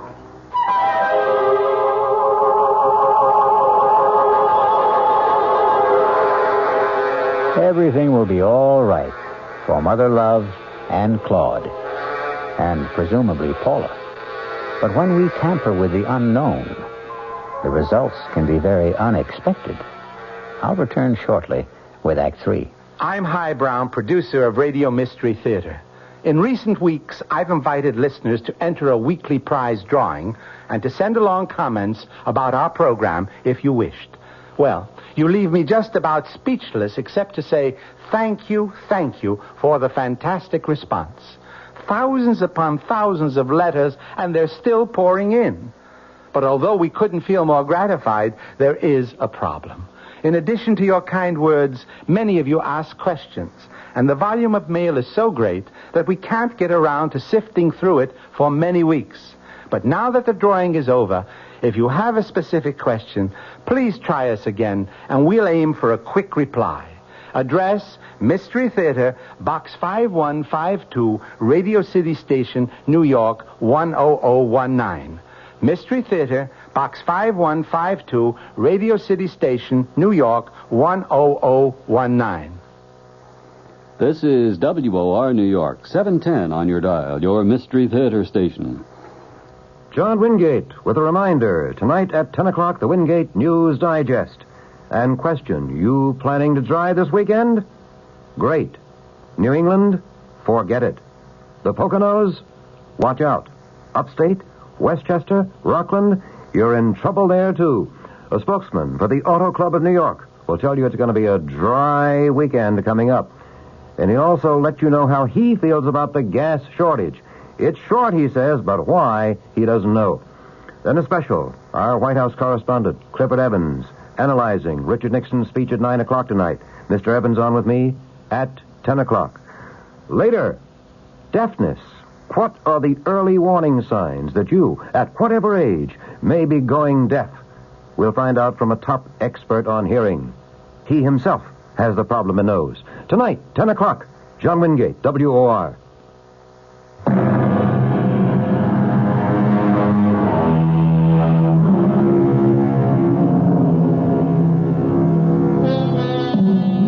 Let's return now to the plight of Paula and George Richards.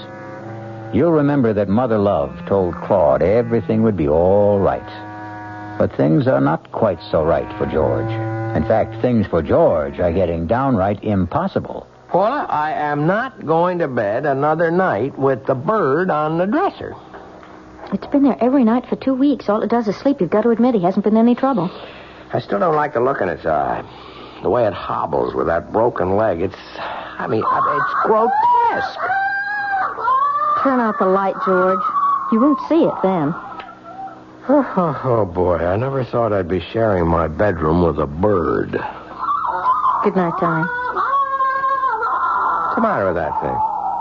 I don't know. It never acted that way before. If it keeps that up, I'm going to shoot it. Good night, George. Good night, Paula. Paula, what is it? Paula! There's pain in my stomach. Oh, wait a minute. Let me get the light. There. I can't breathe. I'll call Dr. Morton. No. Wait. Oh, what's the matter with... What is the matter with the bird? Devil, take the bird. I'm concerned about you. It's my stomach. What time is it? It's 4:30. I'm calling Dr. Morton. No. Not yet. It might be appendicitis. No. It's not that. I'm going to kill that bird if it doesn't shut up. Look, I'll be all right. I'll be all right. I'll see... God, I'll see Dr. Morton in the morning.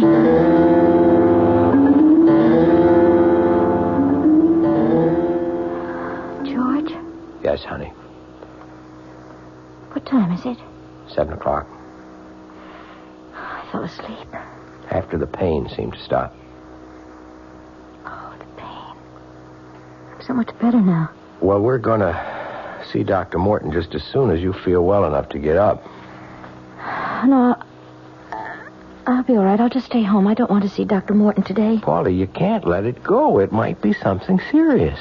I promise I'll see him when it is necessary. I want to stay in bed today. I'm going to call him and tell him about it after I make us some coffee. All right. I'm going to wash. I'll call Mr. Jordan also and tell him that you won't be in today. He isn't going to like that. Paula. What? Come in here. What's the matter? You sound so... I didn't do it, Paul. I know I threatened to, but I swear I didn't. I never gave the bird another thought after that pain itch. I never touched it. Oh, George, it's all crumpled up. It's dead, Paul. The bird is dead. How long ago was this attack? A little over a month ago, Dr. Morton. Why didn't you see me right away? Well, I wanted to be sure. Well, Paula, there are some preliminary signs similar to pregnancy. That's what I thought. I knew it would be. Don't get your hopes up yet, Paula. I told you about the impossibility of your... I know, but I think that... And I said these symptoms are similar to pregnancy. They could be caused by something else. I'd like to run a few more tests. All right, anything that you say, but this time they're going to be positive. I know, Dr. Morton, I just know. A woman knows when life has started within her.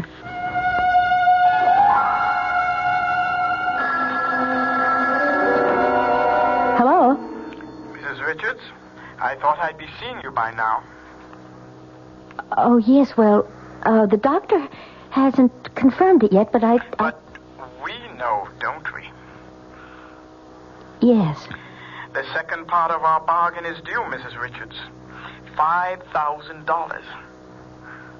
And after what we've already been through, I think you know I mean what I say. Yes, I do. Good. I'll be expecting you, Mrs. Richards.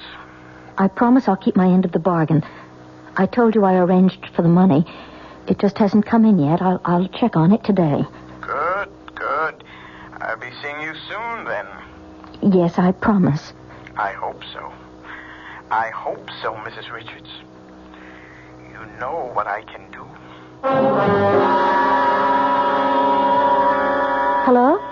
Hello, may I speak to Mr. Morton, please? No, Mr. Morton Sr. Yeah. What? Oh, good God, when? Well, he can't be dead. He just can't be dead. Well, listen, do you know if he sent... Oh, no, you wouldn't know that. What am I going to do? Dear God. No, I don't want to speak to anyone else.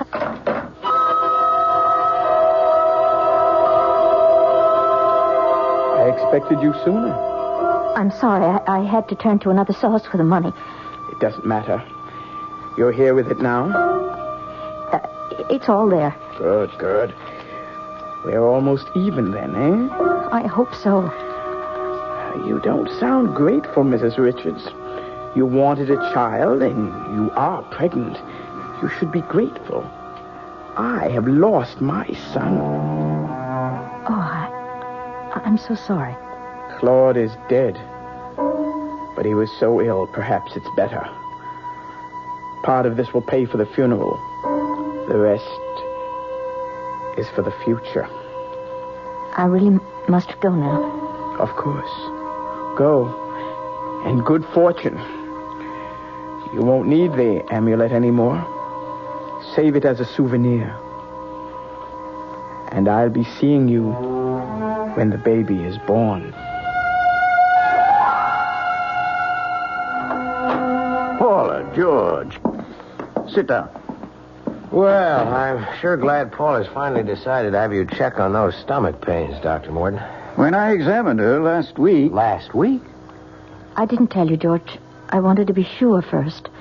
Sure what? I'm going to have a baby. What? That's right, George. I wanted to see you both about the results of the tests. It's almost impossible for me to believe, but it's conclusive. Paula is pregnant. I wanted it so much for you, George. What? You said that Paula could never conceive or bear a child. I did, but Paula proved us wrong. Believe me, many things happen to prove us wrong now and then. You're happy, George? Happy? Oh, Paula, now I know why you've been so irritable and distant.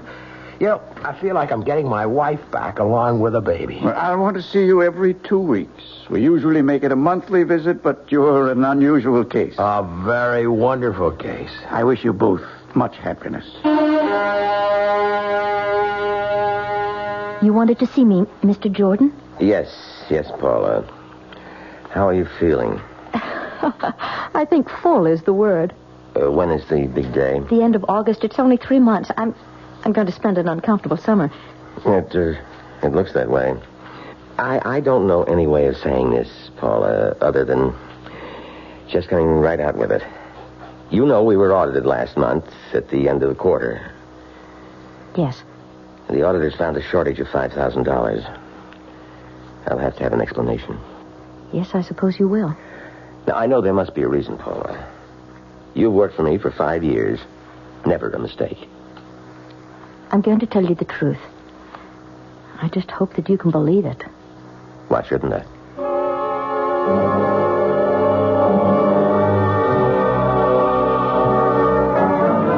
I simply couldn't get the money anywhere. I haven't told George, but we'll pay it back. Look, I promise you. I hope so. But I'll go along with that. Thank you, Mr. Jordan. Right now, the baby's the important thing. George, it's time. I know it. I'll get Dr. Morton. I'll get the suitcase. Congratulations, Dad. Everything's all right. Paula? Paula's fine. Boy or girl? Only the mother can tell you that. Go on in. Paula, honey. George, isn't he beautiful? I've already named him George Jr. I hope you don't mind. Mind? Oh, no. Honey, honey, honey.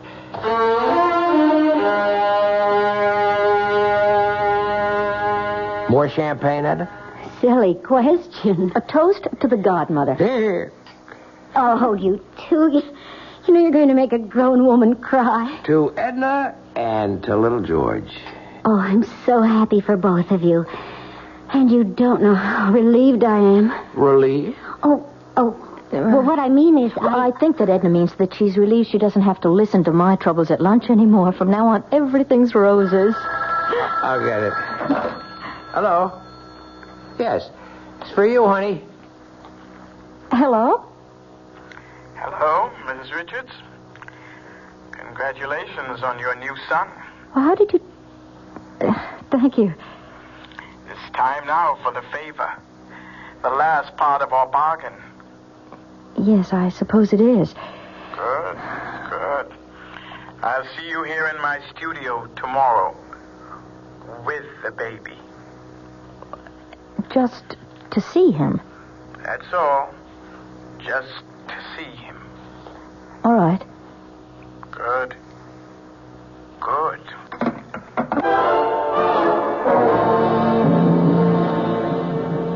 Come in. I don't want to seem rude, but I'd like to get this over with just as quickly as possible. Come. Let me hold him. Ah, there we are. What a fine, healthy boy. Aren't you, Claude? Such a fine, strong legs now. They don't hurt anymore, do they, Claude? Give me back the baby. Mother told you everything would be all right, Claude.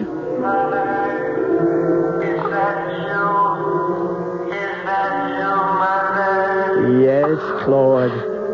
Oh, my God, what is it? Mother told you that you'd be away for a little while.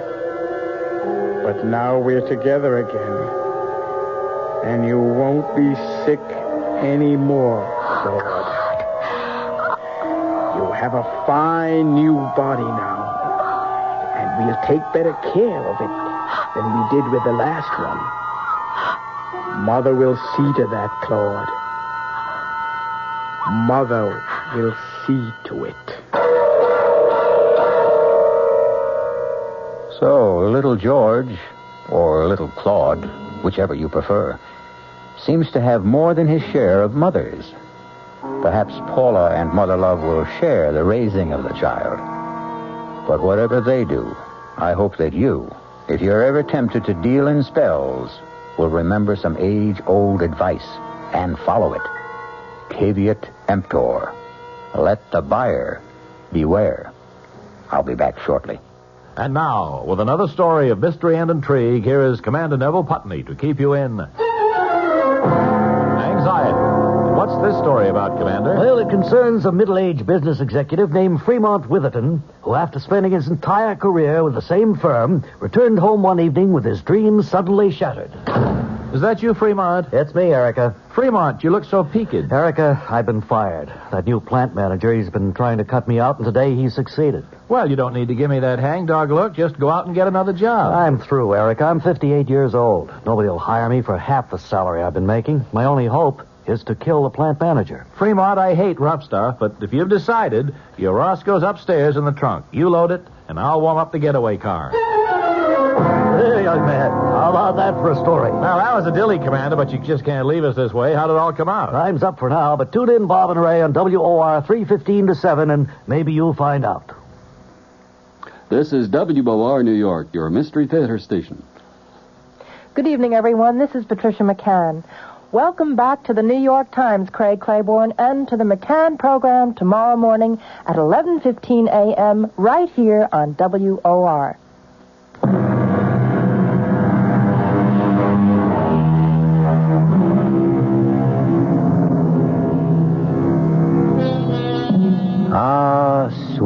mystery, magic, mysticism. These are the ingredients we mix well, chill, and serve nightly on Radio Mystery Theater. Come and enjoy our hospitality again when malice heads the menu and menace is our mead. Our cast included Joan Hackett, Vinette Carroll, Mason Adams, Leon Janney, Evie Juster, and Roger DeCoven. The entire production was under the direction of Hyman Brown. And now, a preview of our next tale. Am I dead? Not quite. You're in a hospital with a bullet in your brain. As the saying goes, as good as dead. And Sherry and Herb got away with it. Oh, it isn't fair. If I only had it to do all over again. Suppose you had. Could you do better? Of course. Of course, if I knew what I know now. Naturally. That would have to be a precondition if you're asking for yesterday to live over again. Oh, please. Please, give me the chance. This is E.G. Marshall inviting you to return to our Mystery Theater for another adventure in the macabre. Until next time, pleasant dreams.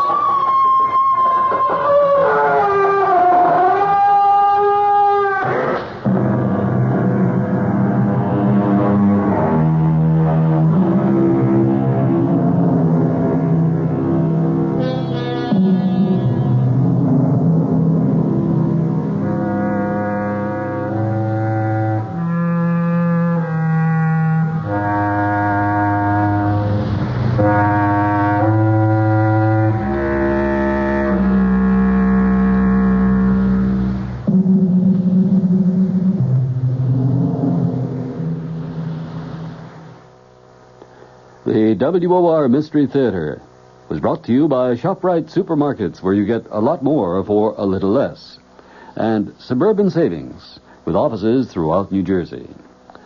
The preceding Mystery Theater program was furnished by the CBS Radio Network. Next, a scene from tomorrow night's Edge of the Seat entertainment of the WOR Radio Mystery Theater.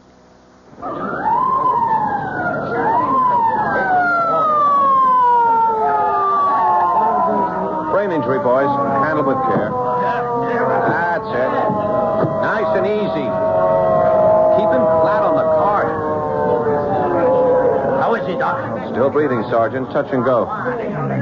You want to stay with it as we take him in? You don't seem to know what it is. What's he saying? Search me. Could hold up a minute so I can hear what he's Not trying a to second, Sergeant. Anything this guy has to tell you will be after he's operated on, not before. If then. Sounds like he's talking with someone. Asking for something. Yesterday. There, something about yesterday. What this baby ought to be worrying about is tomorrow. Listen for The Man Who Asked for Yesterday, another chilling tale on the WOR Radio Mystery Theater tomorrow night, right after the Fulton Lewis commentary at 7. This is Sherry Henry, proud as a winning politician to announce my special guest tomorrow is Mrs. Malcolm Wilson, the wife of our new governor of New York. Now, you know, the truth is, even though the Wilsons have been at the pinnacle of state government for 16 years, we really know very little about them as people. And what fun, I promise you, it's going to be to meet this charming First Lady. That's Mrs. Malcolm Wilson on the Sherry Henry program. It's tomorrow afternoon, 2:15 on WOR Radio. You're now to set for news with John Scott, WOR New York.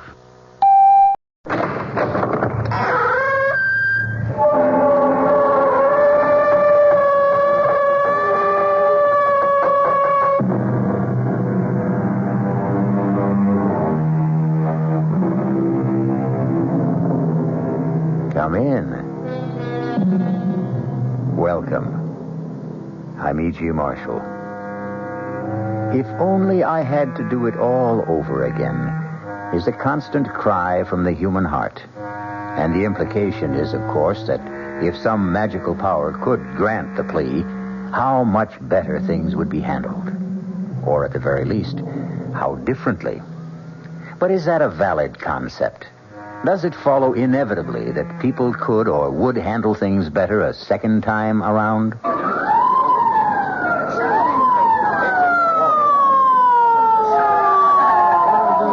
Brain injury, boys. Handle with care. That's it. Nice and easy. Keep him flat on the cart. How is he, Doc? Still breathing, Sergeant. Touch and go. You want to stay with it as we take him in? You don't see what What's he saying? Search me. Could hold up a minute so I can hear what he's Not trying a to second, Sergeant. Anything this guy has to tell you will be after he's operated on, not before. If then. Sounds like he's talking with someone. Asking for something. Yesterday. There, something about yesterday. What this baby ought to be worrying about is tomorrow.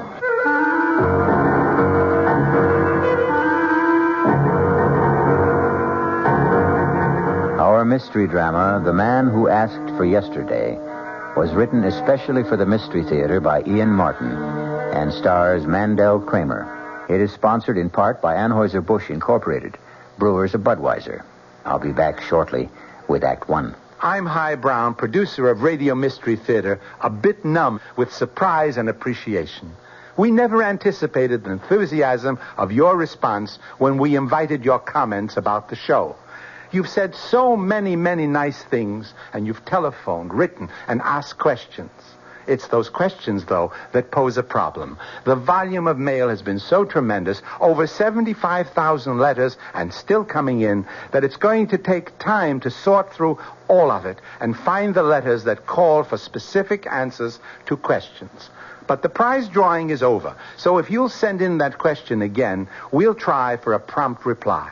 Write Mystery Theater, Box 5152, Radio City Station, New York 10019. Mystery Theater, Box 5152, Radio City Station, New York 10019. And again, thank you. This is WOR New York, your Mystery Theater station.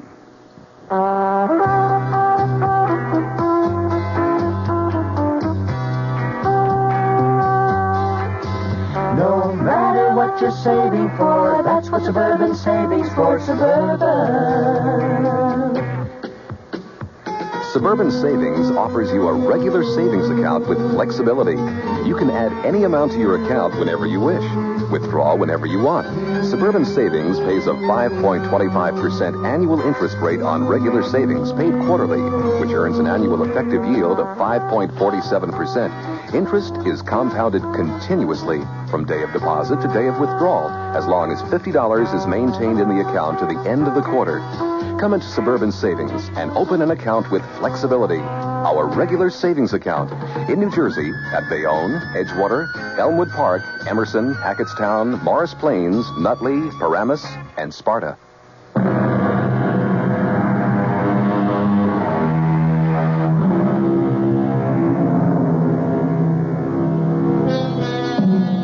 An almost always misquoted quote by an obscure poet is the theme of tonight's Spine Tingler. Backward, turn backward, O time, in thy flight. If you haven't spotted the misquote, I'll clear it up for you later. Concentrate first on the fascinating problem of a man with fatal brain injury who still finds time to talk to himself. Are you taking him straight to surgery? No, not yet. Pre-op first. And an operating team has to be assembled. Can I hang around on the chance while he's talking to himself I can get a lead? Be my guest. But with that bullet in his brain, I doubt if even subconsciously he can track anymore. But he's still trying to say something. To who? Us? Himself? Fake daddy in the sky. I don't know. He may be louder. Oh, if you could But he sure ain't clearer. I'd give a lot to know if he's really making any sense or what he's trying to say. I never had a chance. I should have had a chance. Somebody should have given me a chance. What kind of chance, Mort? What? What kind of chance should you have? Well, the cards were all stacked against me. I mean, how was I to know? The cards were stacked. So? Don't you see, if I'd even suspected for a moment, if I thought that my own wife... what's the use? Don't give up yet, Mort. Look, mister, I don't know who you are, and it's like I'm wasting my breath. But I can tell you something. If I could have yesterday to live over... Suppose you could. What would you change? You'd have to know what happened to me first. Suppose you could convince me that yesterday should be lived over. Would you be willing for me to give you that opportunity? If it were only possible. Well, tell me why you'd like to ask for yesterday over again. What have I got to lose? That's quite a leading question. One you'll have to answer for yourself. Do you want to tell me about yesterday? It started like any other day. The tight pull behind my eyes, the furry tongue, the shivery feeling of insecurity. Not just because my legs and my hands were shaky, but because my mind was sticky and not quite tracked, and because I had that sick feeling that I'd failed Cherry again, that I was less than a wife should expect. Oh, crying out loud, Mort. Your alarm to wake you up. Turn it off. Oh, sure, honey. Sure. Did you have a bad night, baby? What'd you expect with you turning and twisting and moaning? I didn't sleep. I'm sorry, honey. It's just that I'm going crazy. I don't know what I'm going to do. I thought you said your horse had to come in today. It has. 15 straight days. The favorite has run out of the money. The law of averages has got to catch up. So, today you'll win. And everything's fine again. There's only one hitch. What? To put down a bet, you got to have the scratch. I haven't got any. So, you'll borrow some. Yeah, where? Well, Uncle Joe wouldn't give you some. Oh, come on, Sherry. You know my partner wouldn't lend his mother a dime without good security, and I'm not even real family. Well, he always says you're like a son to him. Yeah, it's because he let me buy a piece of the business so he could have a diamond cutter's salary and work me 10 hours a day for free. I don't know why you let him get away with it. Look, it's the carrot on the stick, sweetheart. He dangles it in front of my nose every day. Like a son you are to me, Mort. Someday this is going to be all yours. I wish he'd die already. Don't get your hopes up. He's as tough as an old shoe. I got to get going. No, wait a minute, Mort. What? About the bet. If you don't want to ask Uncle Joe, why don't you borrow from a bank? Sherry, you know I've got no credit. Well, you've got the piece of the business. I've used that as collateral. Your insurance. That's tied up, too. Then you're really flat, huh? I'm up to my ears in hock. I'm worth nothing. Only thing I've got left that's worth a cent is my body, and I wish to God I had the guts to fall out a window so at least you'd be able to... Hush. Hush, honey. Don't you dare talk like... We'll work it out. You'll see. I don't deserve you, honey. Now, let's not go into that. Look, why don't you take your shower and shave, and you and me will get our heads together over breakfast and see what we can figure out. That's a good idea, honey. I won't be long. Take your time. You know you're the best wife a man ever had? Mm-hmm. Just you keep thinking that way. Sherry? Whatever it is, it'll wait till breakfast. Now get in the shower. I thought he'd never move. Gee, come on. Come on, take it easy. Come on. Yeah? Herb, it's me, Sherry. Hi, sugar. Why so early? I just want to tell you we finally got a little pigeon right where we want him. Did he leave already? No, he's in the shower. But he finally admitted it this morning. He hit bottom. So do we go ahead? You know the deal, sugar. You can count on me. Then we move. More coffee, Mort? No. I wish we had more time to think. If only you'd been here last night, at least I could have slept on it. Oh, I'm sorry I was so late. But you know Marge. I don't know why you spend so much time with her. Oh, she's a good friend. And with you working the hours you do, I know. I guess I shouldn't complain. Well, never mind. Anyways, it's like I told you. Marge is a wonder with the Ouija board. And how she could have read my mind and all about worrying over you. She actually said that I was going to make a killing today? Her very words. I just got to hit a winner. Never mind Ouija boards. It's plain mathematics. So, go ahead. Make the bet. Without cash? Well, now, surely that old bookie of yours will take your check. You've been a good customer. And then you can pay him when you win. Mm-hmm. And suppose I lose? Mort, will you think positive for once? This is going to work out just right for us. I know it. All right. I'm going to take a chance, honey. I mean, what could they do if I lose? You can't get blood out of a stone. Ah, that's the way. Now, you just keep thinking positive. Yeah? Oh, Herb, it's Mort Herman. Hi, Mort. What's your action? Look, I want to get a bet down on the 4th at Jasper Gardens today. You got it. What horse? How much? The favorite. Final chance. 1,000 on the nose. Gee. That's a little steep, Mort. I want that covered. Well, it's Saturday. The banks are closed, Herb. Yeah. I mean, I don't have that much on me in cash, you know. I'll tell you what. You drop me off your personal check on the way down and you got your bet. With a real good customer like you, what have I got to lose, huh?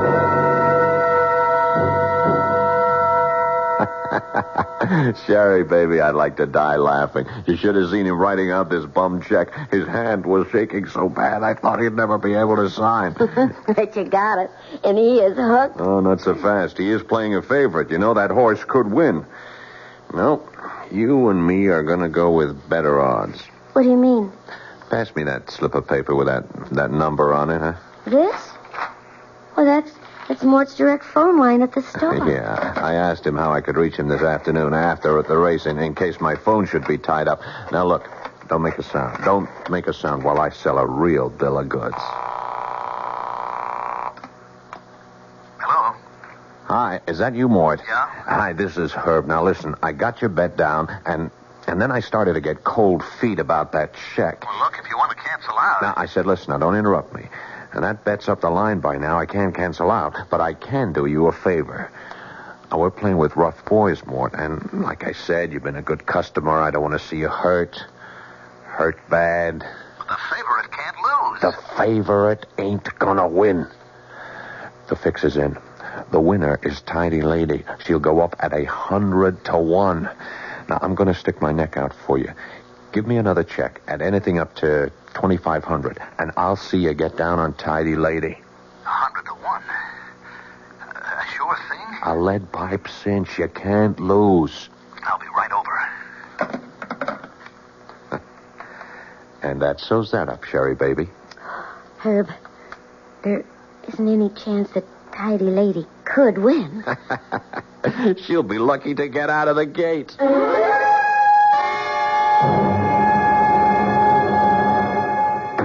Sherry, where are you? In the living room, Mort. Sherry, the most awful thing has happened. The horse I bet... Herb, what are you... How did you get here? Well, Herb's been trying to reach you at the office, darling. Oh, well, I'll just leave you two alone. Too bad it was the wrong horse, huh, Mort? Herb, what happened? You told me Tidy Lady couldn't lose. Yeah. Sorry about that. Even a bookie gets bum information. Well, let's get our business settled. I got $1,000 for you on final chance. She went off at even money. So that means you owe $1,500 on the other bet. But you said Tidy Lady couldn't lose. That's the Phillies for you. Can't trust them. And I can't trust you, Mort. Can I? Now, look, Herb. You know and I know these checks ain't worth the paper they're written on. If I dropped them, they'd bounce out of sight. Now, what are you going to do to make them good? Now, Herb, give me a chance, will you? Give me a break. Oh, yeah, sure, I might, Mort, but the men upstairs, not a chance. I'm only an errand boy. These are hard cases, Mort. You better pay off. How can I? Well, there is one way. Let me show you the only out you got.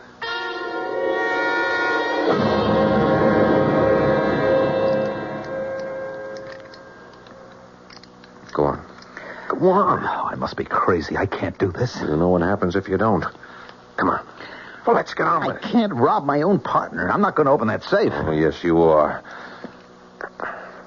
Does this get it through your head? I'm not wasting any more time. But put the gun away. Oh, no.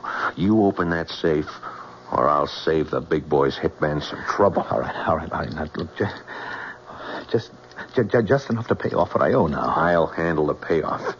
You open up. There we are. That's it. Now, start scooping them up. But look, Herb. All of them.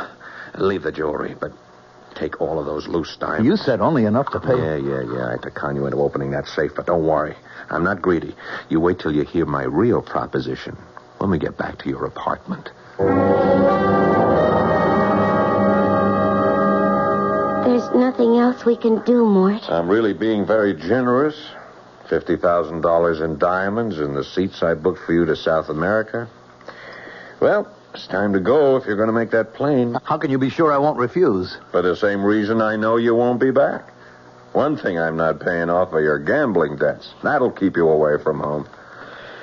Well, Mrs. Herman, are you all packed as I requested? Yes? And I'll drive you to the airport, just to make sure you get off all right.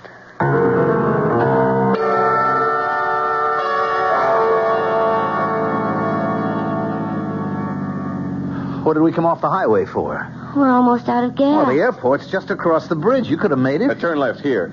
Right here, under the bridge. There's no gas station down here. This road goes right to the river. That's a dead end. You are so right, Mort. Particularly for you. What do you mean? End of the line. But I'm going to South America. You said there were 2 tickets? Yeah. For Sherry and me. What? Didn't you ever think it was funny? My dear friend Marge never came to visit us. You mean it was always Herb and you? Sure. It takes someone as stupid as you not to guess. Where's your car, Herb? It's on the other side of the wharf, honey. But don't go yet. I'll need you to help me get this car rolling into the river. Oh, I don't want to be here. No. You're not going to kill me, Herb. You're not going to kill me. As soon as that plane is making enough racket to kill the sound of... Herb, no. Now. Herb.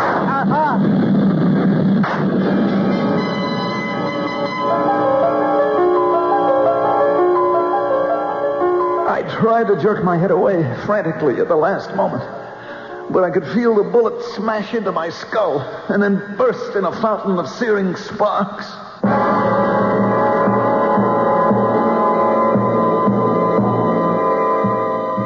But did Mort Herman really die?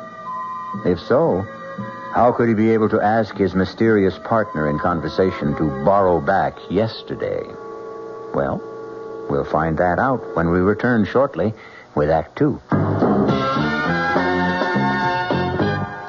Ever see a beer drinker pour his beer real easy down the side of the glass?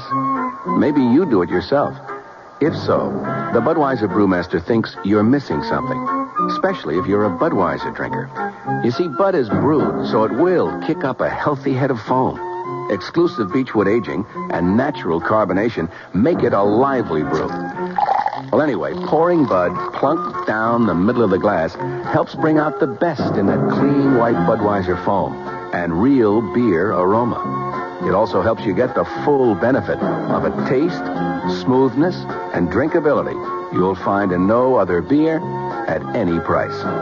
Remember, brewing beer right does make a difference. Next time, pour that Budweiser right down the middle and see for yourself. Anheuser-Busch, St. Louis. WOR, your Mystery Theater station in New York. Hey, Ma, what's for dinner? Hey, Ma, what you got? Hey, Ma, will it be much longer? My hunger's getting stronger and I can't wait. She loves her family. She wants the best. She does all that she can do. She lets ShopRite do the rest. Hey, Ma, what's for dinner? Hey, Ma, what you got? What's for dinner? How about Armour canned ham, 3-pound size, $3.99. ShopRite, grade A frozen green beans, 9-ounce packages, 6 for $1. ShopRite Dairy Case Homestyle biscuits, 8-ounce packages, 5 for 49 cents. She loves her family. She wants the best. She does all that she can do. She lets ShopRite do the rest. Hey, Ma, what's for dinner? ShopRite has the answer.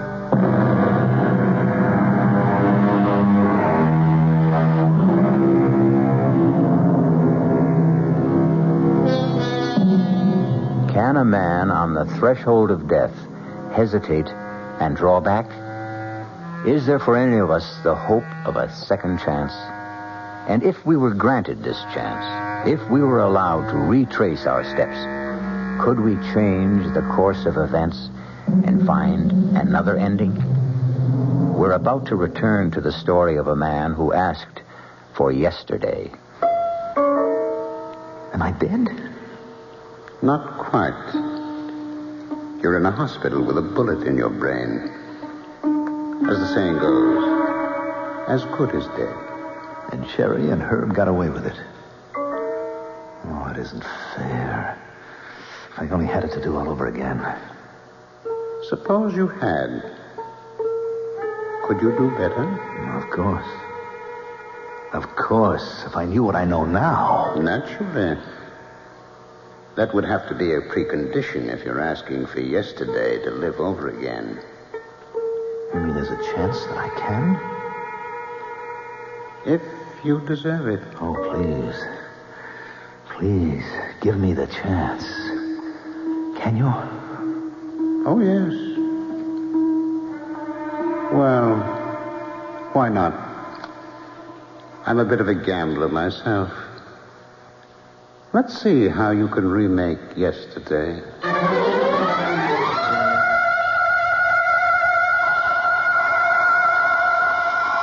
Oh, for crying out loud, Mort. It's your alarm to wake you up. Turn it off. Oh, sure, honey. Wow. Oh, you have a bad night, honey? Oh, what'd you expect? With you turning and twisting and groaning and moaning, I didn't sleep. I'm sorry, honey. It's just that I'm going crazy. I don't know what I'm going to do. But that was yesterday. Now I know what I'm going to do. Or at least what I'm not going to do. I was aware of Sherry's voice saying all the things as we had said them. But I was thinking to myself how I hated her, knowing the truth. Her pretense of love, the story about her friend Marge. Well, now that I knew I was the one marked for the kill, things were going to be different. But not till I was ready. Till then, it had to stay the same. Yeah? Herb, it's Mort Herman. Hi, Mort. What's your action?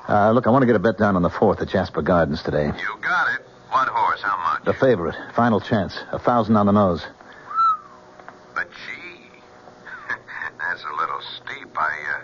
I'd want that cover. Look, it's Saturday, Herb. The banks are closed. Yeah. I mean, I haven't got that much on me in cash. I'll tell you what. Drop me off your personal. It was hard to sound scared the way I had before, knowing that slimy rat was two-timing me with Sherry. But I had to play it out so he wouldn't know this time. Know that he was going to be the one that got hooked.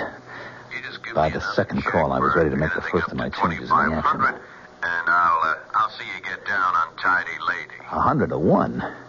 A sure thing? I'll let pipe cinch. You can't lose. Oh, boy, look, I know I can trust you, Herb. You wouldn't steer me wrong. You know it, kid. Well, look, all right, how about giving me a real break now? Spring me for a big one. 10G.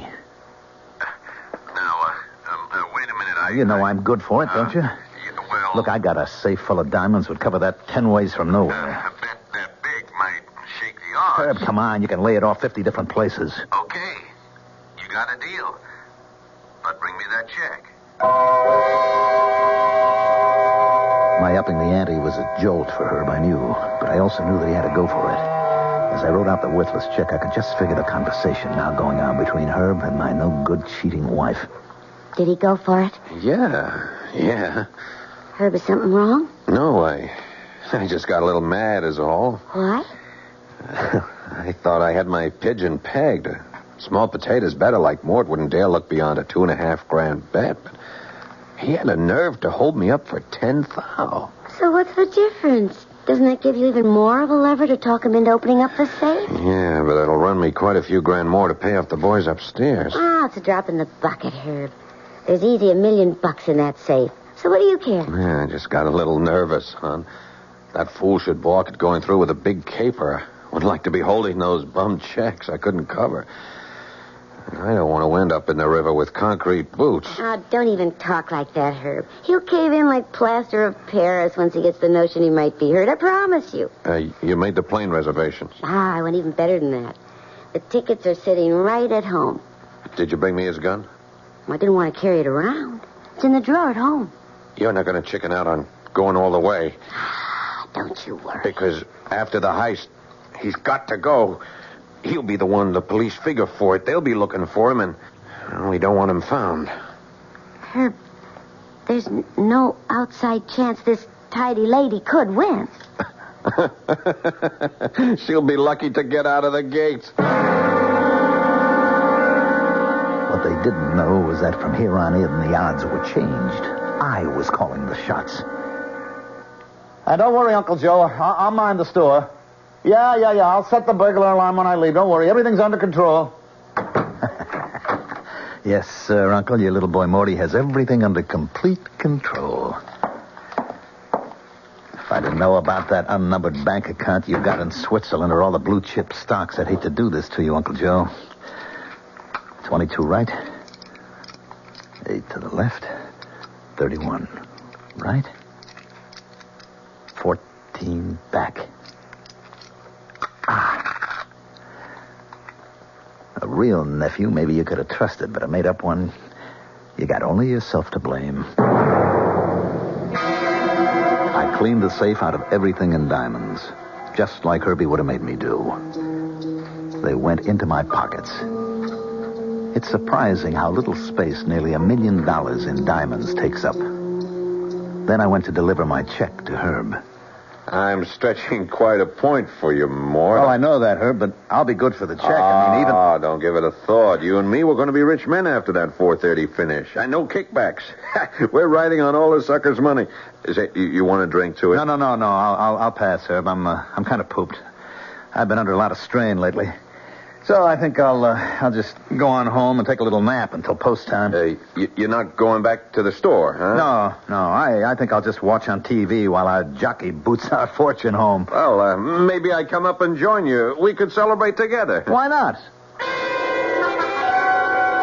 Not in a million years, Herbie. Not ever. You're not seeing me again. When I heard you laying off those bets that you had to guarantee personally, my score with you was all settled. Who's that? Me. Mort. What are you doing home so early? Why, aren't you glad to see me? Well, of course, sweetie, but... What are you doing with the gun? Just checking to see if it's loaded. Why? Well, you know I always do that when I'm carrying diamonds. Diamonds? You're carrying some now? Yep. Oh, what for? I'm going on a trip. When? Right now. Oh, but I thought... You thought what? Well, I thought... Well, didn't you have a bet on a horse or something? That's right, I do. 2 of them, to be exact. On the same race. Well, I don't understand. Yeah. Pistol's all set now. I think you do, Sherry. What? Understand. Well, Mort, honey, you're so strange. What are you trying to say to me? I'm not trying, honey. I'm going to lay it right on the line for you. How long have you and Herb been closing me out? What? Knock it off, Sherry. I can do without the injured innocence. I know the whole scheme, so you better come clean. Well, I don't know what you're talking about. You got tired of me, Sherry. Maybe you only married me in the beginning because diamonds were very big in your eyes. But I blew it all because I ran to the ponies. And they cleaned out what little I had. And then you met my bookie. You want to know something? I never really took a close look at him until today. He's quite a hunk of man. If you'd have told me, maybe I couldn't have blamed you for going for him instead of... No, look, Mort, before you do something crazy, just... No, not crazy, baby. No more. Don't point that at me. Don't you think I have the right? Why? Because you know my horse is going to lose. And then I'm set up to open the safe, Sherry. Then when it's opened, your lover is going to clean it all out, pointing this gun at me. And then you're going to drive me out to the airport and shoot me and put me in my car and sink it in the river while you and Herb take off for South America together. Isn't that the plan? How could you know? I mean, what are you talking about? You, me, and Herb. And the future. I ought to put a bullet in your head right now. No, Mort, no. No, listen to me. I'm Sherry. You're Sherry. Your wife. Someone who'd do anything for you. Oh, to me. No, Mort, please. No, give me a chance. Whatever's in your mind, we can work this out. Can't we somehow? Oh, my God, Mort, can't we somehow? Please.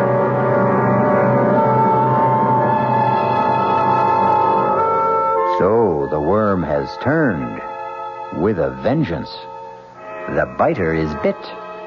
And the man who asked for yesterday seems in full control and in command of history, with the power to change the shadow that coming events cast their shadow before. We'll see just how when I return shortly with Act 3. And now another tale of the ball and chain. At Kellogg's Special K Presents the good, the bad, and the heavy. Why is that cowboy wearing a ball and chain? Because carrying around extra pounds can be just like carrying around a ball and chain. How symbolic. What will it be, senor? Give me the Special K breakfast. Here you go. For a Special K, skim milk, orange juice, and coffee. Say, don't I know you from someplace? You probably don't recognize me with my ball and chain. I used to be 10 pounds lighter, but I'm getting back that way by exercising and eating smart at every meal. Starting with this here Special K breakfast. What's so special? It's less than 240 calories, 99% fat-free, and delicious. It's going to help me get rid of this here ball and chain. I bet your horse will be glad to hear that. Another ball and chain bites the dust. Your happy ending could begin with the Kellogg's Special K breakfast. That's Kellogg's Special K. That's right. Good night. Of course, you remember the ad that said, "Follow that man, Agent X-39. A man with a long midnight blue cape and a beautiful burgundy silk lining. Send your name and address to Box 42, Aquanamonoc, Wisconsin, Big Shot Division. Follow that man. Carry a Malacca cane with an ivory head. Small wonder I'm what I am today. Nothing. Operative X-39.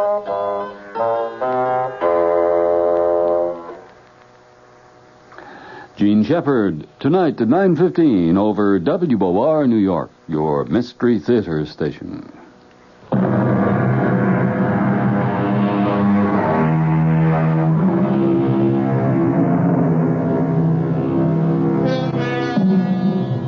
A woman has begged for forgiveness. A woman we already know deserves none. And what about her husband? A man with a miraculous second chance. Has he the humanity to be forgiving? Can he change the already preordained course of fate? In the first playing out of this particular chain of events, who was the ultimate victim? And who escaped? The answers are waiting. Please, Mort, give me a chance. I think we can work it out, Sherry. With your cooperation. Well, just tell me how. It'll be just the way you and her planned it. Except that I'll be using the other ticket that you've already reserved for South America. But what do we use for money? Just what you and Herb would have used. I already have the diamonds.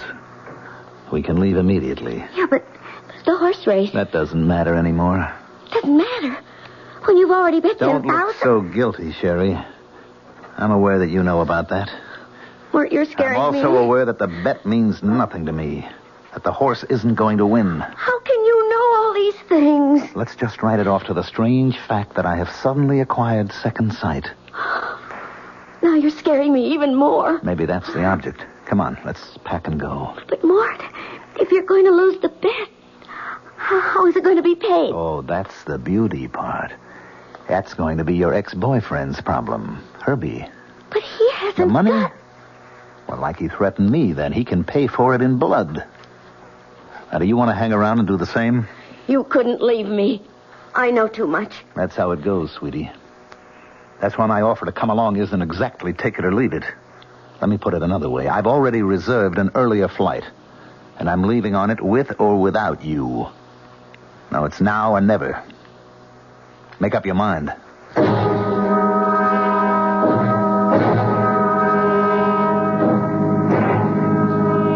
Mort? What? It still isn't too late. Too late for what? To go back. Start all over. How? Well, the race hasn't been run. I could talk to Herb. Maybe get him to call off the bet? Forget it, Sherry. The bets are down, all of them. It's too late to call anything back. What are you slowing down for? We need some gas. We must have enough to get us to the airport. We're right at the bridge. Oh, I wish you could know how familiar this conversation sounds. Why are you turning off? We have an appointment right below the bridge here. You're scaring me again. More... What is it about you that... Maybe I've become the agent of fate. The what? It's finally catching up to you, Sherry. I don't know what... Mort, don't turn left here. This is a dead end. It ends at the river. I found that out once. Well, Mort, I think you're crazy. Mort, let me out of here. Oh, no, sweetie. I can't do that. A coffin is a coffin, no matter who the corpse turns out to be. What do you mean? You and her planned for it to be me. I've just revised the plan. Put that I've gun decided away. the only one that really deserves to be shot is you. Goodbye, Sherry. Welcome to my grave. I forgot I should have waited for a plane going over to drown out the shot that killed Sherry. But it didn't really matter. No one heard it but the two of us. It wasn't much of a climb back to the highway, and I had plenty of time to walk to the airport. I had no baggage except $1 million worth of diamonds. And for the first time in as long as I could remember, I was free. Ladies and gentlemen, your attention, please. An unexpected total inversion due to extreme weather conditions, aggravated by a heavy smog, has caused a temporary shutdown in all air traffic. Arriving planes are being shunted to alternate landing fields, and there will be no takeoffs on all scheduled airlines until further notice.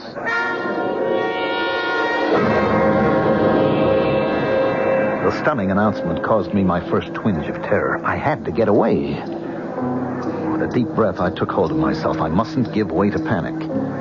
I was safe till at least Monday, as far as the diamonds were concerned. Their loss wouldn't be discovered until then. But I had to get out of town before the race was run and lost. I knew Herbie would be looking for me. I could head for the nearest airport that was cleared and take a plane from there. The answer was just across the terminal building. Your attention, please. Oh, miss? Excuse me, miss? I'll be with you in just a minute, I've sir. been waiting for almost half an hour. Be back in a moment. Some panic, huh? You think there was a war on or something, huh? They've canceled all the flights. Yeah, I just heard. I come in here to use the plumbing. Now I see where maybe I'm going to make a heavy buck today. Why? What do you mean? What do you say, mister? I run a hack. Oh, excuse me just a minute. Miss? It's a car you want to rent, sir. I'm sorry, but there isn't a thing. You want to go back to the city, friend? Like I was saying, I got a hack outside. Oh, brother, you're a lifesaver. Yeah, well, you hear the deal. 50 smackers. I'll tell you what. You take me to the nearest airport where planes are flying, and I'll pay all expenses and $100 bonus. No sale, friend. I'm a family man. I don't show up for dinner. The wife would clobber me. Besides, save your dough. For a 5-0, I take you to the railroad station. You get a train out. A train? Yeah, sure. Come on.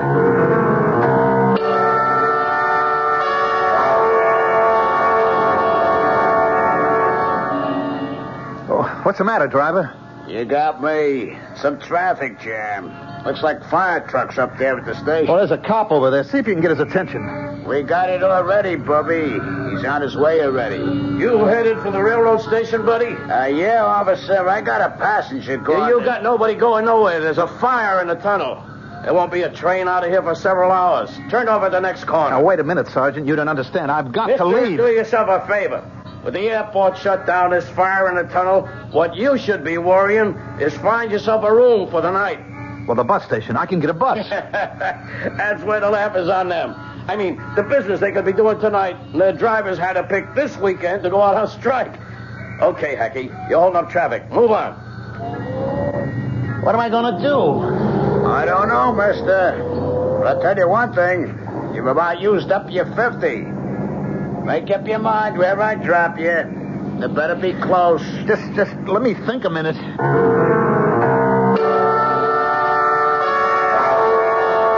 It was a nightmare. The bad dream to end all bad dreams. You know the kind. Where you have to escape, But you can only move in slow motion. Your feet are buried in mud like glue. You're caught. You're trapped. You're helpless. You know there's no way out. Okay, Mac. This is it. End of the line. I don't take you no further. Hey, watch it, Bubby.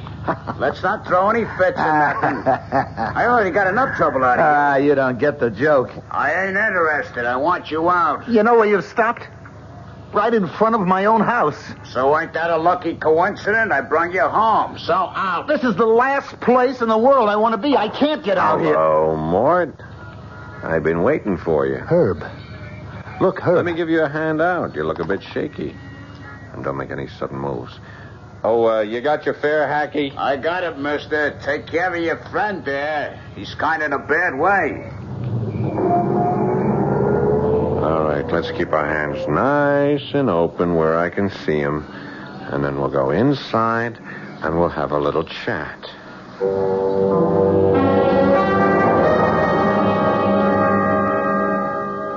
So when you heard the race results, you came back to pay off your debt to me, and you left Sherry waiting for you at the airport, right? That's right, Herb. And you want to pay me off in dimes. Well, like I told you this morning, I don't have the cash on hand. Yeah, I'll get that. Yeah. Oh, yeah, this is Mr. Herman. Oh, they are? Oh, that's fine. Yeah. Yeah, I'll be there to pick him up. Right away. Yeah, thank you for calling. What was that? The airport. Ceiling is lifted. They're flying again. They wanted to confirm your reservations. You're on the next flight out. Well, how am I going to get there? I got my car outside. Our business is all finished. I'll drive you out to the airport. Come on, Mort. We don't want to keep Mrs. Herman waiting.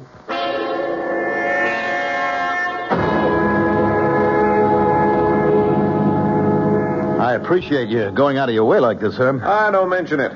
As a matter of fact, it just fits in with my plans. What are you doing? Don't turn off here. You and I have a little final business to complete. No. Not under the bridge. Oh, you know this little spot, huh? Is that where you gave it to Sherry? What are you talking about? Come on, jerk.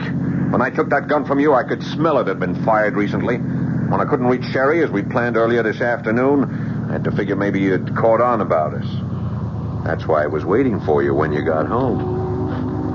What did you do with her, Mort? I don't know what you're talking about. Sure you do. Come on, get out. Now, give me your coat. Herb, please. Please. Coat, jacket, pants. I want all the diamonds. Herb, please. Did you give her any chance? What did you do, shove her back in your car and roll it in? Look, she had no right. Okay, you forget it. Now, you just drop those clothes and walk to the edge of the pier. I wish I had a car to bury you in. But I'll take my chances on the tide. Move! It didn't make any difference. It all turned out the same, didn't it, Herb? I don't know what you're talking about. But by me, it comes out even. Goodbye, Mort.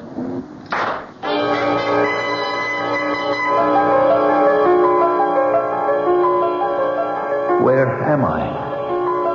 Right back where you started. But I didn't change anything.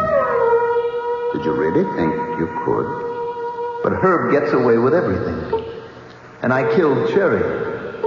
At least she could still have been alive. Well, don't worry about that. Think back to the first of your yesterdays. Remember a second shot? Herb sent Cherry with you into the river, locked in the car. Well, then how did I... Well, you were in the back seat. The door wasn't closed completely. The water pressure opened. You surfaced and drifted on the tide to the bank, where a police sergeant found you and brought you here. Where? To the hospital. They're operating on you right now. Then I'll live? Do you think you should? I could prove it to you. If you'd just let me have yesterday again. Oh, no. No, I'm quite satisfied now. About what? That you belong to me. Now I pick up my part of the bargain. Your part. Tomorrow. I'll take care of all your tomorrows.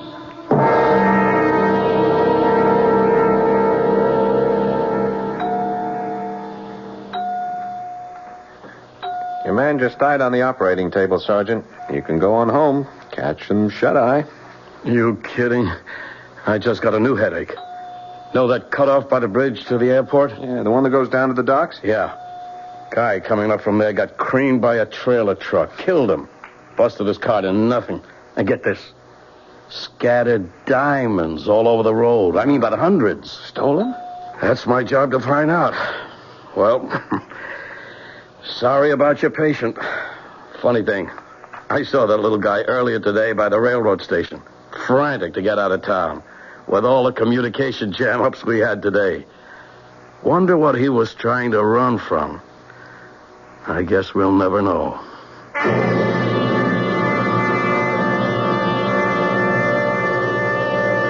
But we do, even if the sergeant never learns. And we also know it caught up with him. He was a weak little man, and a scared little man, and a stupid little man. None of which is any excuse. Mort Herman got exactly what he deserved. I'll be back shortly. John Wingate here, and a reminder, if you're only getting 400 yards to a gallon of gasoline, may I make a suggestion? You can drive around this weekend in your own backyard. You can take it to the car wash and drive back if you're getting 400 yards to a gallon, okay? Seriously, on the Wingate News Digest at 10 o'clock tonight, a big man of the Auto Club of New York will tell you if you're headed for the Poconos, for Rockland, for Westchester, for the Hamptons, watch out. Gas is dry all over the city. Another special tonight. A major home heating oil distributor says you're in luck. The price is going down. And he doubts the entire shortage. Doubts it, and he'll tell you why. Then later, someone you don't know, a 16-year-old. What he thinks of, quote, the energy crisis, of Mr. Nixon's speech, of everything. What ambitions, if any, for a 16-year-old kid in New York. Wingate News Digest, tonight, 10 o'clock, WOR. This is WOR New York, your Mystery Theater station.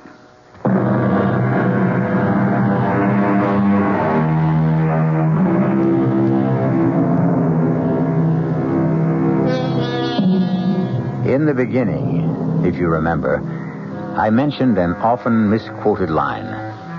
Backward, turn backward, O time, in thy flight. It was written by a lady named Elizabeth Akers Allen, and the misquote is one word. Not thy, it's your flight. But the preposition is of minor interest. It's the adverb that really matters. Backward. To turn time backward. One of man's dreams since time began. An idle dream, as we know now, because even if we could, in the end, it turns out just the same. Our cast included Mandel Kramer, Paul Hecht, Evie Juster, Ralph Bell, and Gil Mack. The entire production was under the direction of Hyman Brown. And now, a preview of our next tale. You'll have to believe me that Leo won't give me a divorce. Don't you see how easy it would be to take his place? Yeah, fine, but what happens to him? Well, that's the problem, isn't it? Yeah, that's the problem. I thought maybe you could think of a way out. Yeah, I can, but I don't like it. Try it on me. No, I think you've already tried it on, and you like it. Maybe. Not maybe, positively. That's what you wanted to lay on me when you said you wanted to talk. You're not only sexy, but you're smart. Yeah, you bet. Smart enough to stay away from murder. Well, who said anything about murder? I did, my lovely. I did. I said murder. Radio Mystery Theater was sponsored in part by the Kellogg Company, makers of Kellogg's Special K cereal. This is E.G. Marshall inviting you to return to our Mystery Theater for another adventure in the macabre. Until next time, pleasant dreams.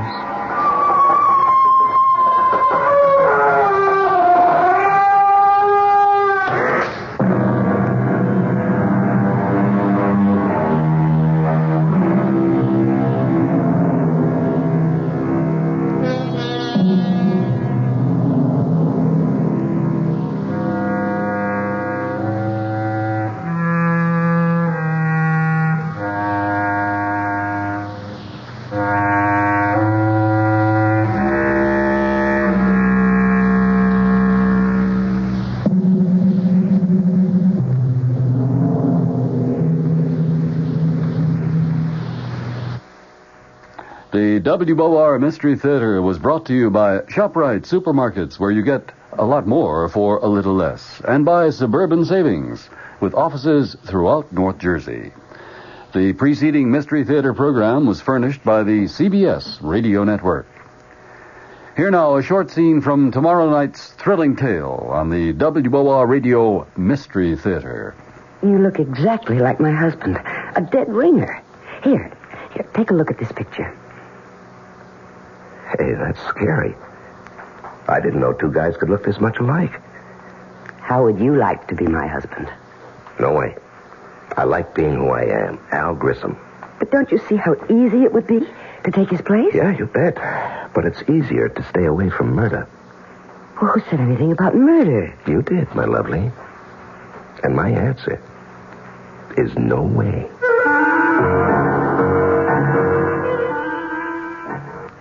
Dead Ringer, starring John Lovejoy with E.G. Marshall host.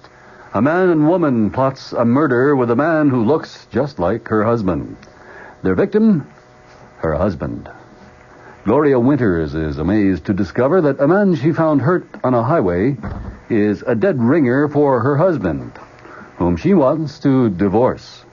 The two are attracted to each other, and soon are figuring out a way to get rid of her husband, but not his fortune. Our cast tomorrow night will include Joan Lovejoy, Leon Janney, Larry Haynes, Bob Dryden, and Paul Hecht. The WOR Mystery Theater. Good evening, everyone. This is Patricia McCann. Samira and Muhammad Salan will talk about the food of Lebanon tomorrow morning at 11:15 a.m. Along with other members of their family, they run a Middle Eastern restaurant right here.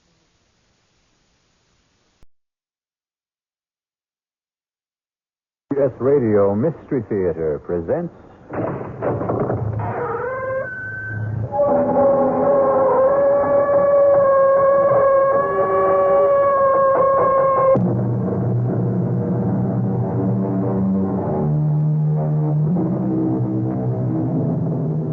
Come in. Welcome. I'm E.G. Marshall. Welcome to the fear you can hear. Welcome to the sounds of suspense.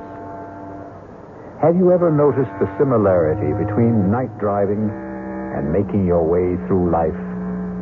Driving at night, you can only see as far as your headlights show you the road. You never know what's over the next hill or around the next curve. And even on a straight road, your vision only extends as far as your lights. Life is very much the same. None of us really knows what lies ahead. You look exactly like my husband. A dead ringer. Here, take a look at this picture. Hey, that's scary. I didn't know two guys could look this much alike. How would you like to be my husband? No way. I like being who I am, Al Grissom. But don't you see how easy it would be to take his place? Yeah, you bet. But it's easier to stay away from murder. Well, who said anything about murder? You did, my lovely. And my answer is no way.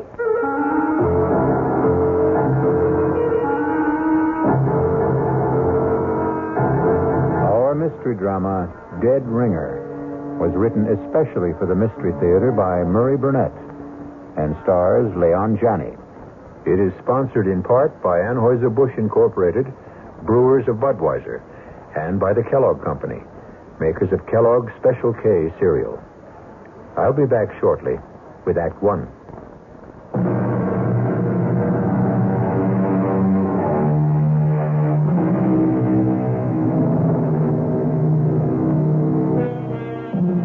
You're on a blacktop country road about 18 miles east of the little town of Eudalia. It's raining hard. You're driving a Citroen Maserati, and it handles. But you have your problems. You're going to be late for dinner, and you have a husband who doesn't appreciate lateness. The night seems to be getting blacker, and the rain shows no sign of easing. Darn this rain. While I'm at it, darn the weatherman who promised clear and cool weather. Your name is Gloria Winters. And then the headlights pick up something in the road. Whatever it is, it's a problem because it doesn't seem to move. Come on, stupid, move. Get out of my way. My, it's a man.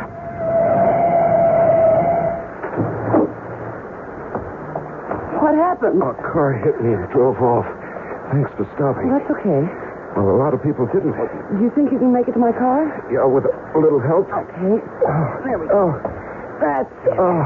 Steady now. Yeah, I guess I better. Just here. Just slip into the seat. Yeah. There you go. I'll close the door and come around the other side. Watch yourself. There's some crazy guys driving this road. You're soaked. And you are hurt. I'll take you to the Hermitage. What's that? The hospital. Oh, no. No hospital. You're bleeding. Now, looks worse than it is. It's sure playing hell with your car, huh? Well, you must go to a hospital. Oh, no way. But why? Because hospitals are for dying. Oh, that's crazy. That's what everyone tells me. Well, I don't care what Look, I can't ever thank you enough for picking me up, but I have this thing about hospitals. But you I promise you, I'm not going to die. Okay. Where to? The Three Coyotes Motel. It's just outside. I know where it is. Oh.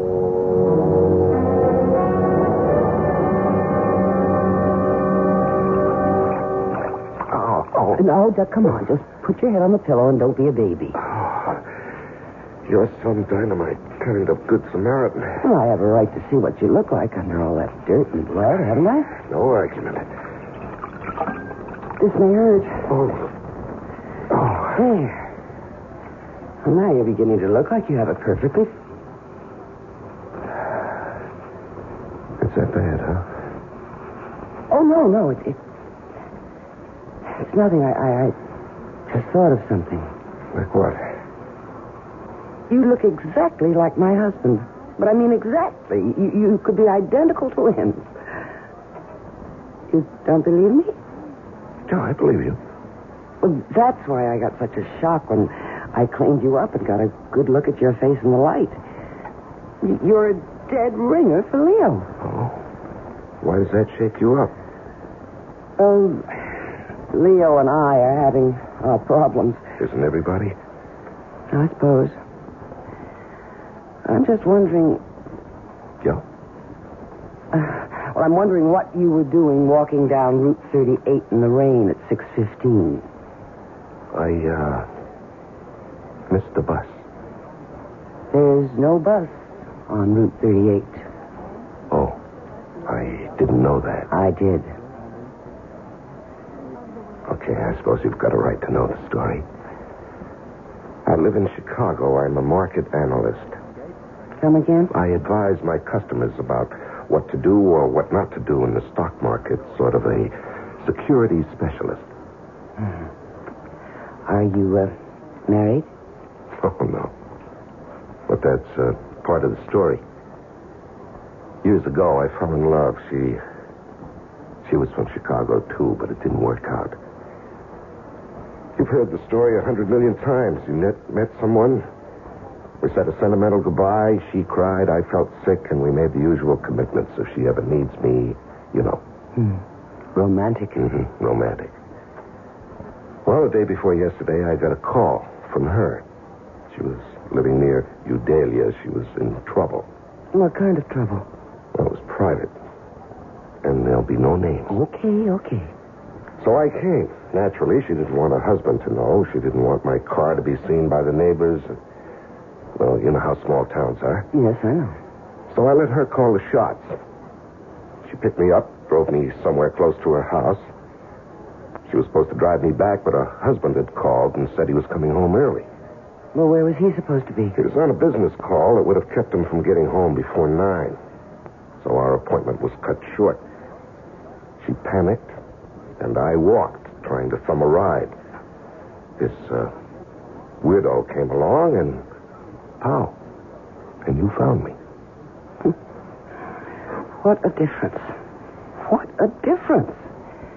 You look like Leo, but you were completely different. Leo wouldn't cross the street to help a blind, crippled kid find his crutch. While you... And you stopped and picked up a stranger lying in the road. Well, I told you that Leo and I don't get along. But you married him. I didn't know what it would be like. Anyway, what are you going to do now? Oh, I'm going to change motels and lie low until I can go back to Chicago without having to explain the way I look. What about the girl you came to help? No, that was a bad scene. No, nothing I can really do for her. She has a decision to make. So have I. Will you help me to make it? If I can. Oh, you can, Al. You can. In a very big way.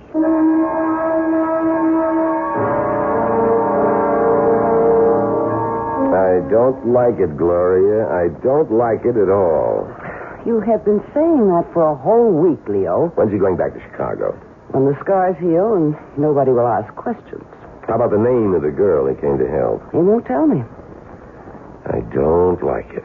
Oh, Leo, trust me. Why? Because I'm a woman. If you could give me one good reason. I've given you 1,000,000 reasons. $1 million. Al is the man who can do it for us. You really believe he's leveling about the securities market in his background? Maybe he's conning you. Why? Take a look in the mirror. All right. Suppose he is playing me for a sucker. And we're still all right, maybe even better. Just trust me. Do I have a choice? You always have a choice. Don't ever forget that. You made one the day you married me.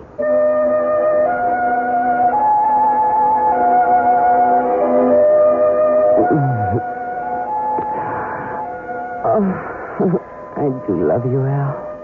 Me too. No. We have some serious Come things. here. Come on, I'll be serious. We can't go on like this. What? Isn't that what you were going to be so serious about? Tell me that we can't go on like this? Well, yes. How did you know? Oh, because people are more predictable than the stock market. And, darling, I've studied the market and I know its moves. Okay. Then continue. With what? What else I had to say? Oh, it was going to go something like this.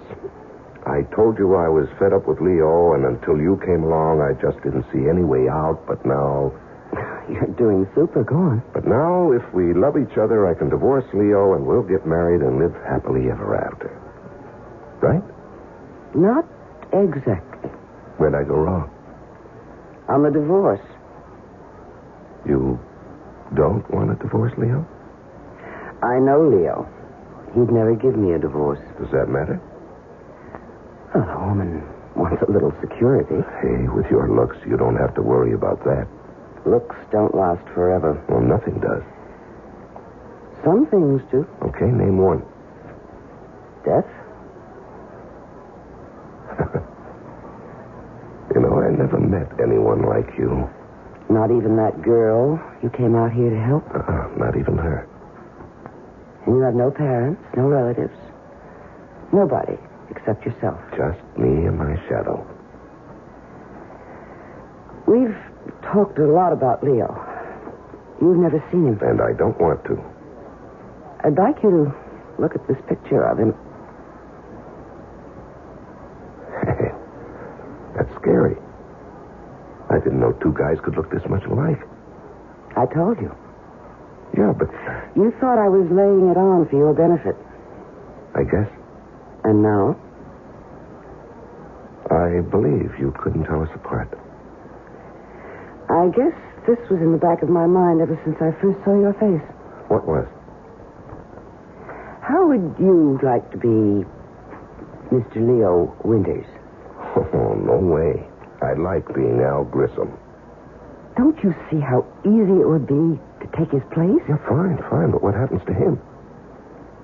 Well, that's the problem, isn't it? Yeah, that's the problem. I thought maybe you could think of a way out. Yeah, I can, but I don't like it. Try it on me. No, I think you've already tried it on, and you like it. Maybe. Not maybe, positively. That's what you wanted to lay on me when you said you wanted to talk. You're not only sexy, but you're smart. Yeah, you bet. Smart enough to stay away from murder. Well, who said anything about murder? I did, my lovely. I did. I said murder. And I also said no way. But that's stupid. You don't even know Leo. You're really serious about trying to get rid of him. Oh, think of what it would be like.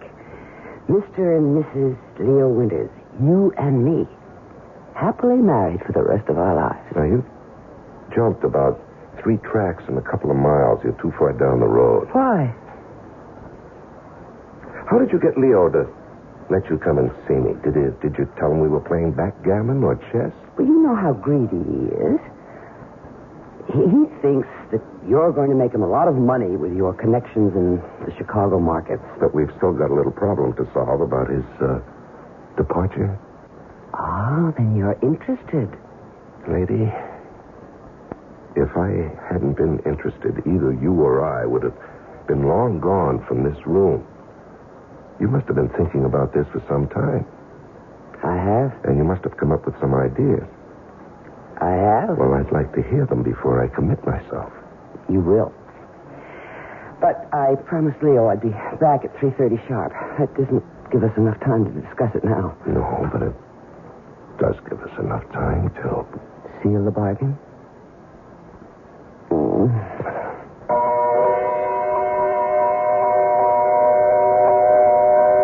Once you agree to discuss the idea of murdering someone, you've taken the first step along a road that is full of hairpin turns, some of which don't even have warning signs. We'll be back shortly with Act 2.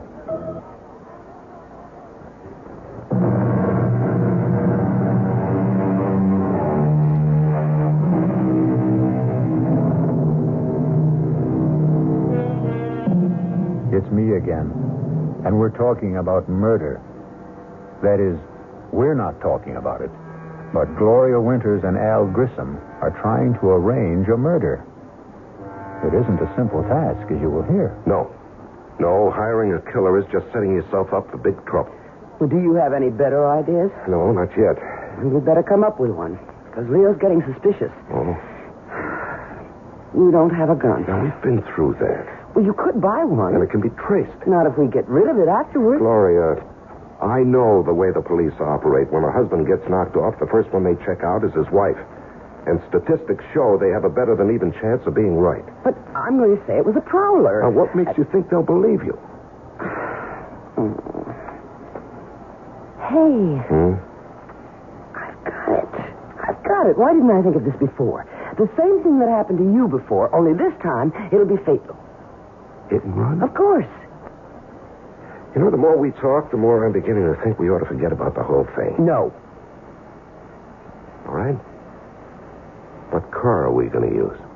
Well, we'll rent one under a false name. Mm-hmm. And who's going to rent it?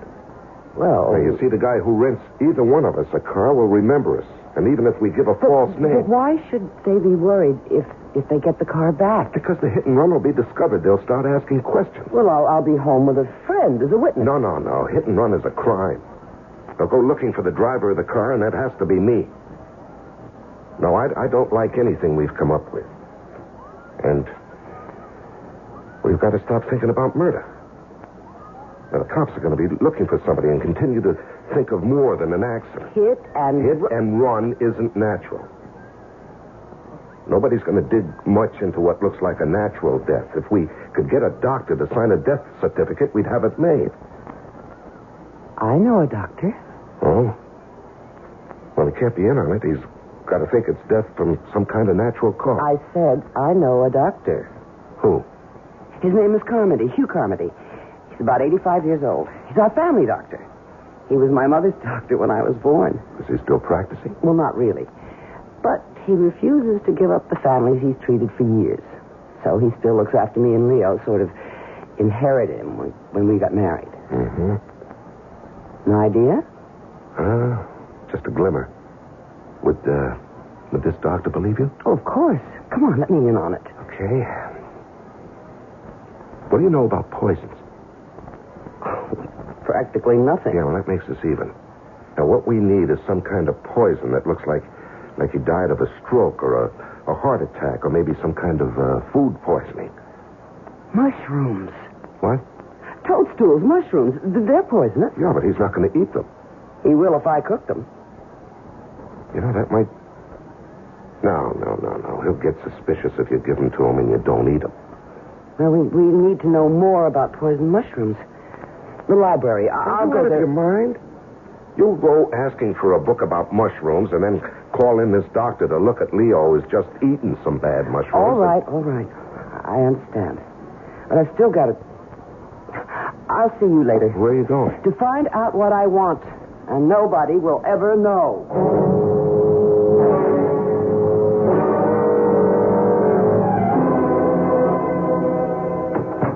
Al? B? Where have you been? To see Dr. Carmody. Of all the dumb plays. Relax, darling, and give me a kiss. I think I really have something. What did you do? Toadstool. A fleshy fungus that is poisonous or inedible as distinguished from an edible mushroom. Oh, great. We knew that before you left. But we didn't know that aconite, which was formerly much used as a cardiac and respiratory sedative, is the poison that comes from toadstool or monkshood and can be deadly. You didn't ask? Of course not. I know that Dr. Carmody always visits his few patients between 3 and 4, so I went to his office. Told the nurse I wasn't feeling well. Yeah. She knows me and let me in to wait in his office. And he has a lot of books. So I read. Yeah, and what did you tell Carmody when he came back? Oh, he's such an old love. I made up a story about being tired and not feeling well, and he gave me a tonic, which I'm going to get. You know, maybe we're getting somewhere. Oh, we're there, darling. We are there. All right, slow up. Now, first, where can we get the aconite? Aconite. Yeah, that's it. Suppose I told you we don't have to get it. Well, I'd like to hear why. Okay. My dad had a bad heart. Oh, how long ago was that? About 7 years. And you're telling me that this Dr. Carmody prescribed aconite? Right. Well, how do you know the stuff's still good? I don't. Well, it doesn't seem to be. Well, this is the only way we can handle it. If it doesn't work, we won't get into any trouble. And if it does, we won't get into any trouble either. So what have we got to lose? You know, when you put it that way... Do you know any other way? No. Then let's try it. Okay, let's work it out. Okay. Day after tomorrow, Thursday. Mm-hmm. That's Eileen's night out. Right. I'll buy the mushrooms tomorrow. Then I'll cook a great steak dinner with all the trimmings. And Leo and I will eat it. And you too? Of course, I'll have to. Mm-hmm. I won't eat too much, though. But enough to make me a little sick. Yeah. Then when Leo begins to feel sick, I'll suggest we call the doctor. Carmody? Of course, Carmody.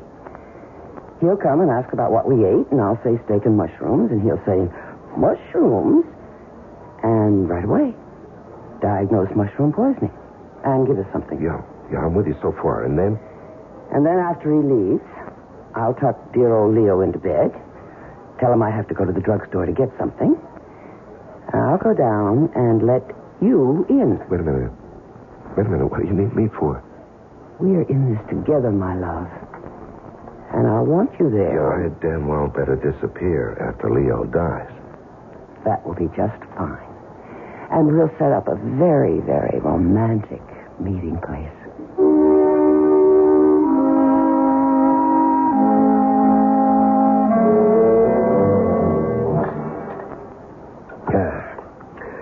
That's real good coffee, Gloria. Thank you, darling. You really should have made that pie. I gotta watch my figure. I know how much you love it. You want to go into the den? Oh, not particularly. Look. What? You feel all right? I feel fine. You sure those mushrooms were good? Of course. I don't know. I feel kind of funny. Even if they weren't, it's too soon for them to act up. How do you know? Oh, I've known about mushrooms since I was a kid. Well, all the same, I've got pains in my stomach. Call Dr. Carmody.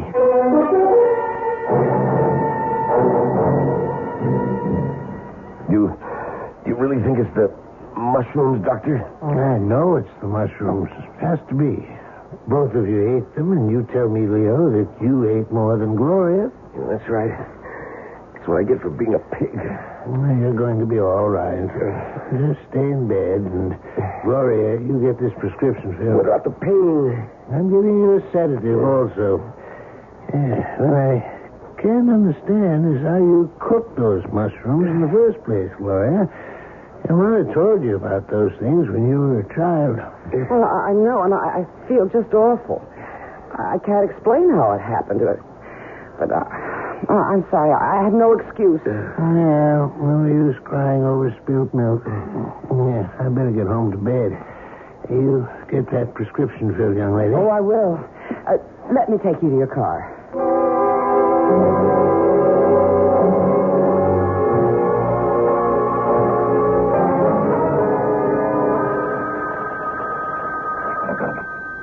Hello?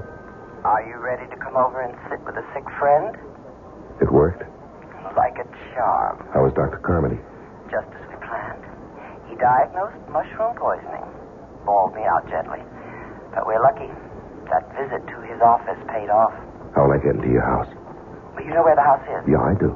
Park 3 blocks away on Green Tree Lane. Mm-hmm. You know that was the place I told you about off the road. Yeah, I remember. Don't walk the streets. Just cut across the fields. Mm-hmm. Head straight north. You better take a flashlight. Ours will be the first house you come to. The back door will be open. Okay, I'm on my way. Make it fast as you can. I think Leo heard me come back. He'll be yelling for his medicine.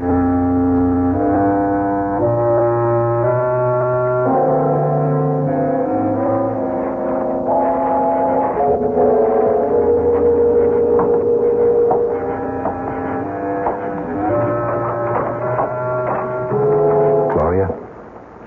Come in and shut the door. Okay. Did you lock it? No, that's a good idea. Here, let me. I'm waiting for the kettle to boil. Why? You don't think I can get him this stuff straight, do you? Well, why not? He's expecting medicine, isn't he? He won't taste it in his tea. He likes it sweet. And I am going to make it very sweet. There. Hand me the cup. No. You know, I could do with a cup of tea myself. How about something stronger? Oh, you got something? Oh, we're completely equipped. Oh, don't forget to wash out the glass and put it away. Don't worry. All right. Hey. That's plenty. Have to be able to walk straight. Drink as much as you want. I'll finish what you leave. Gloria! Yes, dear? What happened to the medicine? I better get upstairs. I'll be right back. Save me a drink? Yeah, how long will it take? Oh, don't ask me, Al, darling. It's the first time for me, too. This liquor tastes funny. You know, I'm imagining things. I better finish before she gets back. Hey, I feel funny. I better sit down.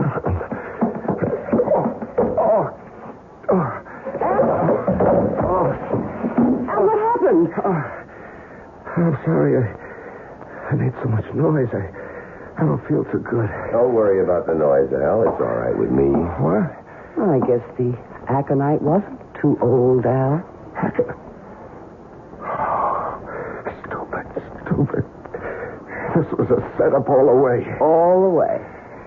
I must admit you did make it tough. Not as tough as you made it for me.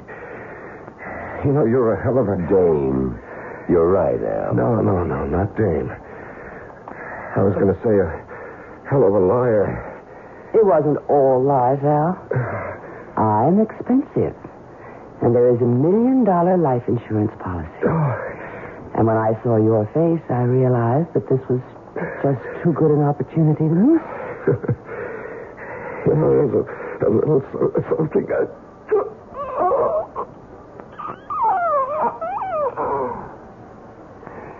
Help me get him upstairs and into my bed. Yes, dear. It's no time to get hysterical. No, I'm not. It's just funny to me that Al's going to wind up just where he wanted. In your bed.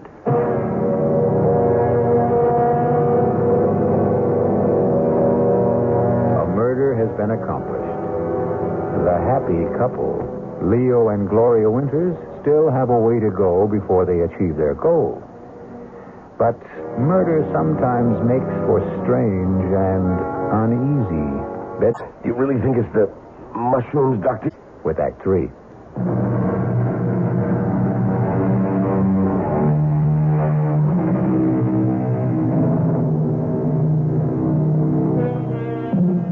The Scottish poet Robert Burns' oft-quoted line, "The best laid schemes of mice and men oft gang a glee," doesn't seem to apply here.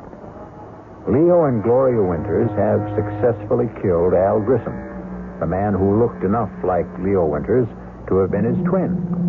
They've carried him up to Leo's bed, and now at 4 o'clock in the morning, a frantic Gloria has summoned her sleepy and bewildered family doctor, for whom she plays the distraught and bereaved wife.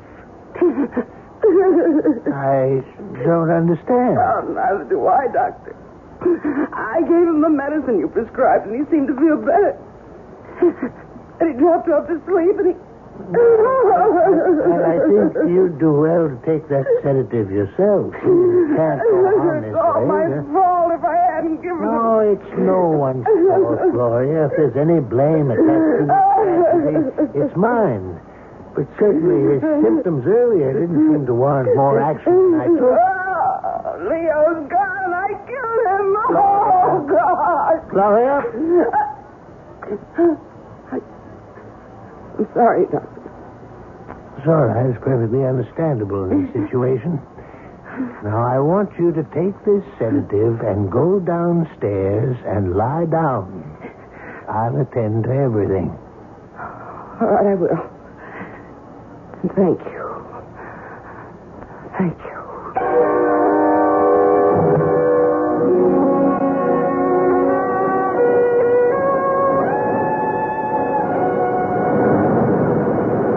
Oh, Gloria. Have I ever told you how clever you are? Not more than 1,000,000 times in the last week. That's an exaggeration. So? So I love you. You should. Without me, would we be here on Riviera and Pratt, living the way we've always wanted, with $1 million, and the whole world waiting to see that we enjoy ourselves? Do you think we can ever go back to the States? Well, I don't want to. Do you, Leo? Much to Leo. I'm sorry. I've been pretty good, though, lately, haven't I, Al? You've been great. You must have really been good with old Doc Carmody, too. Oh, he was so upset and so confused. I threw the most beautiful fit of hysterics you ever saw. Wish I could have seen it. Oh, so broken up. So he insisted on handling everything, even the insurance people. He never gave him a chance to question anything. He signed the death certificate and had the body out of the house and into the crematorium before they ever got there. What about returning to the U.S.?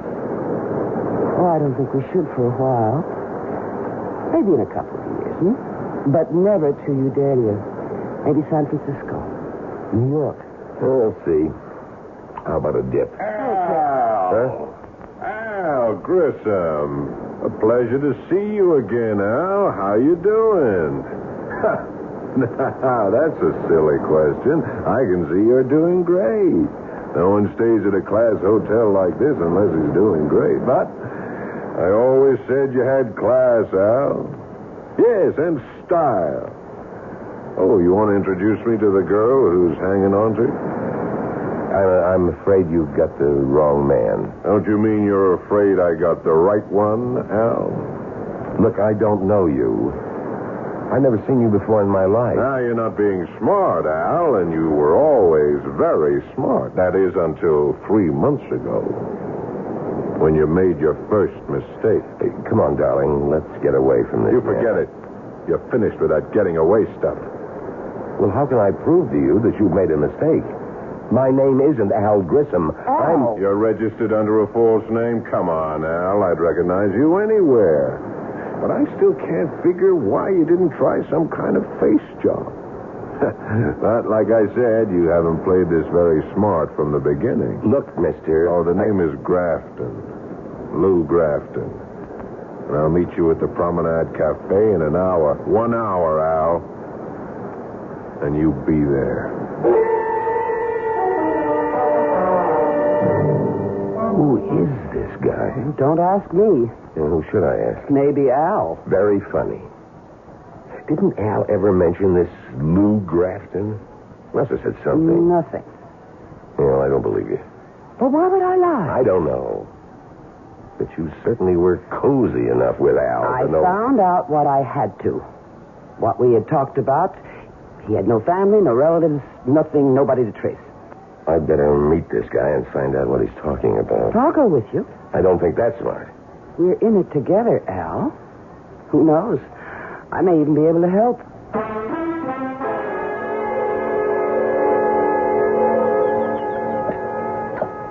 Glad you could make it, Al. Sit down.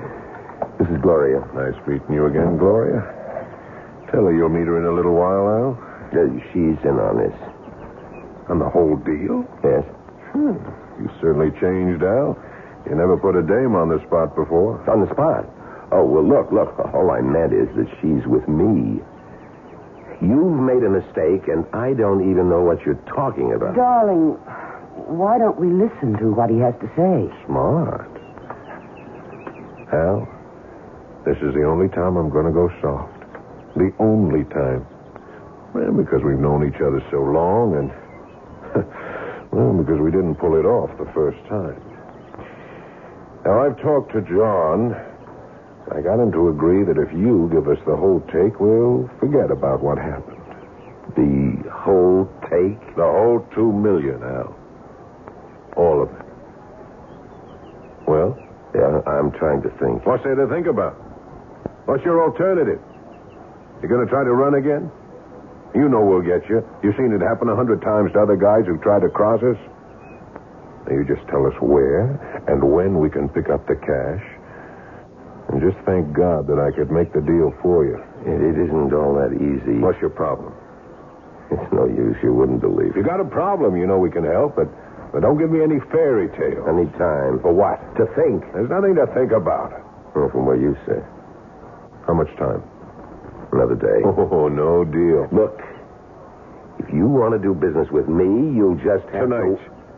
You'll be in your room at 10. That's plenty of time to think. And while you're at it, think about doing it our way. Or this time, you'll really end up very dead.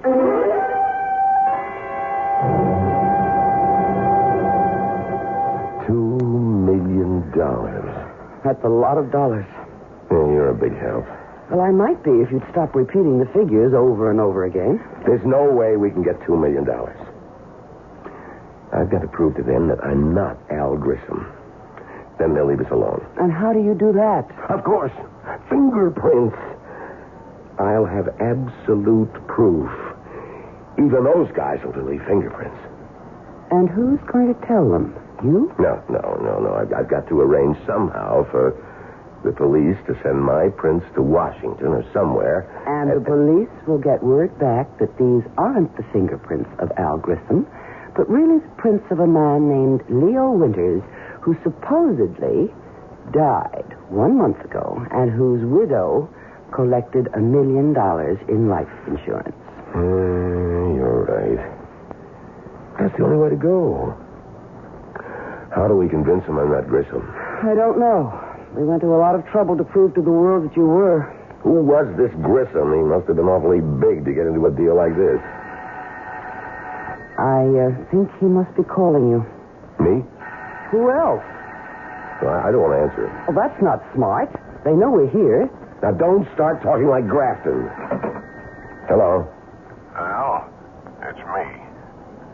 What do you want? Al, I was wondering whether you'd made up your mind. Not yet.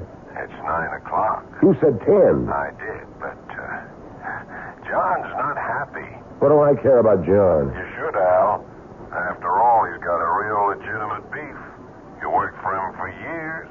You were always clean. You took the hot stocks and you cashed, and you made money, and so did we. But I guess the $2 million got to her. Look, I've got some more thinking to do, and I'll see you at 10.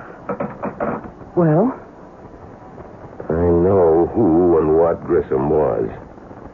He took hot stocks and bonds and cashed them, and then turned the cash over to... The boys? I suppose you could call them that. Does that help any? A little. Maybe. How? At least we know what they're after. If there was some way we could trap the... Some way to fool them. Well, suppose there were. Then what? I don't know yet. And play along with me when Grafton comes up at 10.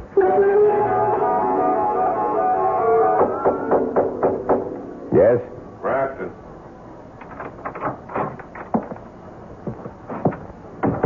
You finished thinking? All finished. And? I'll go along with you.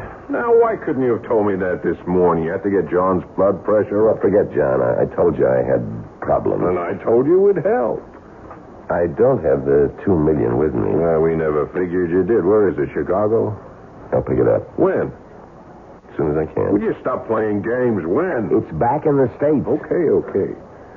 Now, you'll get the next plane. Not so fast. It's somewhere in Udalia, and I can't go back there. Why not? A little something. The cops might want to talk to me. About what? About a girl I visited there, and an old friend. What's wrong with visiting an old friend? Nothing.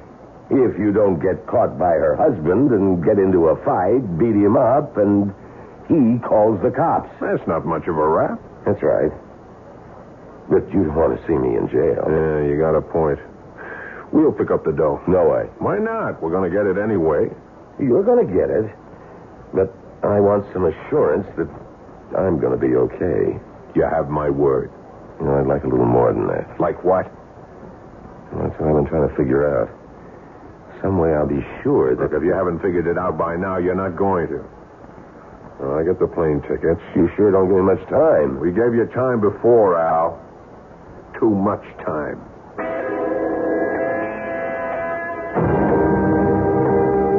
Will you stop pacing up and down like an animal? Gloria, I think I may have an idea. I hope. On the plane, I'll tell them I figured it out. Since I can't go back to Udalia, I'll insist that I want someone representing me when they pick up the money. But there is no money. They don't know that.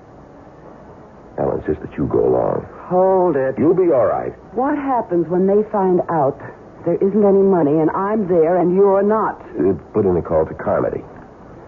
Tell him you can't get over what's happened, that you need help, and that you've gotten into some kind of trouble. He should have the police there. Then you take them to the doctor's house, and with the cops there, you'll be in the clear. And you? I'll be gone. I'd rather be alive and running than the other way. I don't like it. Then think of something better, because that's the way I'm going to play it.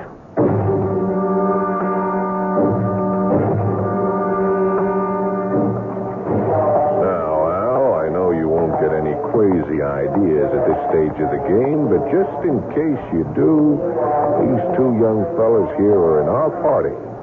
And they'll be on the plane with us all the way to Chicago. Thanks. Flight 39, New York, now loading at gate 3. Flight 39, That's up. now Let's go. loading at gate 3. Excuse me.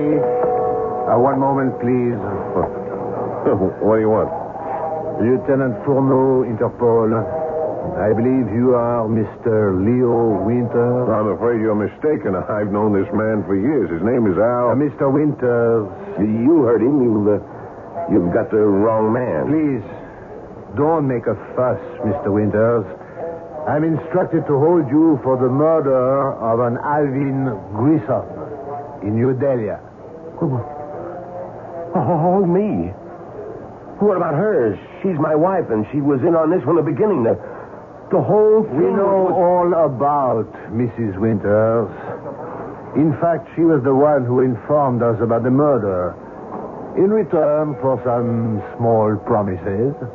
She told? She... You asked me, remember? You said, think of something better. And I did. Come along, Mr. Winters. Gentlemen, you will excuse us. I'm coming, Lieutenant. I'm coming without any trouble. You see, Grafton, you didn't believe me. If you'd only have believed me, maybe we could have worked out a deal after all.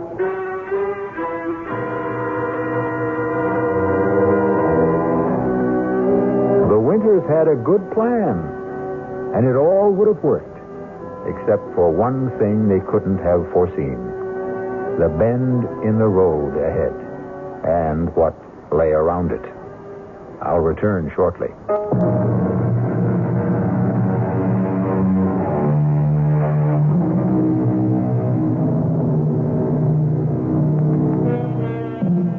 If Gloria and Leo Winters could have known what lay ahead of them, they would never have gone through with their plan. That is, if they could have seen into the future and around the bend. Yet actually being able to see into the future, to know what's going to happen next week, next month, next year, is a gift that most of us wouldn't want. Because who knows what terrors may lie ahead. Our cast included Leon Janney, Joan Lovejoy, Larry Haynes, Paul Hecht, and Robert Dryden. The entire production was under the direction of Hyman Brown. And now, a preview of our next tale. Am I dead? Not quite.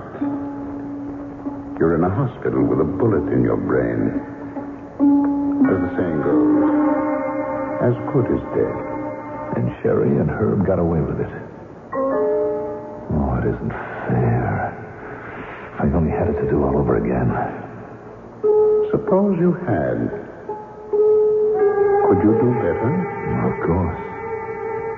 Of course. If I knew what I know now. Naturally.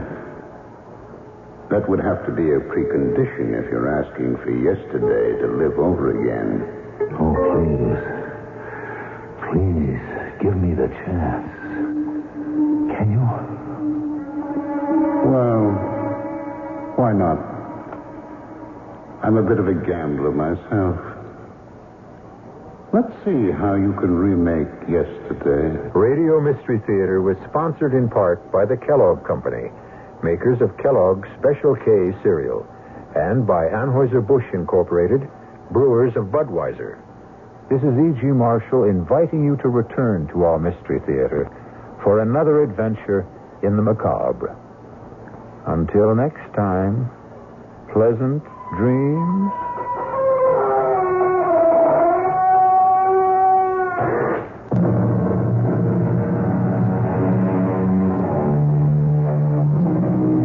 Community service is the key to great radio. This is Great Radio, WTAX 1240 on your dial in Springfield, Illinois.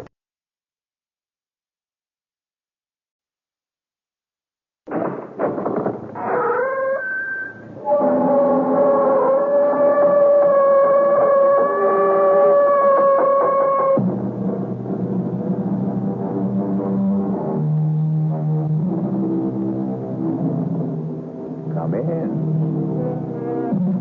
Welcome. I am E.G. Marshall.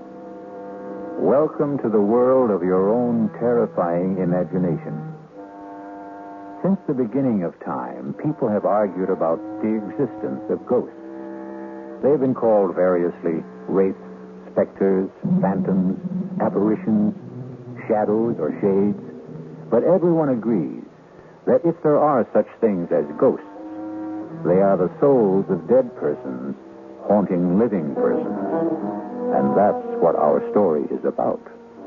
Ghosts. No one, Mr. Garth, whether professional ghost hunters or ordinary people, have ever been able to spend an entire night in that house. Well, how many have tried, Mr. Flanders? Well, I know of at least a dozen. And that's within the past 2 years. Well, did you get any reports from the professionals? Most sketchy ones. But they all say the same thing. That whatever or whoever it is that haunts that house, the manifestations are the most powerful and evil in their experience. They all mention Nameless Horrors.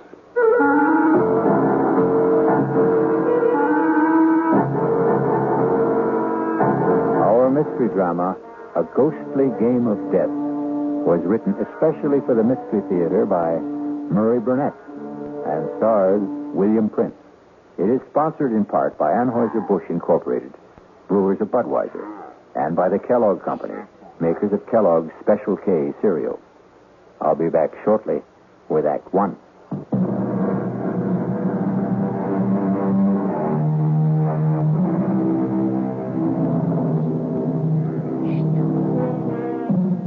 Nameless horrors. A nice phrase.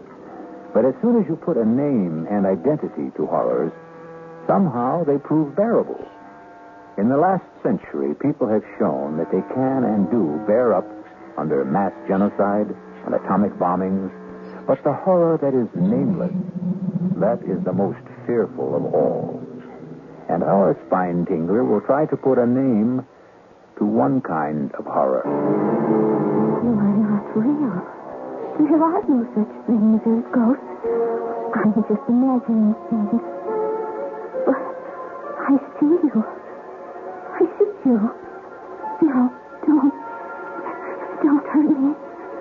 Whatever you are, please, stay away from me. You want me to leave the house? I will, if that's what you want. Just please let me by. I'll go right down the stairs, walk out of the house, and never come back. Is that what you want? Please. No! Don't touch me! Let me out!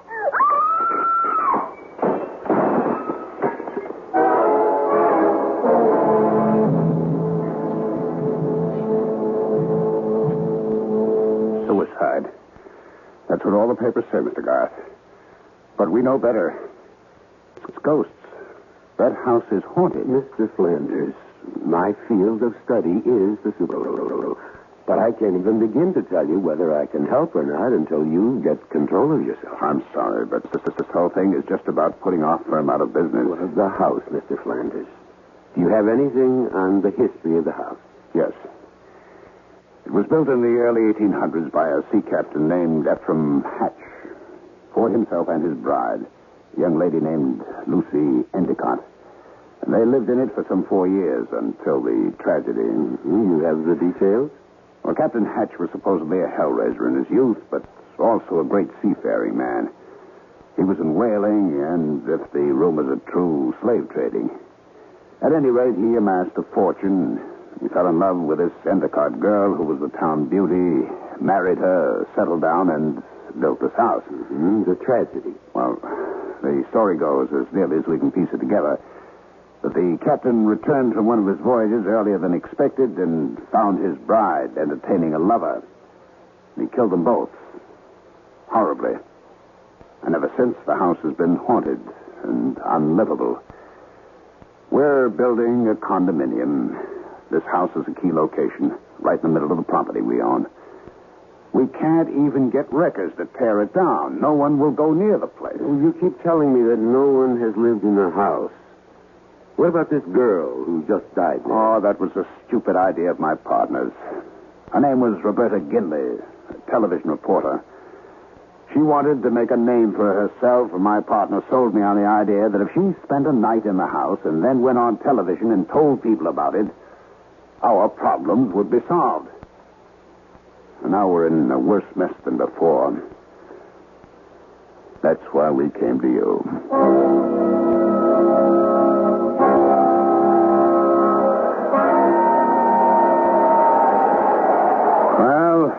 There you are, gentlemen. The haunted house. Well, is it always this windy, Mr. Flanders? No, Mr. Kelly. Only when the wind blows from the east off the ocean. Well, for a haunted house, it looks substantial enough. Well, shall we go up to the house, Mr. Flanders? Why don't you two go? I'll wait for you here. You'll be quite safe, Mr. Flanders. It's broad daylight. Tim Kelly here has been with me in more haunted places and dealt with more ghosts than any man, except myself. And don't forget Byron. Byron is my dog, Mr. Flanders. And like me, he doesn't believe in ghosts. Huh? Do you, Byron? Oh, I'm not scared, gentlemen. It's just that I've seen the house so many times, well, I don't want to influence you. Suit yourself. Let's go, Byron. You bring all our gifts in? Well, it's back at the motel. We won't need it until tonight. Wow. They certainly built solid houses in the old days. Look at this door. What? Take it easy, Byron. Boy, everything's okay. You got the keys? Right here? All right, in we go. In we go. Come on now, Byron. Come on. We're on our way to meet the ghost. Tim, keep Byron quiet. Sit, Byron. Come on, sit. I don't think we should bother the downstairs. Let's go up and see where we're going to sleep tonight. All right, I'm with you. Come along, Byron. Oh, this looks like the master's bedroom. I'll sleep here. And I'll sleep in this little alcove here, right off your room. Byron, what is the matter with you? I wouldn't try to take him into that alcove, Tim. He can stay in this room with me tonight. All right. Hey, there's a door here leading outside to what you call the Widow's Walk. Want to come out and look around? I'll be right with you. Just checking the fireplace. You're going to need logs. Okay. Where's the door? It's right here. It hasn't been open in a long time. Now. What a view. Look at that ocean. Any woman waiting out here to see her husband's ship come in might be blown away. From what Flanders tells, the captain's wife wasn't too anxious for her husband to return. That's right. She was too busy entertaining her lover. Watch out now. You moved the rail. Thanks, Mr. Scott. Hadn't caught me. I would have gone over. What happened? Oh, nothing. I don't know. I lost my balance. Come on, Tim. We know each other better than that. What happened? I really don't know, Alex. I'll swear. I thought someone pushed me.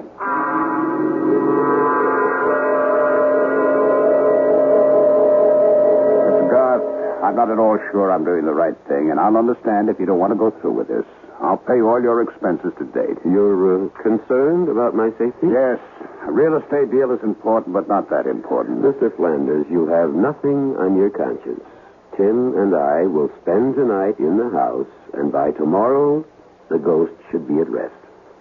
And you think there is a ghost? Well, of course. I just don't believe in its malevolence. Have you taken care of the wooden logs for the fireplaces? The men wouldn't go into the house, but you'll find plenty of firewood outside the door. Fine. Then I'll be on my way.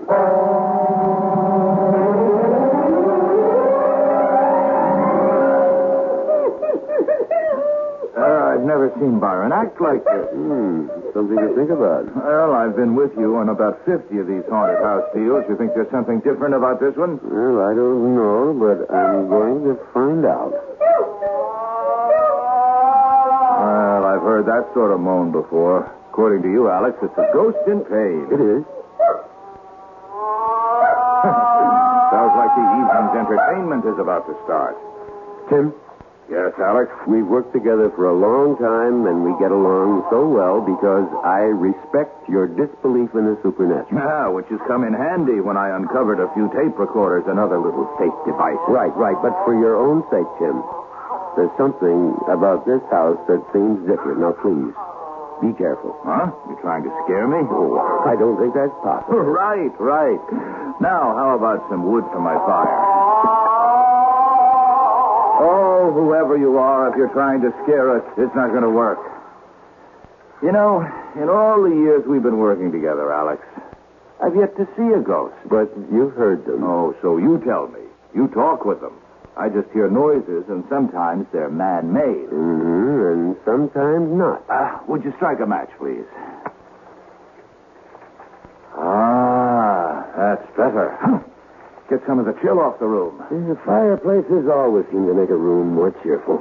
The electricity must have been installed around, I guess the turn of the century, huh? Well, I've seen brighter lights, but at least we have light. And candles. Oh, did I share mine with you? No, I have a supply back in my room. Oh, all right. Here we go again. Spirit rapping. Oh, now I've made it angry. Listen to me. whoever you are, my name is Alex Garth. I would like to help you, but I can't unless... Doesn't want to talk to you, evidently, Alex. You'll see. Although you're my friend in the lie, you are often a disturbing influence. Now, I won't deny that I'm an unbeliever. So I'll turn in now that the fire's going. And you can go back to your side of the room and commune with the spirits. And with each other, Tim. We'll check with each other, as we always do.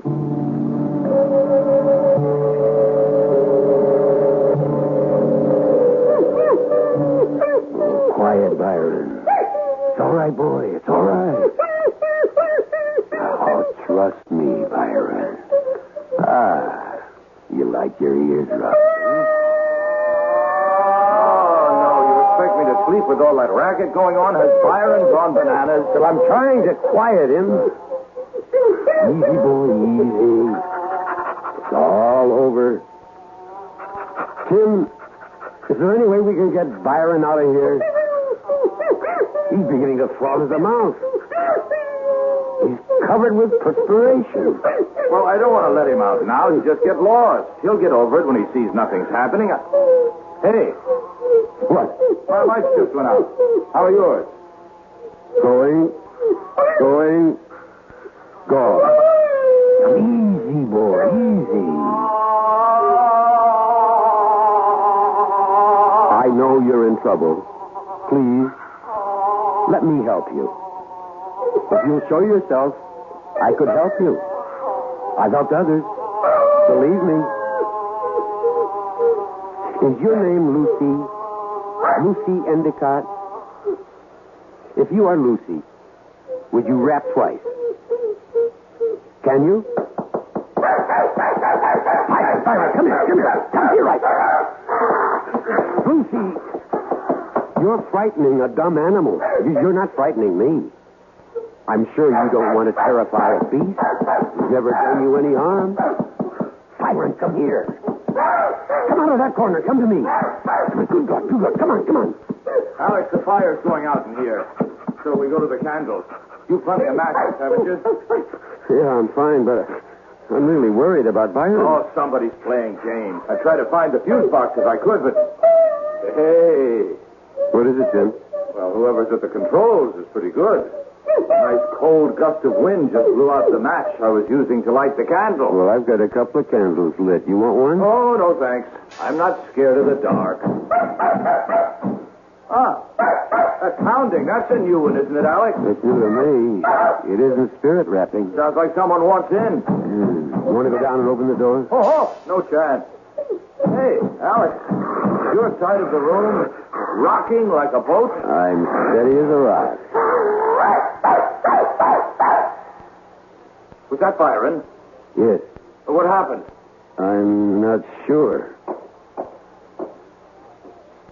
He's dead, Tim. What? His neck seems to have been broken. Tim, did you hear me? I said Byron is dead. Tim, are you all right? Tim, what is it? Run! For your life!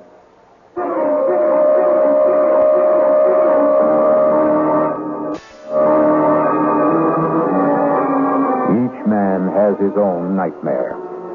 Something from which he will run, driven by the secret whips of his own fears. But I suspect that Alex Garth could not tell you what it was that Tim Kelly ran from that night in the house that faced the sea. We'll be back shortly with Act Two.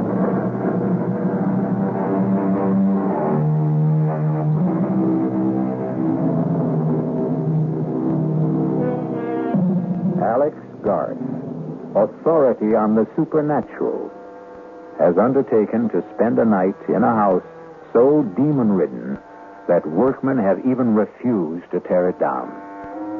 Deserted by his friend and ally, Tim Kelly, who fled in terror from unknown fears, Garth knew that he had to face the rest of the night alone as the heavy outer door boomed closed behind Tim Kelly.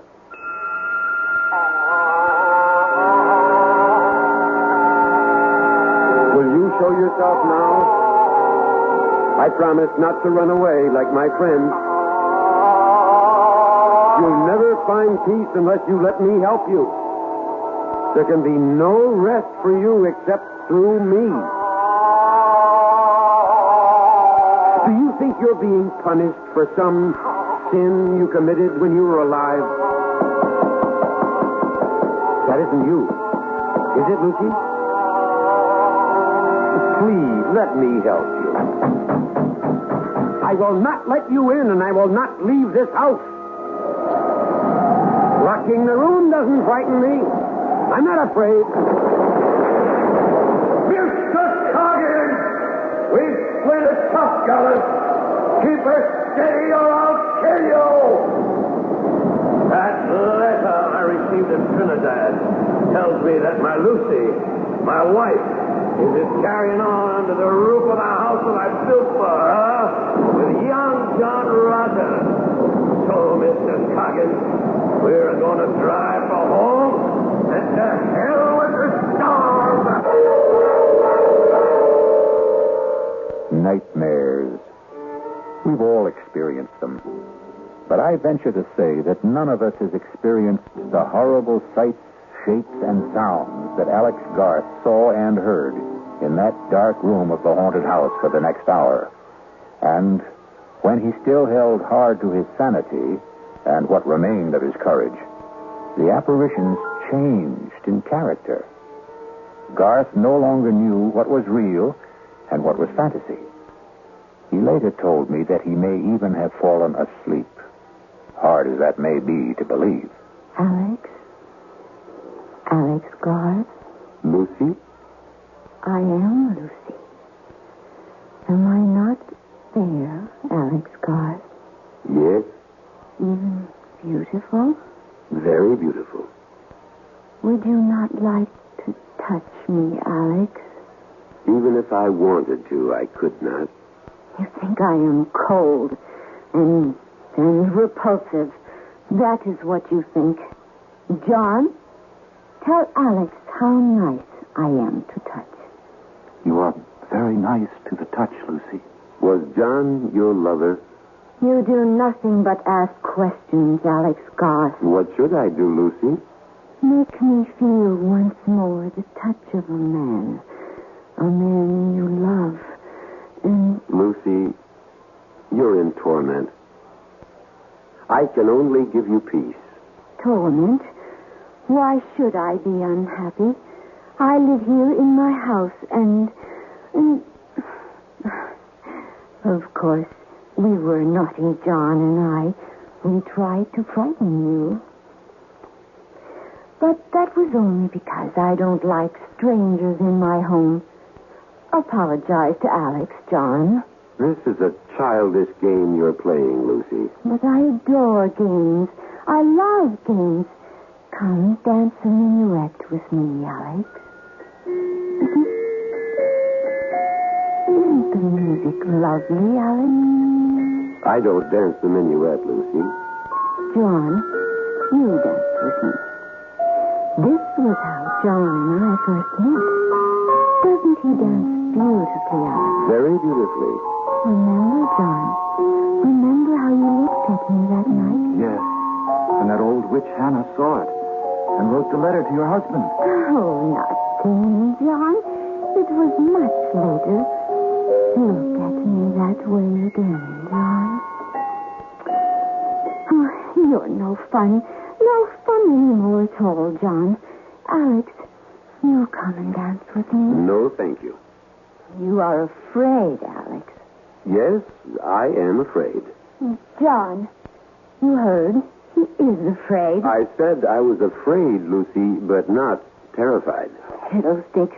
You play with words, Alex Garth. And you want me to play ghostly games with death, don't you, Lucy?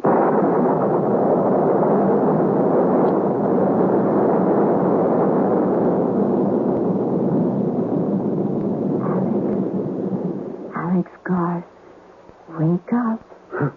I wasn't asleep. You are here to drive me from my home. Are you happy in your home, Lucy? I will not leave. You shall fail. others have tried. Would you like to see what happened to those others? I have a mirror you can look into in my room, just down the hall. Look in that mirror if you dare. I think I've been given a fairly good idea already. Leave this house, Alex. For your own sake, leave. Tomorrow morning, Lucy. Tomorrow will be too late. It's going around. Sit down, Alex Garza. The room will stop spinning. There. That's better, isn't it? I'm still dizzy. I warned you. Now, Alex Garth, now, look at me. Good Lord. You do not find me beautiful now, Alex Garth. Not now with the blood flowing from the wounds inflicted on me by when he murdered me. Not murdered. Executed. You would not like to kiss me now, Alex Garth. Stay where you are. You need not worry about my blood staining your clothes. It will not even show. Stay away. Stay away. I warned you, Alex Garth. You think no one would wish to embrace me now, with the cuts and wounds and blood disfiguring me. Is that what you think? I'm not listening. Someone will wish to kiss me. Someone who loves me. I will kiss you, Lucy. I will embrace you. And I will embrace you, John, my love, even with the blood flowing from your pores. I can't look. I can't. It will do you no good to put your hands over your eyes, Alex. You will still see the bloodied lovers kissing. No, I won't witness this horror. My thoughts are mine. And they're real. You're phantoms, and you don't exist. For many we don't. But you know that we do. We are here, and we are real. And the only way you can banish us from your mind's eye is to run. Run, as your wise friend did. Run, and you'll see us no more. No. No, Lucy. I'm not leaving this house.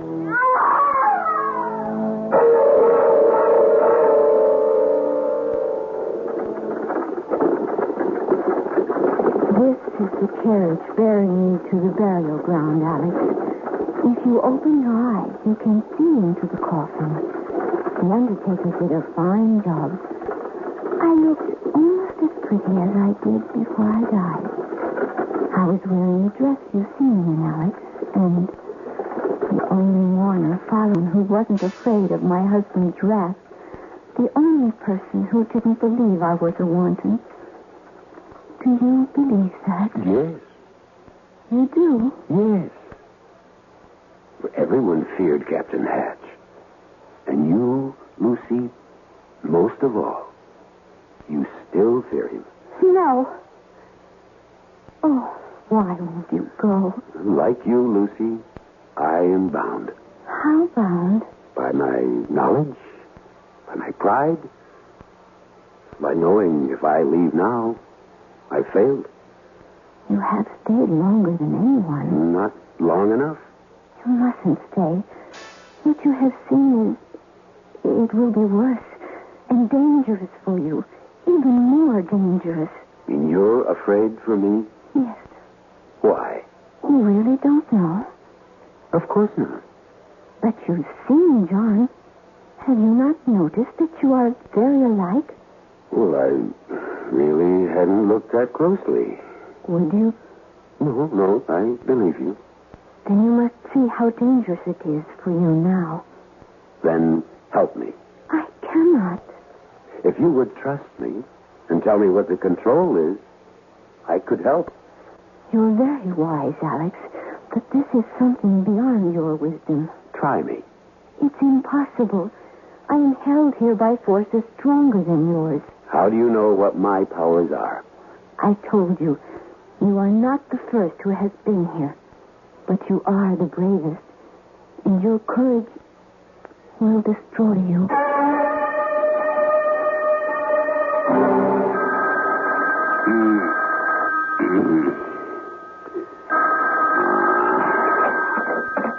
Hello. Who's this? Kelly. Tim Kelly. Where are you? Boston. What are you doing in... Flanders, I owe an apology. But I owe Alex a lot more than that. Mr. Flanders, you've got to get Alex out of that house. What happened? Just get him out. It's 4 o'clock in the morning, Kelly. You woke me up. I'm not quite functioning yet. What do you see? What's in that house? Demons. I thought you didn't believe in ghosts. No, but I believe in evil. And Mr. Flanders, in that house, you can actually feel the presence of evil. It's all around you, and it's dangerous. Now, listen, Kelly, Garth knew what he was getting into. It's up to him to handle it. I tell you, his life is at stake. Well, if you're convinced of that, then it's up to you to do something about it. Not to run away.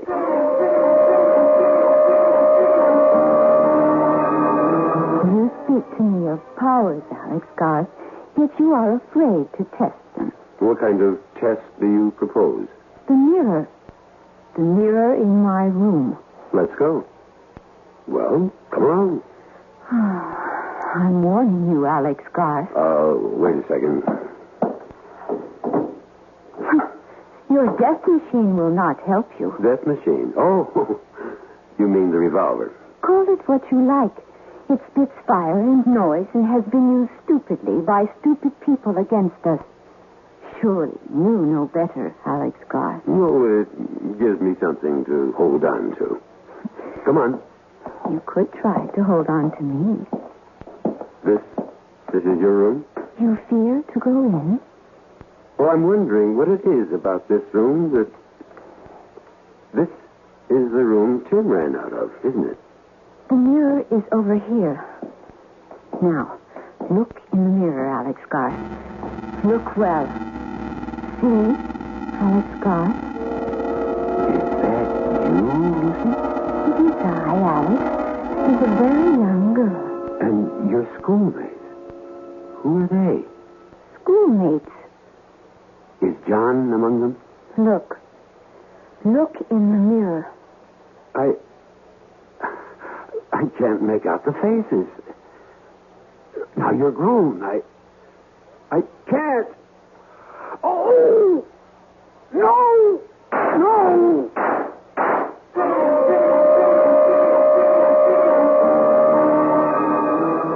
Mirror, mirror on the wall. What did the hunter of ghosts, Alex Garth, see in the mirror that so terrified him he lost his head and shot at the images in the glass? I'll be back shortly to tell you what Garth saw when I return with Act 3.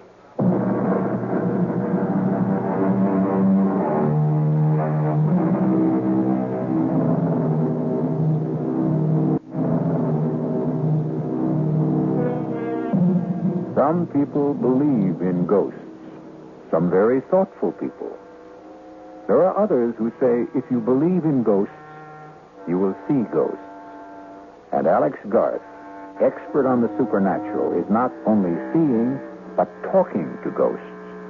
As experienced and as cool a ghost hunter as Alex Garth has just committed the childish act of firing his revolver into a mirror, shattering the glass into 1,000,000 pieces, and doing the same to his composure. Stupid. Stupid, stupid. Breaking the mirror isn't going to change anything, Alex Garth. The only thing you can do is leave. I'm not leaving, Lucy, until dawn. If you stay, your mind becomes a mirror. A mirror for all the things you don't want to look at. Well, if I have to look, I will. Then farewell, Alex Garth. You and I will see each other, but we can no longer talk until you join us. Join you? You are doomed. You will join John and me here in my home for all eternity.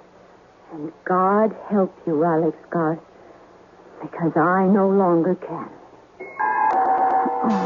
Lucy. Lucy, is that you? Lucy, my darling, my love, I must go now. No. Please stay a little longer. Just a little longer, dear heart. Why did you marry him, Lucy? He went away, John, my love. He left and never said a word. How could I, Lucy? You know I didn't have a penny. You could have told me you loved me. She knew that. She knew it all the time we were growing up. Sometimes when people grow up, they change, John. And I was afraid you no longer cared for me. That's why you married the captain. I didn't want to be an old maid. Oh, there was no chance of that. I was afraid. I was afraid, John. He was so strong. John, I'm going to have a child. What?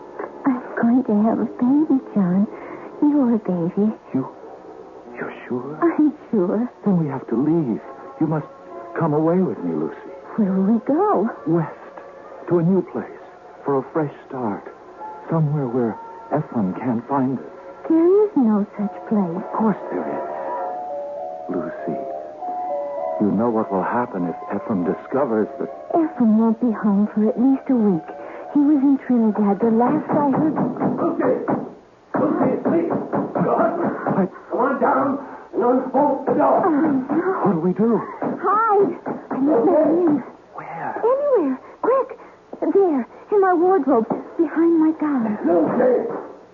Coming, Ephraim. Just getting my robe. Don't be wasting your time, Lucy. It's been 4 months since I've seen you last. All right, Lucy. Where is he? Who? John Rogers, your lover. Have you gone mad, Ephraim? Aye, maybe. Mad with jealousy. Stop lying and tell me where he is. You're hurting me. Aye, and I'll be hurting you a lot more unless you tell me where he is. Who put those terrible ideas into your head? The widow Davies, that's who. And you believe that old gossip? Tell me she lies. Tell me. Here. Lie. Aye. Lie there and snivel whilst I roust out your fancy man from wherever he's cowering. There's no one here, Ephraim. God is my witness. No one. Here it goes. Well, for your sake, I hope you're right. But the widow told me she saw him sneaking into this house tonight. She lied. She lied. Maybe. And now, how about your wardrobe? Ephraim! I am with child. Get up on your feet. The child is yours, Ephraim. Your child. You think I'll have my wife carrying another man's child? No. Oh, you'll be killing your own child. Liar. Cheat. Stop. He's here. The man who got you with child. Then come here and stop me. Come on. No. You know I can't do that. Can't? You mean you won't? You know as well as I do. I've never had anything to do with your wife. Just as you know very well who I am. What I'm trying to do here. Then do it. I'll match my blade against your pistol anytime. Captain! No, John. No! So, you came out at last, did you? Now, tell me how you like the taste of steel.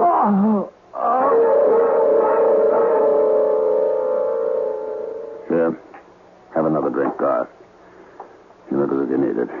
Flanders, there isn't enough liquor in the world to warm me. Not after what I saw at your house. Then it is haunted. By ghosts beyond anything in my experience. Can you help me? I hope so, but I'm not sure. I managed to stay the night, and I barely managed to survive. There's one room in the house that seems to be the focal point of all the manifestations. That's the room I believe was occupied by Captain Hatch's young wife, Lucy. That's the room from which Tim ran last night. And that's the room in which I saw things no man should ever have to see. And you propose to hire some workmen? Oh, that's impossible. I told you what happened when I had work. I can understand why no workmen from around this area will go near the place. I intend to import a couple of men I've used before. Well, you could try it, but What would you want them to do? To dig into and around that room and see if we can find something that will account for the hauntings. We? Well, you and I will be with them. Correction. I hired you, Garth. You'll be with them. And report back to me.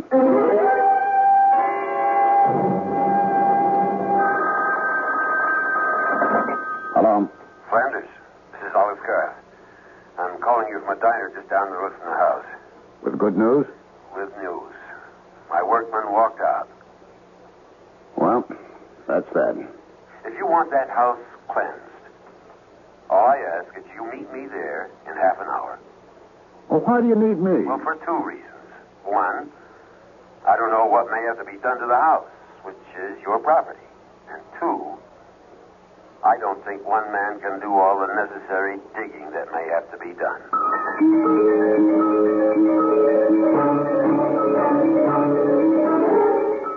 Oh, I see what you mean about this room. Yeah, we'll try not to think about this house or the stories about it. Just hand me that hammer. What do you want with a hammer? I'm going to test these walls, the floors. You think there's a secret passage or some nonsense like that? Well, I don't know what there is, but there must be something. You'll have to take my word for it that what goes on in this house isn't an ordinary lost or restless spirit seeking solace. It's something that's planned and controlled. How? That's what I hope to find out. Ah! Here. You found something? I think so. Listen. That sounds hollow. Yes. And the further down you go towards the floor, the hollower it sounds. Hand me that crowbar. Well, maybe we should let things be. Not if you want to rid the house of the ghosts. Well, what will we find? Lord knows. Here goes. And wait. Can't you handle this without me? You scared? Well, I think I'd feel better if I stepped outside. Be over in a minute. I don't think I'm going to be able to stand this. Well, just think of something else. You get a thought, you hold on to it. Well, I can only think of the sea and the storm and the ship, God, and a woman. Flanders, hold on to me. Hang on. And look. Look, there's nothing down there but a room. Look for yourself. God, why should I be so terrified? Why do I want to run? There are steps. Come on. No, you want me to go down? Come on, it's only an empty room. I'm not so sure it's empty. Come on. Steady now. What's that? It's a table. There's something on it. I know. Let's see. It's just a plain saucer. Yeah, the saucer's plain. But look what's in it. What is that stuff? Well, I'm not sure, but it looks to me like... or something like mercury. I'll bet there's mercury in it. We'll have to have it analyzed. What's that on top of it? A needle. Look at its spin. I see. But don't you see anything else? No. Well, look under the saucer. Looks like a slip of paper. It does indeed. Let's have a look at it, if I can get it out without disturbing the... There we are. There's writing on it. What does it say? As moves this needle, so moves my will. Accursed be this house and all who dwell therein. See to it that they find neither rest nor tranquility, but be doomed to eternal agony and torment beyond the ken of man and woman. To which I affix my seal and signature, Ephraim Hatch, master of the schooner Lucy. Do you mean to tell me that this piece of paper, that saucer of liquid and a needle... Look out! The saucer! Be careful! Quick, the ladder! Hurry, Flanders! The smoke! I can't breathe! The ladder! Quickly! I'm right behind you!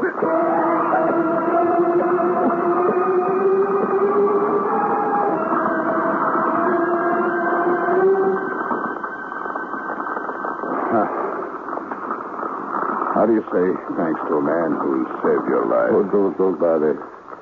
You wouldn't have been down there in the first place if I hadn't insisted. I owed it to you to get you out of there. God. Yes? I want to explain about my upsetting the saucer. I wouldn't say this to anyone except you, but I swear that something pushed my hand. Do you believe that? Yes, Flanders, I believe it. And now your house is cleansed. The fire will see to that.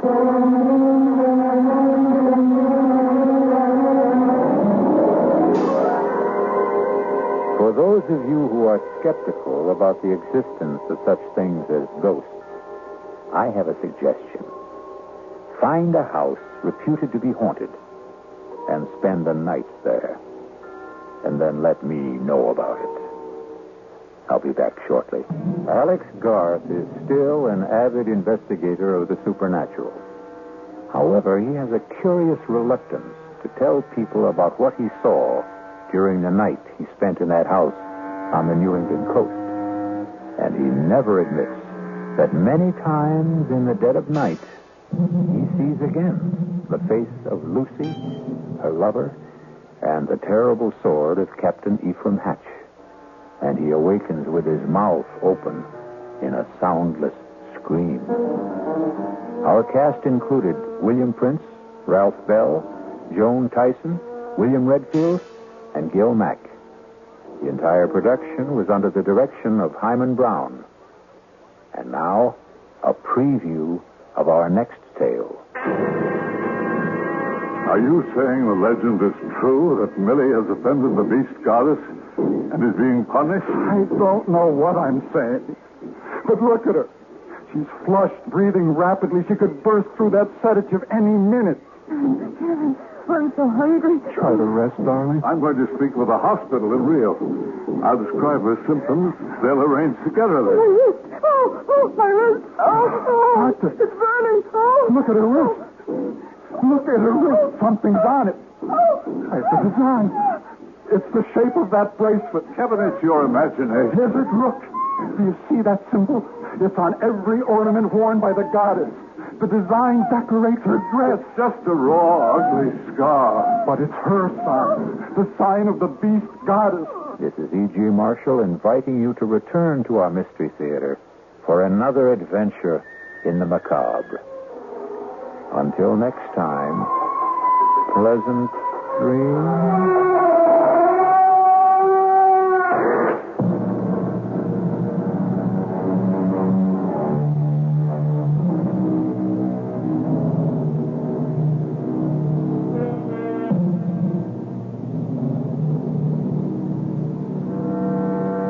You're listening to WTAX Radio.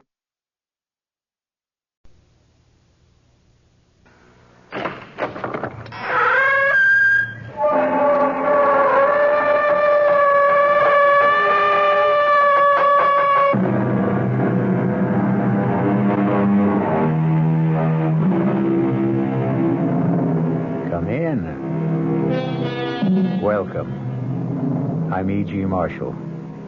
Welcome to the sounds of suspense. Welcome to the world of your own terrifying imagination.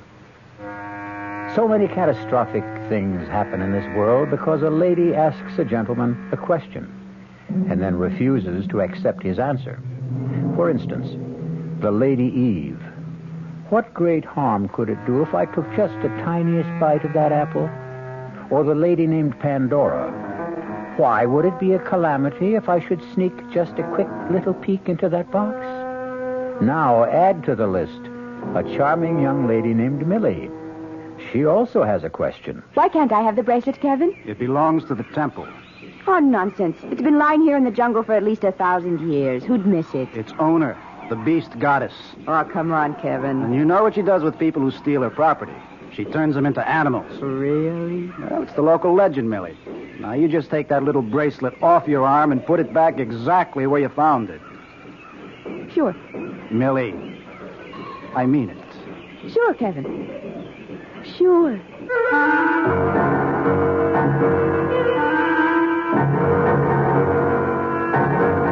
Our mystery drama, The Sign of the Beast, was written especially for the Mystery Theater by Sam Dan and stars Lois Smith.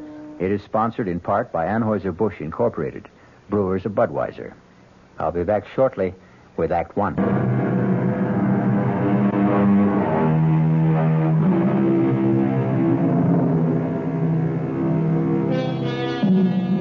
What is the difference between man and beast? There are those who ask, is there a difference? It wasn't very long ago that man himself was a beast, a carnivorous hunter with an insatiable appetite for raw meat. True, quite a bit has happened since.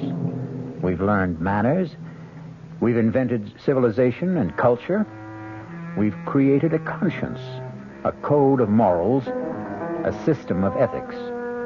But how deep do all these things go? Does the beast still slumber in each of us, waiting patiently, biding its time, ready at any moment to assert its mastery with fang and claw? This is going to be a very vital question for the very pretty and vivacious young lady who at this moment is riding in a helicopter. The copter is hovering over a large clearing deep in a South American jungle. Here you are, Millie. Thanks a million, Larry. It's a sure bet Kevin and Professor Jorgensen won't thank me. Better lift up out of here before they make you take me back. You know, Millie, I don't think I'm doing you a favor. Just toss my duffel bag over the side. What's more, it could cost me my job. Company's coming. And leading the parade, the adorable Kevin himself. Well, all ashore is going ashore. This ship's sailing right now. Thanks again, Larry. And if I ever leave Kevin, I'll marry you. Gee, and I thought you liked me. Now jump out fast.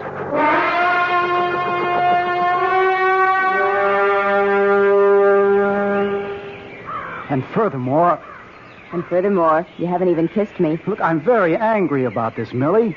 You could still kiss me, Kevin. You promised to stay at the base camp. That was last week. But we're moving into the jungle tomorrow. Kevin, we've already been through all the arguments. Category A, danger from animals. Well, I brought the 405 Anson Carteret, and I'm a better shot than you are. Now listen, Millie. Category B, danger from rare, unknown, mysterious, incurable tropic diseases.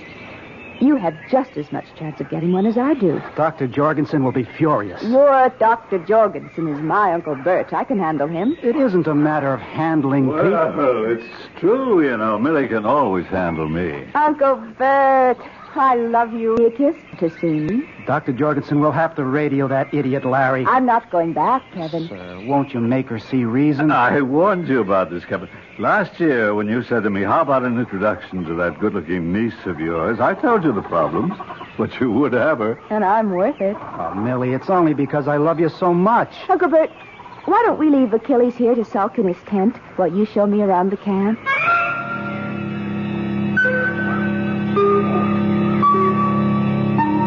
Oh, and there's somebody you should know, that tall, powerful-looking fellow. His name is Imara. He's our straw boss. Imara, whenever you want something done, you... Yes, Dr. Jorgensen. Imara, this is Kevin's wife. Her name is Millie. How do you do, Amara? It is an honor to meet you, Millie. Imara is in charge of setting up, taking down, and moving the whole camp. Ah, well, I can see he does a splendid job. Oh, no. The fact is he does a very bad job. What? What did you say? I said he does a poor and unsatisfactory job. Uncle Bert? No, it's the truth. But everything looks to be so neat, so orderly. Actually, Imara is unbelievably incompetent. He deserves to be fired. I think that's unfair and heartless. Excuse me, Millie. Mara, please go to Kevin's tent and bring Millie's .405 rifle. Yes, Doctor. At once. Uncle Bert. No, before you say another word. How could you be so heartless? You must understand, Amara, his primitive superstitions, his beliefs. But he's not some ignorant savage. You can tell by his speech. He's obviously educated. Must you insult him? Millie, you simply cannot compliment these natives. These natives? Oh, my, aren't we condescending? And why must we not compliment them? Will it spoil them as servants? Will it drive up the pay scale? Oh, Millie, where to begin? In Amar's religion, he is surrounded by a host of jealous, angry, implacable gods and goddesses. They do not tolerate praise for human beings. That's nonsense. One man's nonsense is another man's devoutly held belief. You terrify Amara when you praise him. Therefore, on this expedition, never. There's a charm in being, quirky, kooky, offbeat. Just obey orders. Don't, under any circumstances, praise anybody. Understand? Yes, Uncle Bert, I understand. Things are bad enough. In the first place, you're a woman. Well, I like that. You need some prestige. That's why I sent him for the rifle. Hit some tin cans, break a few bottles at 300 yards, and you'll be one of the boys. Uncle Bert, you actually are a male chauvinist. Who would have suspected it? Well, I have to pack away my instruments. Can I trust you not to get into any trouble? Implicitly. Very bad shot, Millie. And now, I'll break that bottle next to it. Oh, that was terrible. Not bad, if I do say so myself. And that's every bit of 250 yards. Now, you see those 3 cats? You are a very poor shooter, Millie. That's nothing. You should see me when I'm in practice. Oh, my. I didn't know we had children in the camp. Who's that youngster by the kitchen tent? It is my little boy. He stays here with me till we leave the jungle. What's his name? His name is Isara. Isara. Oh, what a lovely name. No, it is an unpleasant name. I should think you'd be proud. Proud? Me? Proud? Why do you say I'm proud? Oh, because he's such a handsome child. No, he is plain, he is ugly. He seems so intelligent. Notice how patiently he lines up those stones and shells. No, you're stupid, I swear to you. He has no sense. He disgraces his mother and me. Well, what are you saying, Amar? This child is a fool. Anyone can see that. Now, I must go. Where? I must go clean the rifle. I must go. Well, what made him so upset? Oh, now I remember.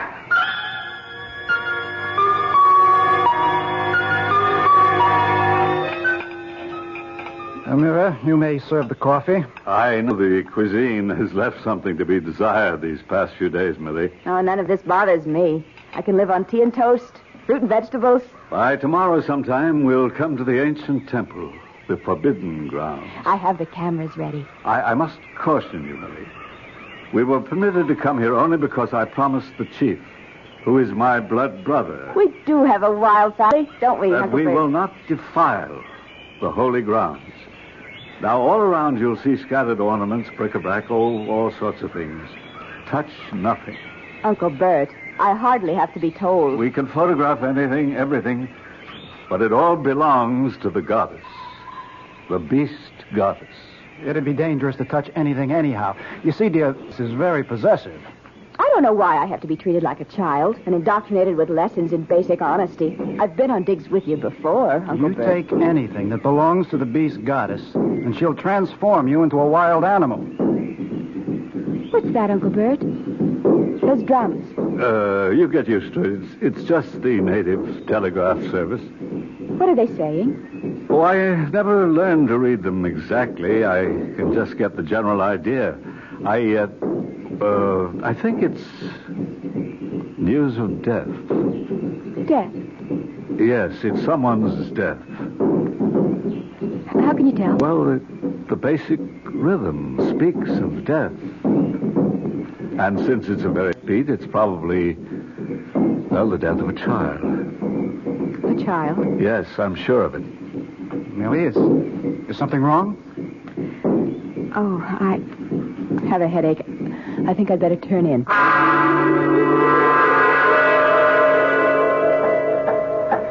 Mira, let's put the scaffold here. I want to climb this wall and study the inscription. Millie! Darling, you feel better? Yes, I suppose so. I'll just have to live with this headache. Come here a minute. Okay. I'm Mara. Yes, Millie. Your little boy, Sarah, he's dead, isn't he? Yes. How did you know? I know. I'm sorry. I thank you. I mean, I hope you don't... Yes, Millie. I hope you don't think I'm responsible. Why should I think that, Millie? Because... I don't know. Yes, I do. It's because I praised him just a few days ago, and you seemed so upset about it. I was upset? Oh, yes, very much. And Dr. Jorgensen told me... I know. I know what he told you. But my little boy, died of fever. The way so many children here do. Suddenly, without warning. Then you don't blame me. I blame you? No. I am not a... I felt terrible. I was afraid you might. You see, in our culture, we believe in praise, especially when it comes to children. We automatically say nice things about children. I understand. And have a gift for you. For me? We have a custom. When we make someone feel bad, we must give that person a gift. And the person must accept. Oh, that's such a lovely bracelet. Where did you get it? Here. Oh, but we're not supposed to... There are thousands of pieces of ornament. Who would know? Place it on your wrist. Ah, see how pretty it looks. Oh. Wherever you look, thousands of beautiful things. This is the very last. Besides, it is the custom. You see, you would have to explain why I gave it. I understand. And it would make them uncomfortable. Because everything they have come to believe about superstition would be wrong. Millie! What is it, Kevin? Bring the camera. I want to shoot these inscriptions. Thank you again, Amara. And it will be our secret. I'm coming, Kevin. Yes. Go to him. Go to your husband, arrogant, heedless, ignorant woman. You have defied my gods and killed my son. Your punishment has been decreed. It has already begun.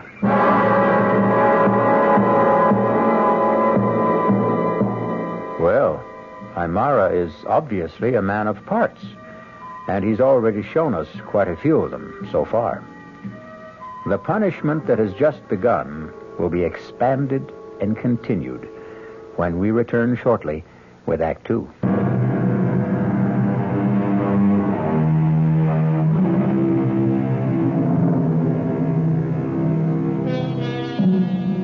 Is it entirely valid to suggest that the best way to... There seems to be some historical basis for it. Archaeologist Kevin has ordered his wife Millie not to touch any of the artifacts or ornaments found in his latest discovery. And now, he finds it impossible to take his eyes off her wrist. Is this the section of the temple wall you want me to film, Kevin? Kevin, what are you looking at? What's that on your wrist? Oh, well, it's just... Millie, Dr. Jorgensen told you. I told you. Under no circumstances were you to touch anything. Well, You not only touched it, you're wearing it. Look, these silly superstitions. Where did you get it? Kevin, I don't like that tone of voice. Hey, what are you two quarreling about? Show him, Millie. Oh. Uncle Bert, listen. I must ask you, Millie. Where did you get it? I found it. You found it here? Well, around. Millie, I can tell by the workmanship. It was made by an ancient priest of the temple. It has the same symbols. What's all the fuss? Millie, I thought we all understood. Why can't I have the bracelet? Because it belongs to the temple. Nonsense. It's been lying around the jungle for at least 1,000 years. Who'd miss it? Its owner, the beast goddess. Kevin, are you serious? Listen, go ahead. Tell me the rest of it. Tell me she turns people who steal her property into animals. Amira, let's put this... We're looking a point, Millie. If it were made of gold or silver or precious stones, I could understand, but it's just a twisted piece of copper. Well, for all I know, we're being watched. If so, you can expect a poisoned arrow through your throat any second. You know, I listened to the two of you, and I... Millie, your trouble is that you don't listen. Now, let's not have an argument. I gave my word. That's all there is to it. Millie, you will take that bracelet off your wrist and put it back. Put it back exactly where you found it. Sure. I mean it, Millie. Well, sure, Uncle Bert. Sure. Here. These are the symbols the Incas used for weddings. Well, could they have originated this far north and east, Dr. Jorgensen? Millie, photograph this section of the wall. Yes. I need some more film. I'll be back in a second. Well, you don't have to go. We'll send Amira. No, it's all right. I just want to stop off at the kitchen tent. I think I need a snack. We just had breakfast. I know, but I'm hungry. Are you sure you feel all right, Millie? Oh, I'm fine. Just a little hungry. That's all. Millie, about yesterday. What about yesterday? The bracelet. Oh, that. Forget it, Uncle Bert. I know that you see so much just lying around. It seems silly to make a fuss over some trinket, but... I'm willing to forget it, if you are.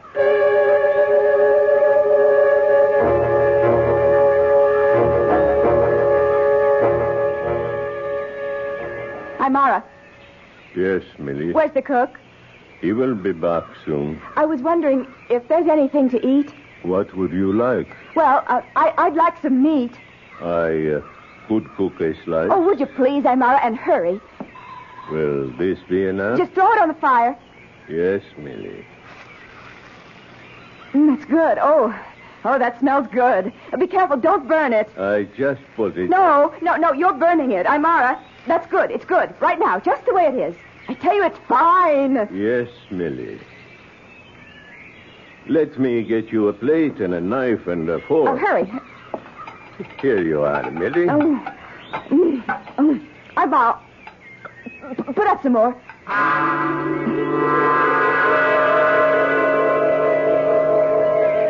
Kevin. What is it, Amara?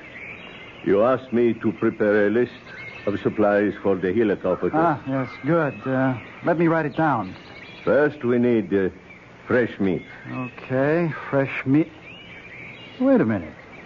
Didn't Larry fly some up just a couple of days ago? Yes, Kevin. Oh, we should have at least enough for the rest of the week. The cook says he has only enough for tonight's meal. Oh, that's impossible. Would you like to see, Kevin? I take your word for it. But is someone stealing meat? I cannot say, Kevin. Well, I know we eat a lot of it, but still, All right, put down meat. And this time, get plenty of it.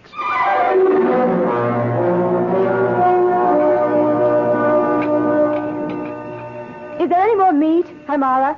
I will go see.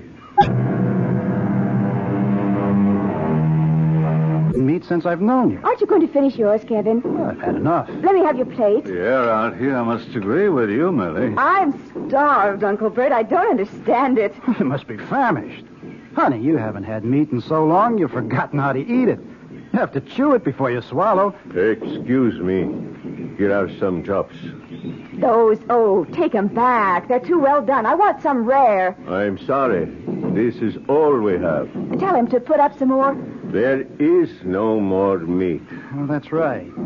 Larry's due in with supplies in the helicopter. When will he be here? Well, I don't know. Sometime today. Why don't I take the 405 and shoot us a deer or something we can eat? Millie, are you all right? Of course I'm all right. Now, why do you ask? Well, don't snap my head off. Millie, you'd better get some rest here. You're tired. I'm not tired. I'm hungry. Millie, darling, something's wrong. Why? Well, because this isn't like you, that's all. Kevin, I don't know. I have such a pain in my stomach. What kind of pain? Hunger. That's the only way I can describe it. But you shouldn't be hungry. I can't help it. I have this terrible craving for food. Oh, no, not for food, for meat, for red meat. Oh, Kevin, Uncle Bert, I'm frightened. Take her to a tent, Kevin. Take her to a tent. We'll give her a sedative. Oh, yes. Maybe that'll be best. Maybe that pain will go away. Yeah, come on, dear. Now, come on. Kevin, you'll wake me when Larry gets here in the helicopter with the meat. Sure. Promise. Yes, dear, I promise.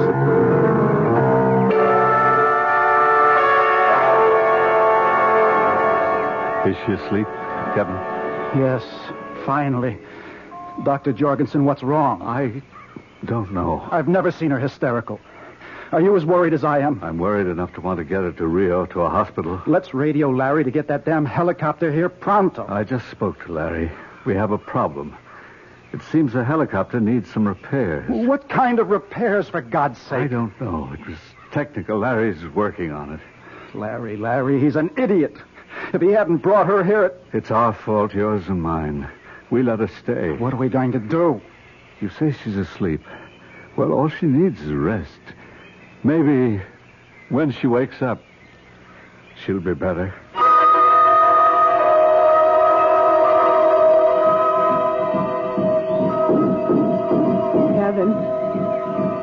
Kevin. I'm here, dear. I'm here. Oh, I was so sleepy. I know. It's dark out.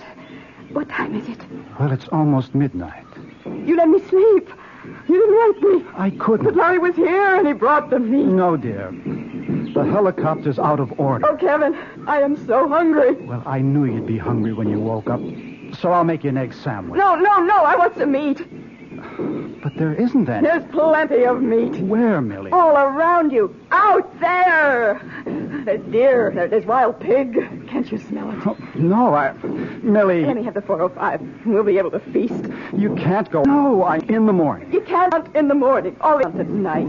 Darling. That's the time. Now listen, here are some pills to calm you. Kevin, something's wrong with me. I don't know what. I say things I don't understand. I have urges. Oh, I can't even describe. Hold my hand. Yes, dear. What is it, darling? What is it? Oh, my wrist! It's burning. Oh, it's on fire. What's the matter, Millie? Look at her wrist. Oh, that's a very ugly-looking irritation. How did you get it, Millie? Oh, I don't remember. I don't know. Oh, Uncle Bert, I don't know anything. I'm all right. Here. Now, Millie, you must try to be calm. Try, dear. Yes, Uncle Bert, I'll try. Now, tell me, how did you hurt your wrist? I don't remember. Try to think. Try to remember. You probably have an infection, some kind of bruise. I don't have an infection. I'm not sick. I'm hungry. Do you understand? I'm hungry. You want me, Dr. Jorgensen? I'm all right. Bring the medical kit. I'm hungry. Well, the first thing we have to do is put a penicillin ointment on that bruise. She's feverish, ravenous appetite for meat. Bruise on wrist. Could be anything. She could have scraped it against a bramble, anything. Or an insect. Dr. Jorgensen, we have to get her out of here. Now, radio Larry. Tell him it's an emergency. We have to do something. Don't lose your head. Listen, Millie. Kevin, won't you get me something to eat? Yes, dear, I will. I have the medicines, Dr. Jorgensen. Good. Oh, Kevin, you don't love me. I think we'd better put her to sleep. Hold your arm still, Millie, dear. No, you want to stab me. I'm going to bleed. Hold her arm, Kevin. No, stop.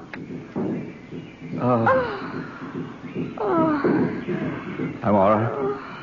I want to ask you a question. Yes, Dr. Jorgensen. Have you ever seen anything like this? Yes.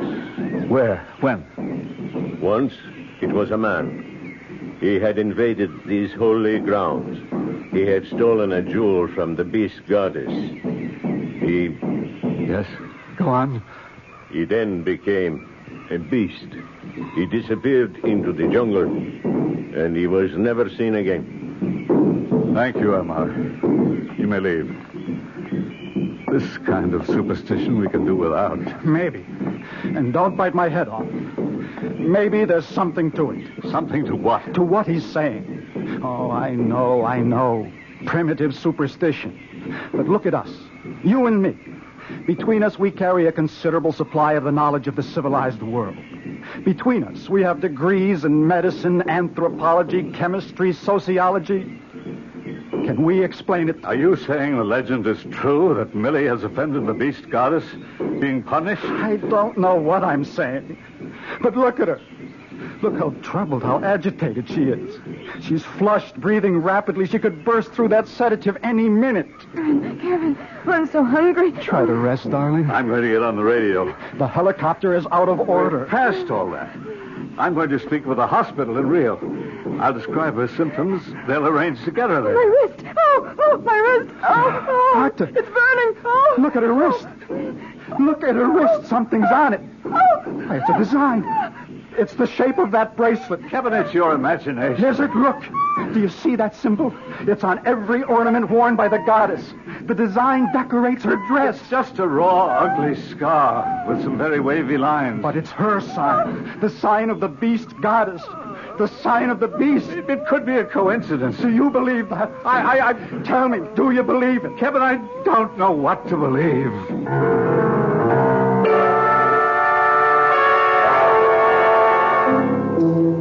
Well, you've got a pretty good handful of advanced college degrees in that tent. Most of them in the sciences. And it's surprising how quickly knowledge abdicates in the face of the unknown terrors of the jungle. Can science be just a veneer also? I'll return shortly with Act 3.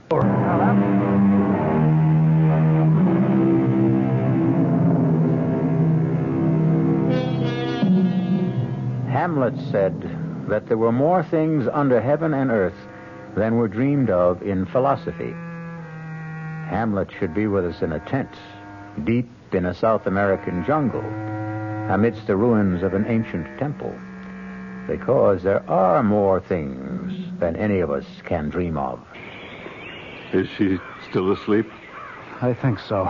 She shouldn't be left alone. I'll go back in the tent in a second. Dr. Jorgensen, I just had to find out. Were you able to radio the hospital? Kevin, it's 2 o'clock in the morning. What's the difference? My contact there, the chief of medicine, he's due at 7. Can't he be reached? Kevin, he's returning from vacation. He's on the road. It's only 5 hours. Don't worry. Poor Millie. You know, she really didn't mean any harm. And there are scads of this stuff lying around. I know. It was a pretty little thing. Who'd miss it? She didn't think it was stealing. Kevin, don't talk as if... As if what? As if you believe this is the revenge of the beast goddess?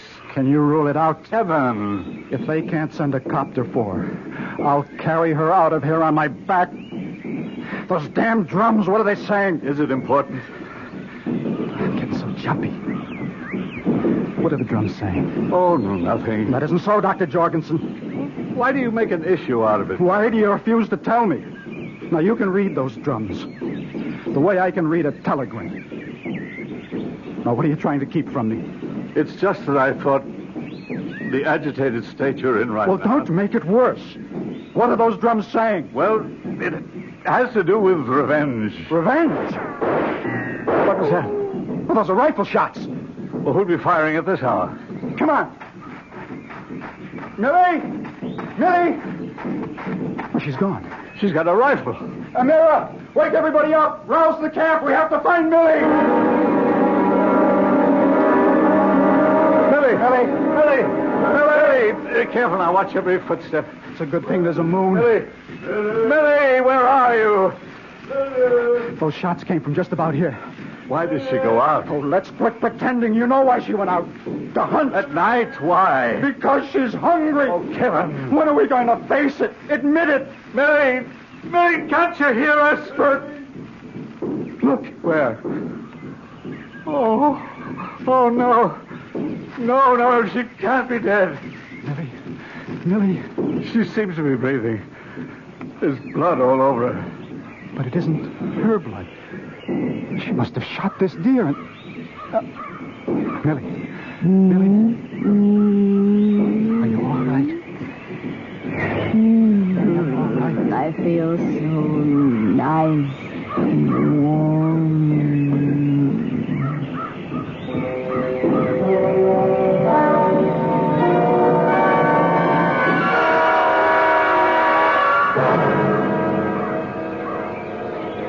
Have you reached the doctor yet? Yes, Kevin. They're sending a copter. It'll be here late this afternoon or tomorrow morning. Oh, that's great. They're doing the best they can. Oh, sure. I'll be reasonable. Reasonable, huh? My wife is being destroyed before my eyes. It seems there is, or they think that this might be a very unusual disease. Oh, come on. It's an infection. She might have picked it up from the bracelet. What are you talking about? It could have scratched her when she put it on. And? Well, it's been lying here for hundreds of years. All kinds of parasites, microorganisms. Anyhow, it seems this disease creates enormous cravings for protein. And what does your man suggest? Massive doses of penicillin. Well, do we have enough? I hope so. I'm Amar. Yes, Dr. Jorgensen. Bring me the medical chest. Kevin? Kevin? She's awake. I'm coming, dear. Kevin? No, Millie. Now, lie still. Don't get up. Oh, I feel so comfy. How's your wrist? My wrist? Oh, it's okay.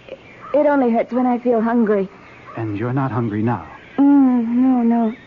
Oh, you know, I had such a crazy dream. I better not tell you. You've got to. You've aroused my curiosity. You won't believe it. You try me. Don't laugh, promise. I promise. Well, I dreamed I went out into the jungle alone at night. There's a picture for you. Imagine me alone in the jungle at night. Anyway, I dreamed I shot this, I think it was an antelope. Something like that. Yes. And I was so hungry, I ate it right there. What a dream. Oh, you know, I felt so full just before, but just talking about food seems to give me an appetite. How about some tea and toast? Tea and toast? Ooh, how about a nice chop? Or steak? Rare, very rare. Well, Larry's been unable to fly up the supply. Doesn't matter, I can go out and shoot. Later, Millie, later. You're not hungry now, are you? Oh, well, not very, but in a little while. Okay. Then just a little while, huh? Promised. Okay, I promise.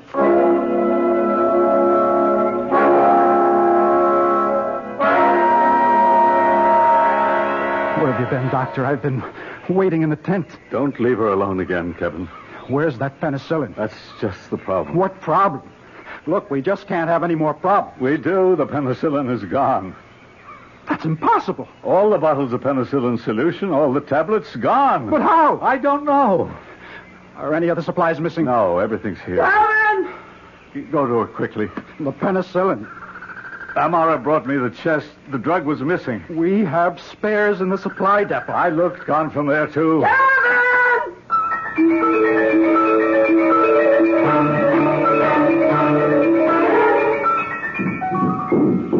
Kevin! Kevin! I'm hungry! Oh, Kevin, you don't know my stomach hurts! And my wrist, it's on fire! Millie, everything will be all right. Sure, yes. Just let me take the 405 and shoot something. No, Millie, no. Kevin, I'm going. Millie, try to get some rest. I don't need rest. I need food. I need meat. Please, Millie, lie back. Rest. Take your hands off me. Millie. Let go of me. Help me. Somebody give me a hand. We'll have to tie her down. I'm all right. Get some rope. Let go of me. Let go.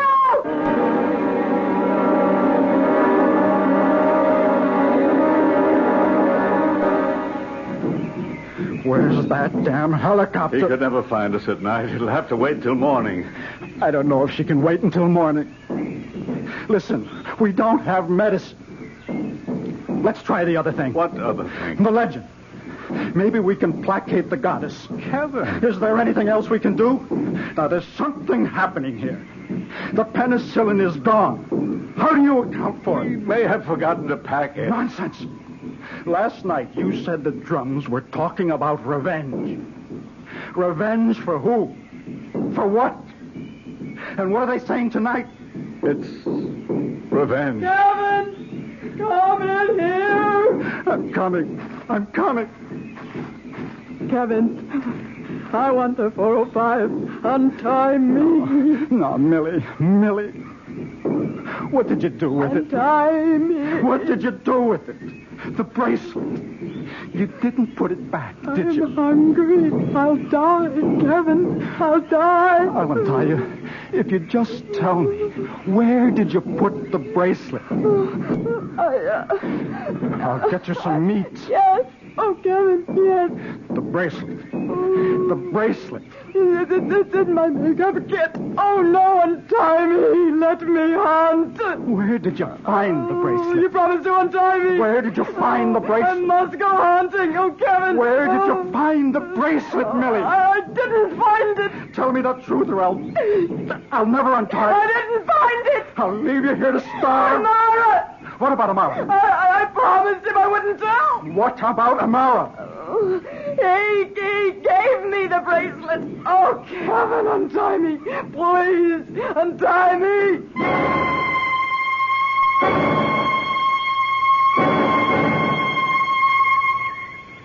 Amara, you will tell us where you hid that penicillin, or I'll blow your brains out. You may kill me. That's not the way. Let me beat it out of him. For the past 2 nights, Amara, the drums have talked of revenge. Whose revenge? Mine. Upon whom? Millie. For what reason? She killed my only son. How? She made the gods jealous. She spoke of his beauty, his intelligence, his skills. The gods were angry. Of course, but she didn't know any better. It made no difference to my son. He died. And your revenge? I gave her a bracelet. I tricked her. I fooled her. I made her take it. Where did you find the bracelet? So that we may return it with a suitable prayer and beg forgiveness from the goddess. I will not say. Stand aside, Doctor. It's my turn. You may kill me. No, he won't kill you. Who says I won't kill him? Be quiet. No one will kill you. But I am a blood brother to your chief. I will tell him that you committed a sacrilege. I will tell him that you stole a bracelet from the goddess for an evil purpose. Now you may go, Amara. What do you mean, he may go? He'll be disgraced for life. His wife, his parents, his brothers and sisters, all will be driven from the village into the jungle. No one will speak to him. Why do you stay here, Amara? We have no further use for you. Oh, I believe we owe you a month's wages. Here, plus 2 weeks' notice. The bracelet. It was taken. I took it from the arm of the statue of the goddess.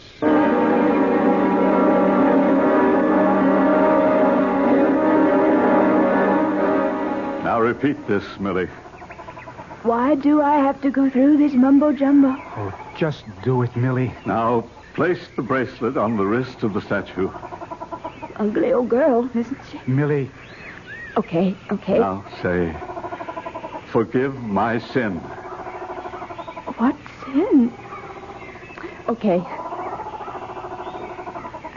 Forgive my sin. What else? That's all. That says it. Well, that's a relief. I must have been a trial to you boys. What happened to me, anyhow? The way you were shooting penicillin into me. How are you now, darling? Okay, I guess. Oh, but I'm so hungry. Hungry? Starved. For what?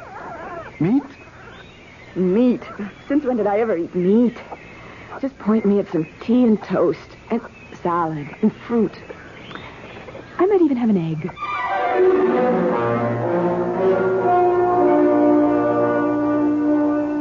It's always good not to put all your eggs in one basket. Always have another course of action in reserve. What cured Millie? The atonement before the goddess and the return of the bracelet? Or the penicillin? Or both? I'll be back shortly.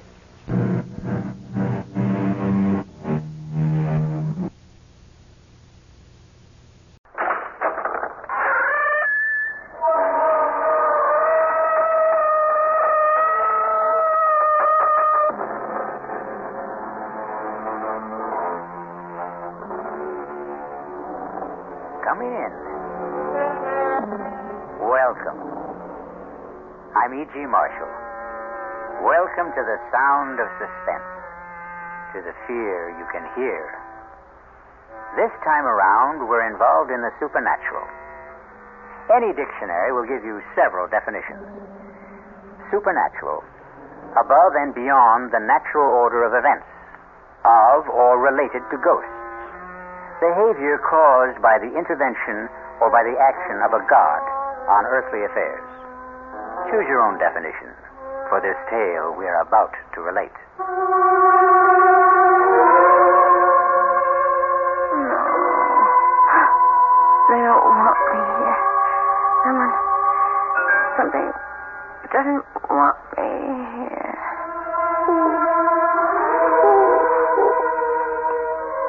Richard. Not Richard.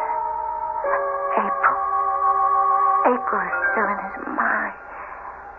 April. No. I don't believe in ghosts.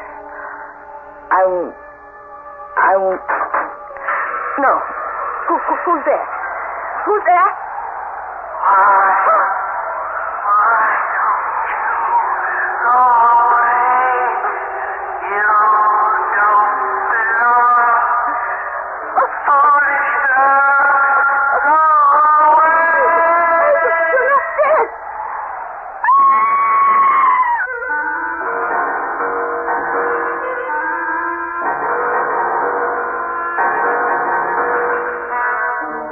Mystery drama, Here Goes the Bride, was written especially for the Mystery Theater by Ian Martin and stars Ruby Dee and Michael Wager. It is sponsored in part by the Kellogg Company, makers of Kellogg's Special K cereal, and by new sugar-free Diet 7-Up. I'll be back shortly with Act 1.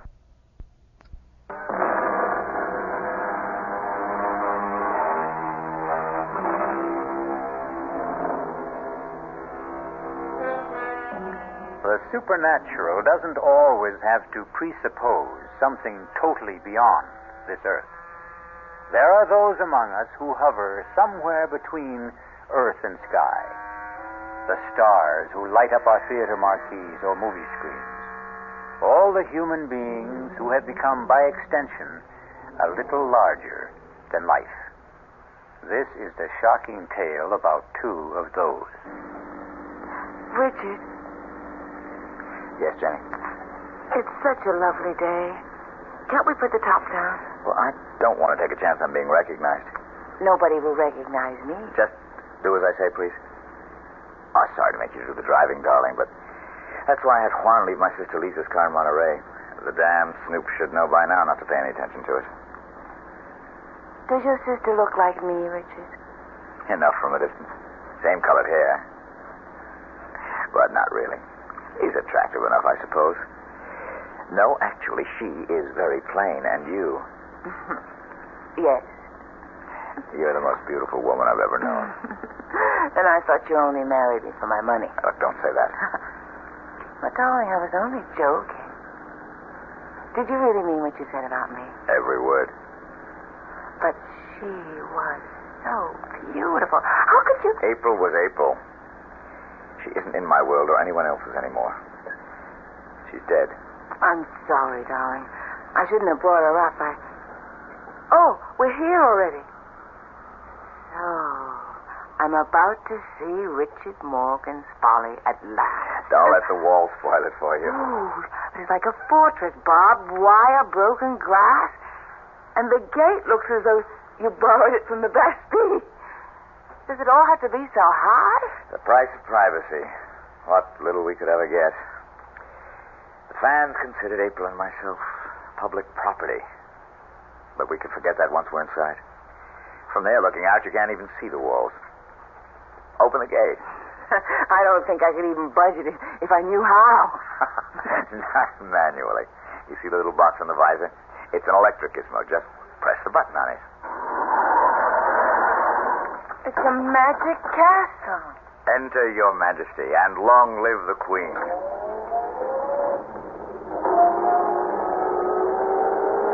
Pull over to the gatehouse. Stop a minute. Oh, what are those, the hounds of the Baskervilles? They are our guardian angels. They patrol the grounds at night. Juan, amigo. ¿Qué pasa con los perros? They know you are back in casa, mi patron. They will not be tranquil till they see you for themselves.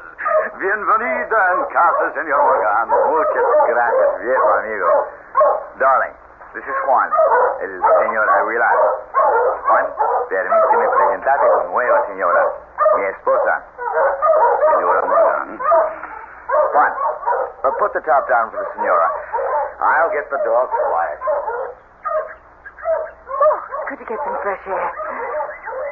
Well, my husband didn't have any trouble quieting down the dogs. They're not really as savage as they sound. Are they one? They are trained to kill, senora. Anyone who does not belong here. Oh, goodness. I hope they get to know me soon, then.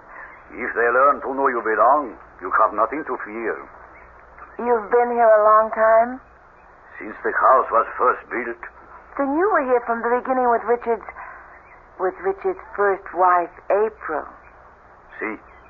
A terrible tragedy for all of you. You must have loved her. She was la señora de la casa. I hope you won't blame me for trying to take her place. There is no one to take her place.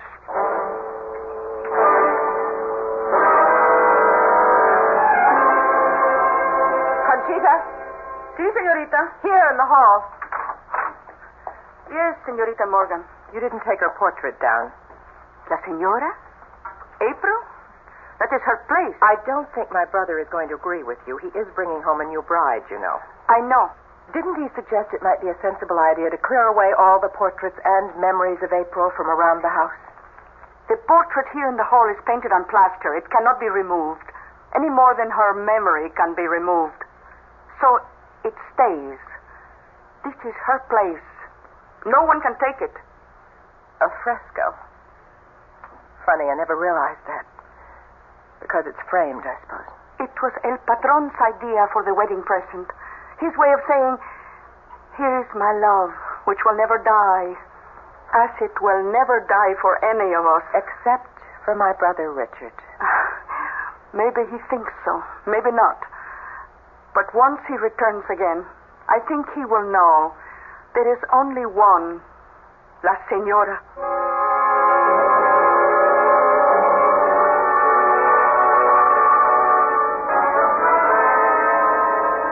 Now you're really going to see what Bon Repos is all about.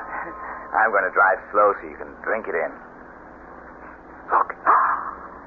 Oh, it's breathtaking. That's Bon Repos. Not only the house, but the cliffs. And that wild leap off into the Pacific and all the way to the horizon. Oh, I love it. I hope you'll be able to. But I do already. Except... Except what? Well, the rest of it is all so vast that suddenly the house seems small. Now, the closer we get, I realize how huge it is. Well, it's rambling. Started from small beginnings and then just kept on growing. Looking at that main house, it wasn't all that small. Well, for its day it was. Big families then. All that's left of mine I see clustered on the porch. My sister. And the lady with her? That's our housekeeper. Conchita Aguilar. She's Juan's wife. I have no one, but at least you have a sister. It makes me feel a lot less like an orphan. And the house is so lovely. I hope I've come home. I told you when we came back to America that would be your decision. Jenny, for many reasons it's not going to be an easy one. But just give it a chance. I'll welcome it, Richard. If only it will welcome me.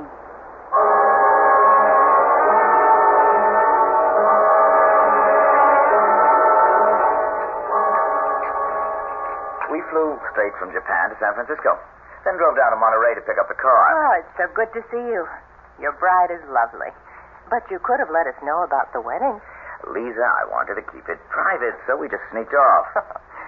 More coffee, Jenny? Richard? No, I think I'll have some brandy. How about you girls? Not for me. I pass. Oh, it's a magnificent night. There's going to be a full moon. Damn dogs are all stirred up again. Jenny, Yes, Richard? want to walk down with me and start making friends with them? Well, I'm a little tired tonight. I bet I'd make a better dog pal by daylight. Well, why don't you go ahead while I go up and get ready for bed? Well, you're the one they're calling for anyway. I've missed them. And it's nice to have been missed. Would you mind? I won't be over a half hour. I'll be waiting for you when you get back. I'll close the French windows. Don't forget to lock them, Lisa. No, leave them open. The breeze is wonderful. I'll see they get closed, Richie. I've been taking care of that for the last year. Take care of my bride, too, Lisa. Good night to you, Lisa. I'll see you later, Jenny. Well, a very sexy goodbye. Your brother is a very sexy man. Why hadn't you noticed? Well, why should I be the only woman in the Northern Hemisphere to have it escape me? Oh, Lisa. It's what makes my blood run cold sometimes. That and April. She can scarcely run you much competition anymore. Because she's dead? She is? Well, not really. In so many ways, I'm terribly naive growing up in Japan, knowing so little of my native country. I was always aware that Richard Morgan was a star. After all, he was in Japan to make a movie. And I knew he'd been married for many years to April Sanders. It was only after I'd married Richard and come back to America that I began to realize I'd married into royalty. Not only that, but I'd rushed blindly into marrying the king without seeing that the Queen is not dead. Oh, Jenny, don't be silly. The Queen is very dead. Not in most people's memories. How did it happen, Lisa?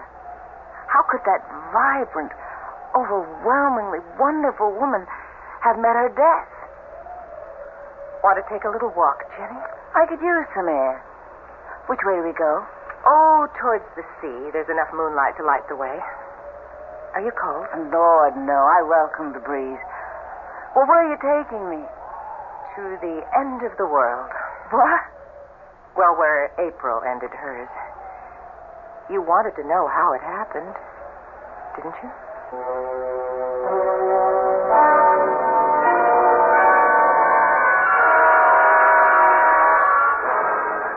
I think I've gone far enough, Lisa. Only a few steps. What is this path? I mean, somebody cut it out of solid rock. It's called the 7 Steps to Heaven. More like 70. Richard had them cut for April on their 7th anniversary. You'll see why now as we come out on the ledge. It's windier tonight than I thought. Most days it's calm up here. The sun pours down. You can lie out here on the ledge with the sea 400 feet below and drench in the sun as though you were the only person in the world. April treated this as a shrine. She was inveterate sun worshiper. But it's sheer heaven, bathed in moonlight. If you look up. Well, I can't see too much of the shadows looking down. The rocks are as jagged as teeth. 400 feet straight down. This is right where she fell. Spread-eagled on the rocks, broken and mangled, but speared by the sharp edges so even the restless sea couldn't wash her away. Oh, my God, Lisa. How could she have gone close enough to fall? She didn't fall. But the papers That's the story that was given out. Conchita believes it. Richie claims he does. Others are not so sure.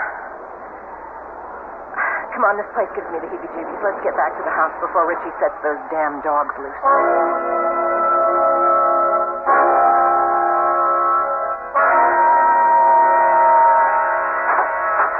Oh, excuse me, I was just turning down the bed. Which I'm sure you're quite ready to roll into, Jenny.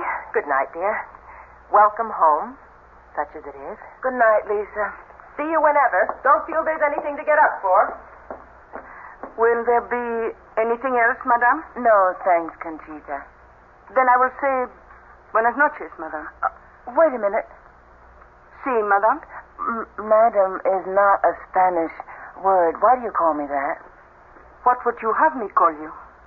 Well, since I am Richard's wife, shouldn't it be senora? In this house, there was only one senora. But she's dead. Jamás en el corazón. Never in the heart. For anyone who knew her. Buenas noches. Madame.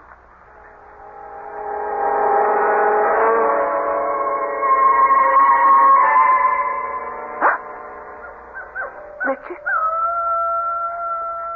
Richard, are you awake? Huh? It's her. It's April. Oh, my God. Stay away. Stay away. Richard, wake up. Help me. What's happening? Jenny, what is it? Listen. Don't you hear? Hear what? There's nothing. But there was... What is it, darling? You look as though you'd seen a ghost. Not seen. I heard. It was her. April, your wife. Be quiet. You're my wife. April is dead. But she still doesn't want me here. Nobody does.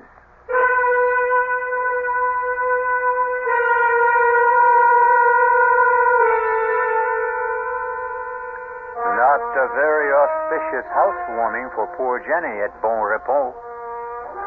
Bon Repos. A reasonable translation of the French is sweet dreams. But there will be few sweet dreams for Jenny, at least this night. As for others, we'll find out when we return shortly with Act Two.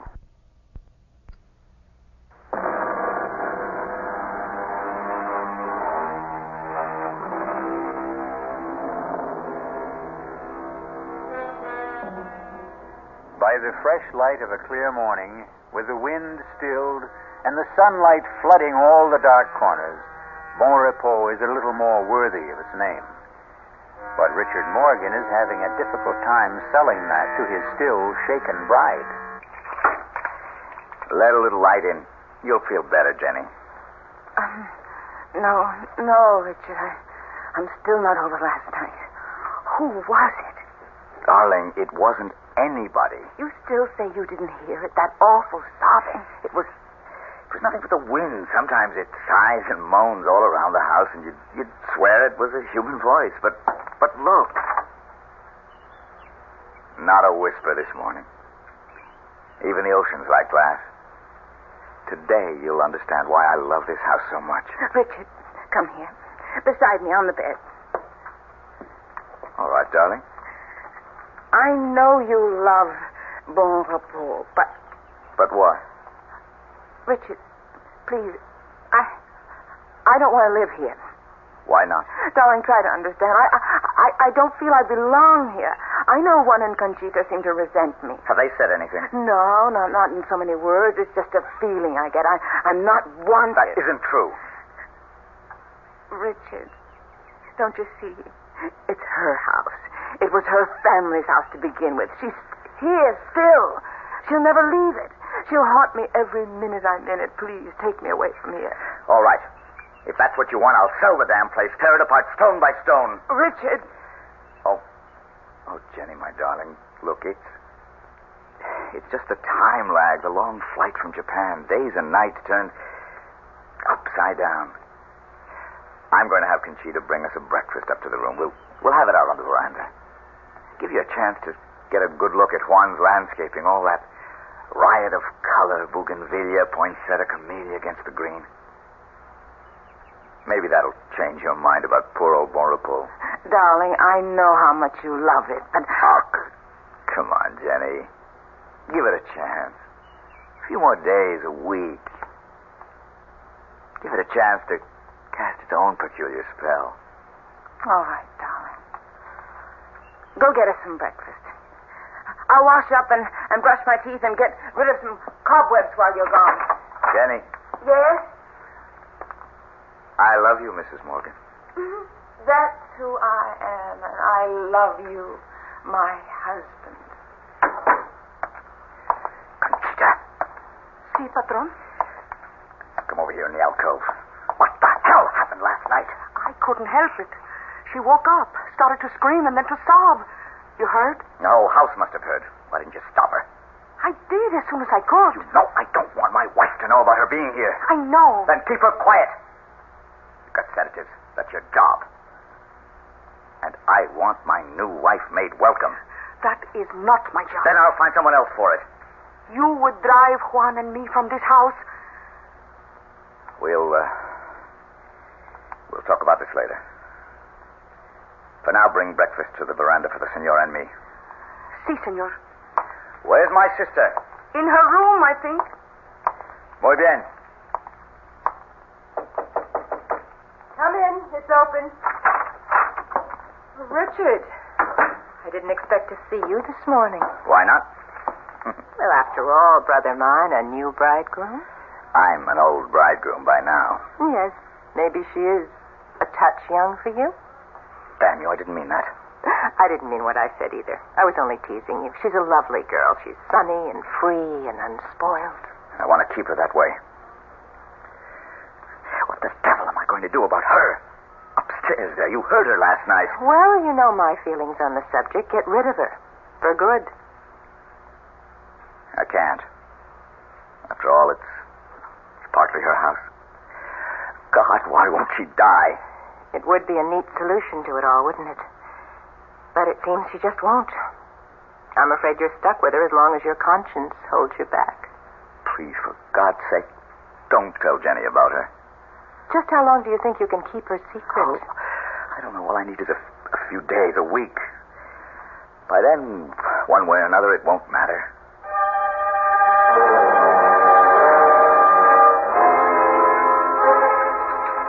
Are you going to start country hopping again, or are you going to stay home and make some nice, solid American movies? Well, that depends on my negotiations the next week or 10 days. Jenny, you're not eating your steak. Want it on the fire a little more? No, thanks. I really ate too much of that wonderful salad. I don't think I could eat another thing. Conchita? Si, senor. I think you can clear the table. You want dessert, dear? I don't think so. Lisa, please forgive me, but I'm so full of sand, sea, air, and scouting the property that I'm really bushed. Would you excuse me? Of course, Jenny. Get a good sleep. I'll see you upstairs, darling. Shall I have Conchita bring us some coffee? Oh, no. I just want to sleep and make up for the last few days. You don't have to come up. Try and keep me away. Good night, Lisa. Night. See you tomorrow. I feel like such a party pooper. Please, forgive us. I'm bushed myself. Darling, you're positively weaving. I feel a little high or low or something. Well, here, how about my arm for support? I'd love it. No good? No, fine. I was just... She was so lovely, Richard. Huh? Oh. April, the fresco. That damn thing, I wish I'd never dreamed it up. I promise you it'll be removed or covered or something. Oh, no, darling. It's too lovely to destroy. Besides, no matter what you do or anyone tries to do, the memory of April Sanders in our time can never be wiped out or erased. It's something we both have to live with. She was like Jean Harlow, Marilyn Monroe, Elizabeth Taylor. She belonged to the public. But you had her painted to endure forever.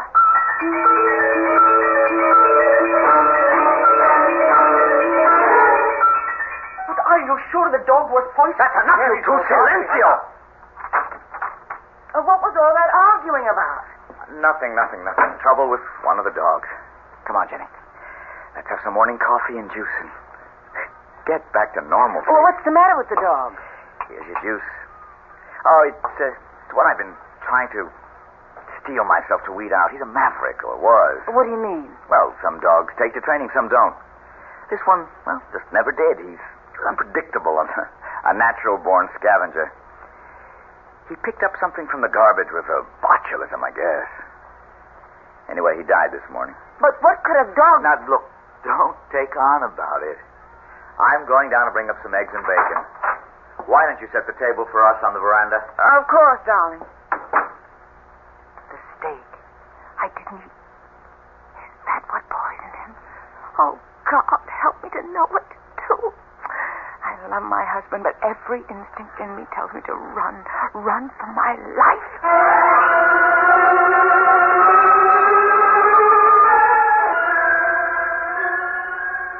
Yep. Sure, JB. No, I don't like it, but if it's the only way, I'll be there. Yes, right away. No, I'll drive down. It's almost dark already, so I'm not taking much of a chance. What? Well, yes, thanks, yes. I'll stay with you overnight and come right back. You're going to Los Angeles? What? Just overnight, darling. But take me with you. Oh, Jenny, I can't. This is all strictly business. And I stay here alone? I'm not alone. Lisa's with you. Thank God for that. You have nothing to worry about.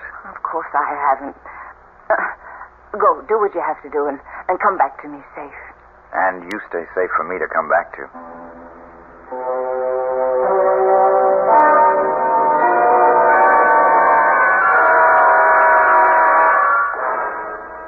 Well, wouldn't you know, the moment my brother cuts out, the local electricity has to fail. Here's your candle, Jenny. Want me to come in with you? No, I'm fine. Oh, there are plenty of others in the candelabra. They can burn all night. I won't need them.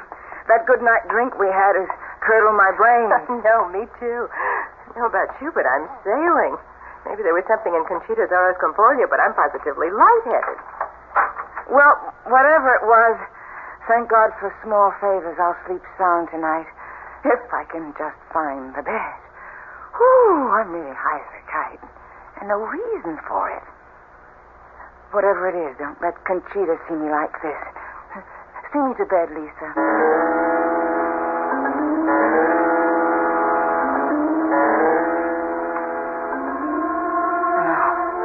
No. They don't want me here. Someone, something. But who? Conchita, Juan, Richard. No, please, not Richard. But April is still in his mind. April. No, I don't believe ghosts.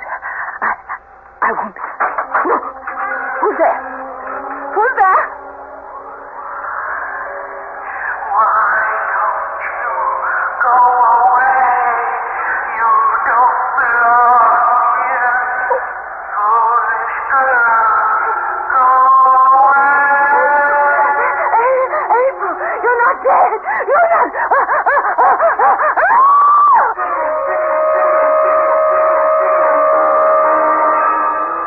Moving towards the bed was the dead woman, April Morgan.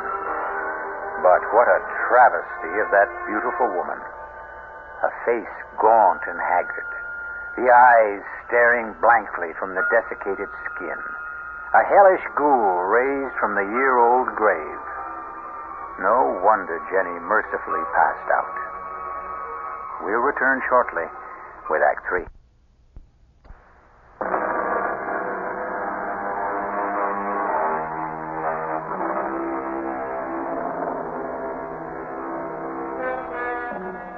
The spectral figure that hovers over Jenny, motionless under the covers, stands as still as the girl lies in the bed. Is her presence as malign as Jenny deems it to be, or as benign as it seems to be? Hush, child. Hush. I mean you no harm. But you... how you must hate me. Her. April. His wife. Oh, no. No, I'm not April. April is dead. She died, you know. I thought I did. Then who? I'm her mother. April was my daughter. You live here? Yes. Up there. Then you're the one I heard the other night, sobbing. Was I? Perhaps I was. I'm very sad, you know. Because your daughter died. Because my daughter was killed. Killed? What did April have to die for? She had everything to live for. She'd never commit suicide. But it was an accident, wasn't it? Oh, April was as graceful as a fawn. She was a dancer, you know. She had an incredible sense of balance. She could never have lost it. Are you suggesting she was pushed? Why do you think I'm locked up there in my room on the third floor? with Conchita as my jailer? The housekeeper. Conchita is a practical nurse. And I am a prisoner, half the time under sedation, living in limbo, the shut-in to end all shut-ins. But why? To keep me from crying it to the skies. To keep the truth buried like me and my daughter. Except that I am on the 3rd floor and April is 6 feet deep. Oh, he was jealous of her. He couldn't stand the fact that she was the talent. She held it all together. She made the legends. And when the truth was coming out that he meant nothing, that she was the star, he had to drag her out of the skies, destroy her, kill her. Who? Your new husband, Richard Morgan. That's why I came to warn you. Get out while you can. Senora, are you all right? What is it he wants to take from you? Senora Morgan, open the door. I'm coming, Juan. What do you want? Are you rich? Yes. Are you coming, Senora? Then run like the wind. He will kill you. Just as he did April.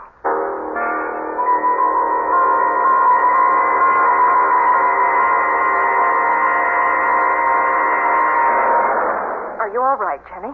Are you all right? I'll do. The lights are on again. Yes. What happened to April's mother?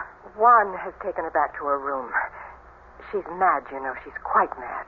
She accused Richard of killing April. It's her obsession.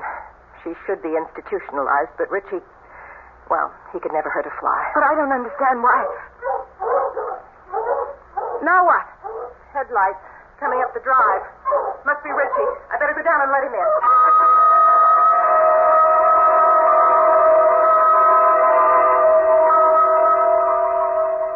For God's sake, don't be terrified of me, Jenny. Well, I don't mean to be. I don't know what's the matter with me. No, look, April's mother must have shaken you. Well, why would you have kept it a secret? Look, I'm exhausted, and you're tired. Must we go through it tonight?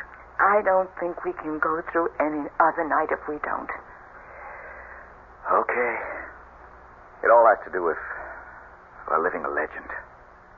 April was a star, a sex symbol developed by the studios. I was a stage actor with a gift of reasonable looks and an unusual voice. Separately, we had great success. But together, when we did get together, and particularly after our marriage, we became something not only wildly larger than life, but larger than even just plain stardom. Our own lives disappeared, replaced by a storybook romance that our careers had to conform to, despite the fact that we had learned, not to hate each other, but that we had no love left. You didn't love April? Jenny, I couldn't stand her. She was selfish, avaricious, demanding, petty, an impossible woman. So you got rid of her? You don't believe that? No. Oh, no, Richard. But how did April really die? I wasn't asking No, that. you don't have to. Half the world has speculated on that.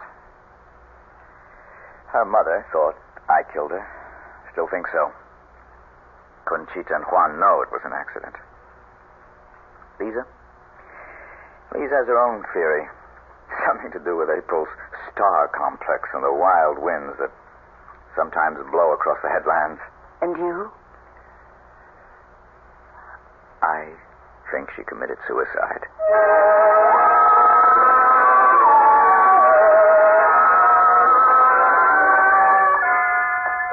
Buenos días, Conchita. Buenos días, señor. You can serve breakfast for all of us, and... Where's Juan? In the South Garden. Will you tell my wife when she comes down where I am? Sí, señor. Patron, Yes? will you close up the house? If I'm going to save my new marriage, I think I must. I'm not going to argue the facts. But it's quite clear that Jenny doesn't fit here.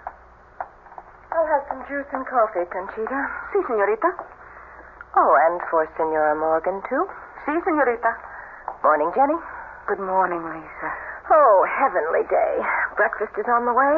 Where's Richard? Oh, off on the grounds somewhere. Want to go look for him?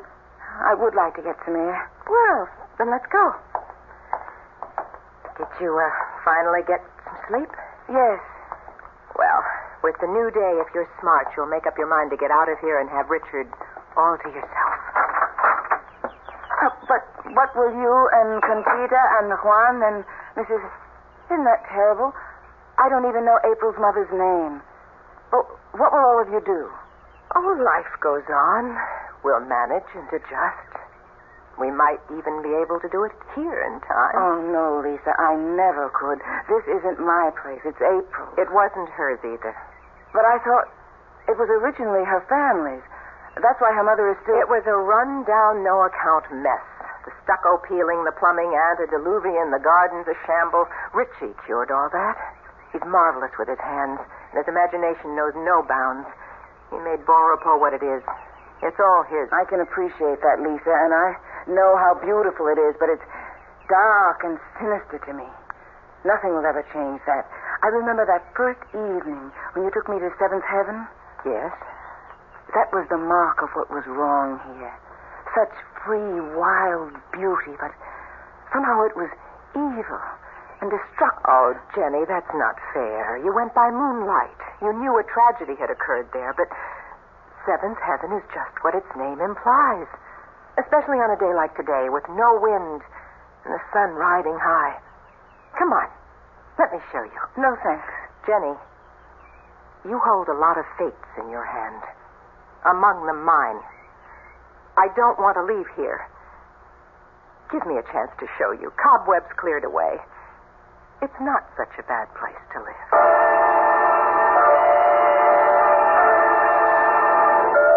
Conchita?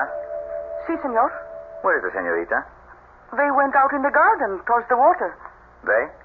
Your sister and your wife.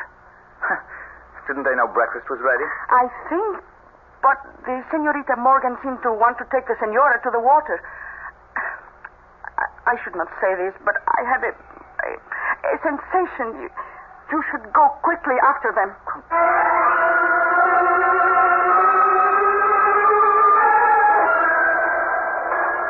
I really don't know why you insisted on me coming up here. I won't change my mind, Lisa. Even now, looking out here at that incredible view? I told you I didn't like heights. You know, Jenny, you're a little person with no stature. Well, I wouldn't quite agree. Like April, really, for all her cheap beauty. She just couldn't measure up. And I had to sit by and take the fact that she had cheated and stolen Richie away from me. What?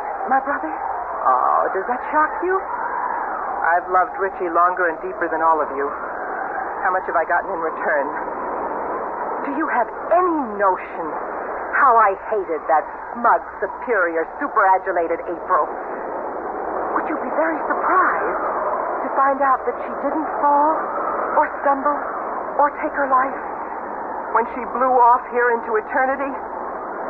She was hastened, Jenny, pushed, shoved by me, just as you're going to be. Why? Even allowing for what you confess. How can you hate me? Because you are far worse than April. He really didn't love her. They were a team. He was trapped. He had to stick with her. But you, no, you're different. Because he loves me? Because with you, there's no chance for me. There's no chance at all. How could there ever be? I don't have to share his bed, only his life. I could have been the one to care for him, to console him, to love him. Love him, damn you. It'll never be you. Never anyone. Lisa, wait. There is no... You can't stand against me any more than April could. You are going over. Down the rock. Look, put that grass break down. It's a marvelous weapon. Hang on to it if you want to. Take it with you, but you're going. Hey, you are there. Yes, too late. Hurry. If I cannot have you, nobody can. Oh, for God's sake, Lisa, what are you doing? Give me that.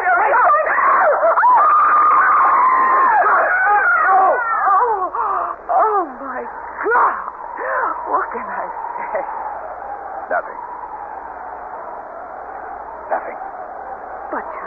sister. I loved my sister either more or less than my first wife. I can't mourn either one of them. Jenny, it's too important to celebrate you. It'll take some time to straighten out my affairs, but once we do, you and I are going to enjoy our private life. You'll still be public property. No. My new deal as a director. I'll never act again. Not even for me. For you. For you, I'll be whatever you desire. This affair is finally beginning. It will end only the same way. Finally. Which is forever. I love you forever. That's what I just said.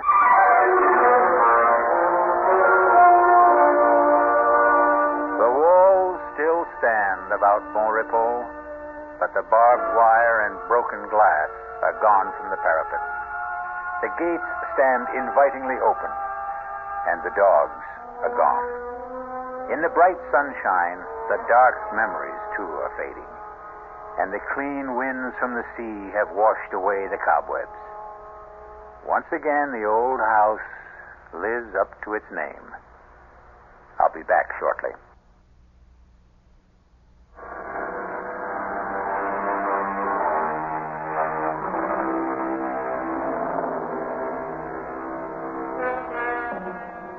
So again, we return full circle to our definition of the supernatural as it applies to tonight's tale, of or related to ghosts, behavior caused by the intervention or by the action of a god on earthly affairs.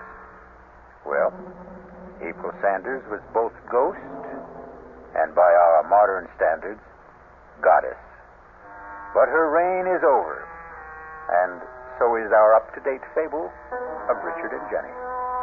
Our cast included Ruby Dee, Michael Wager, Terry Keane, Bryna Rayburn, and Ian Martin. The entire production was under the direction of Hyman Brown.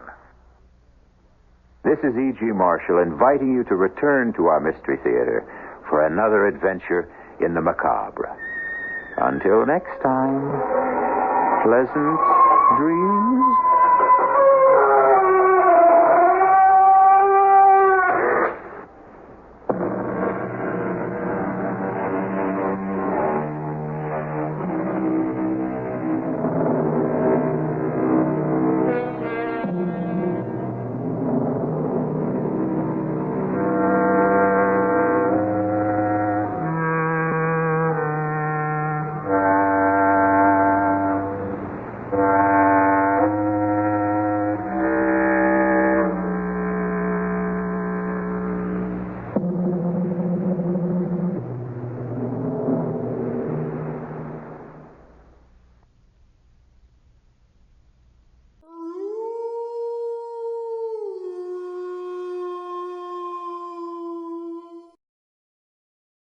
Tune in to nostalgia. Tune in to now. Golden Radio Hour.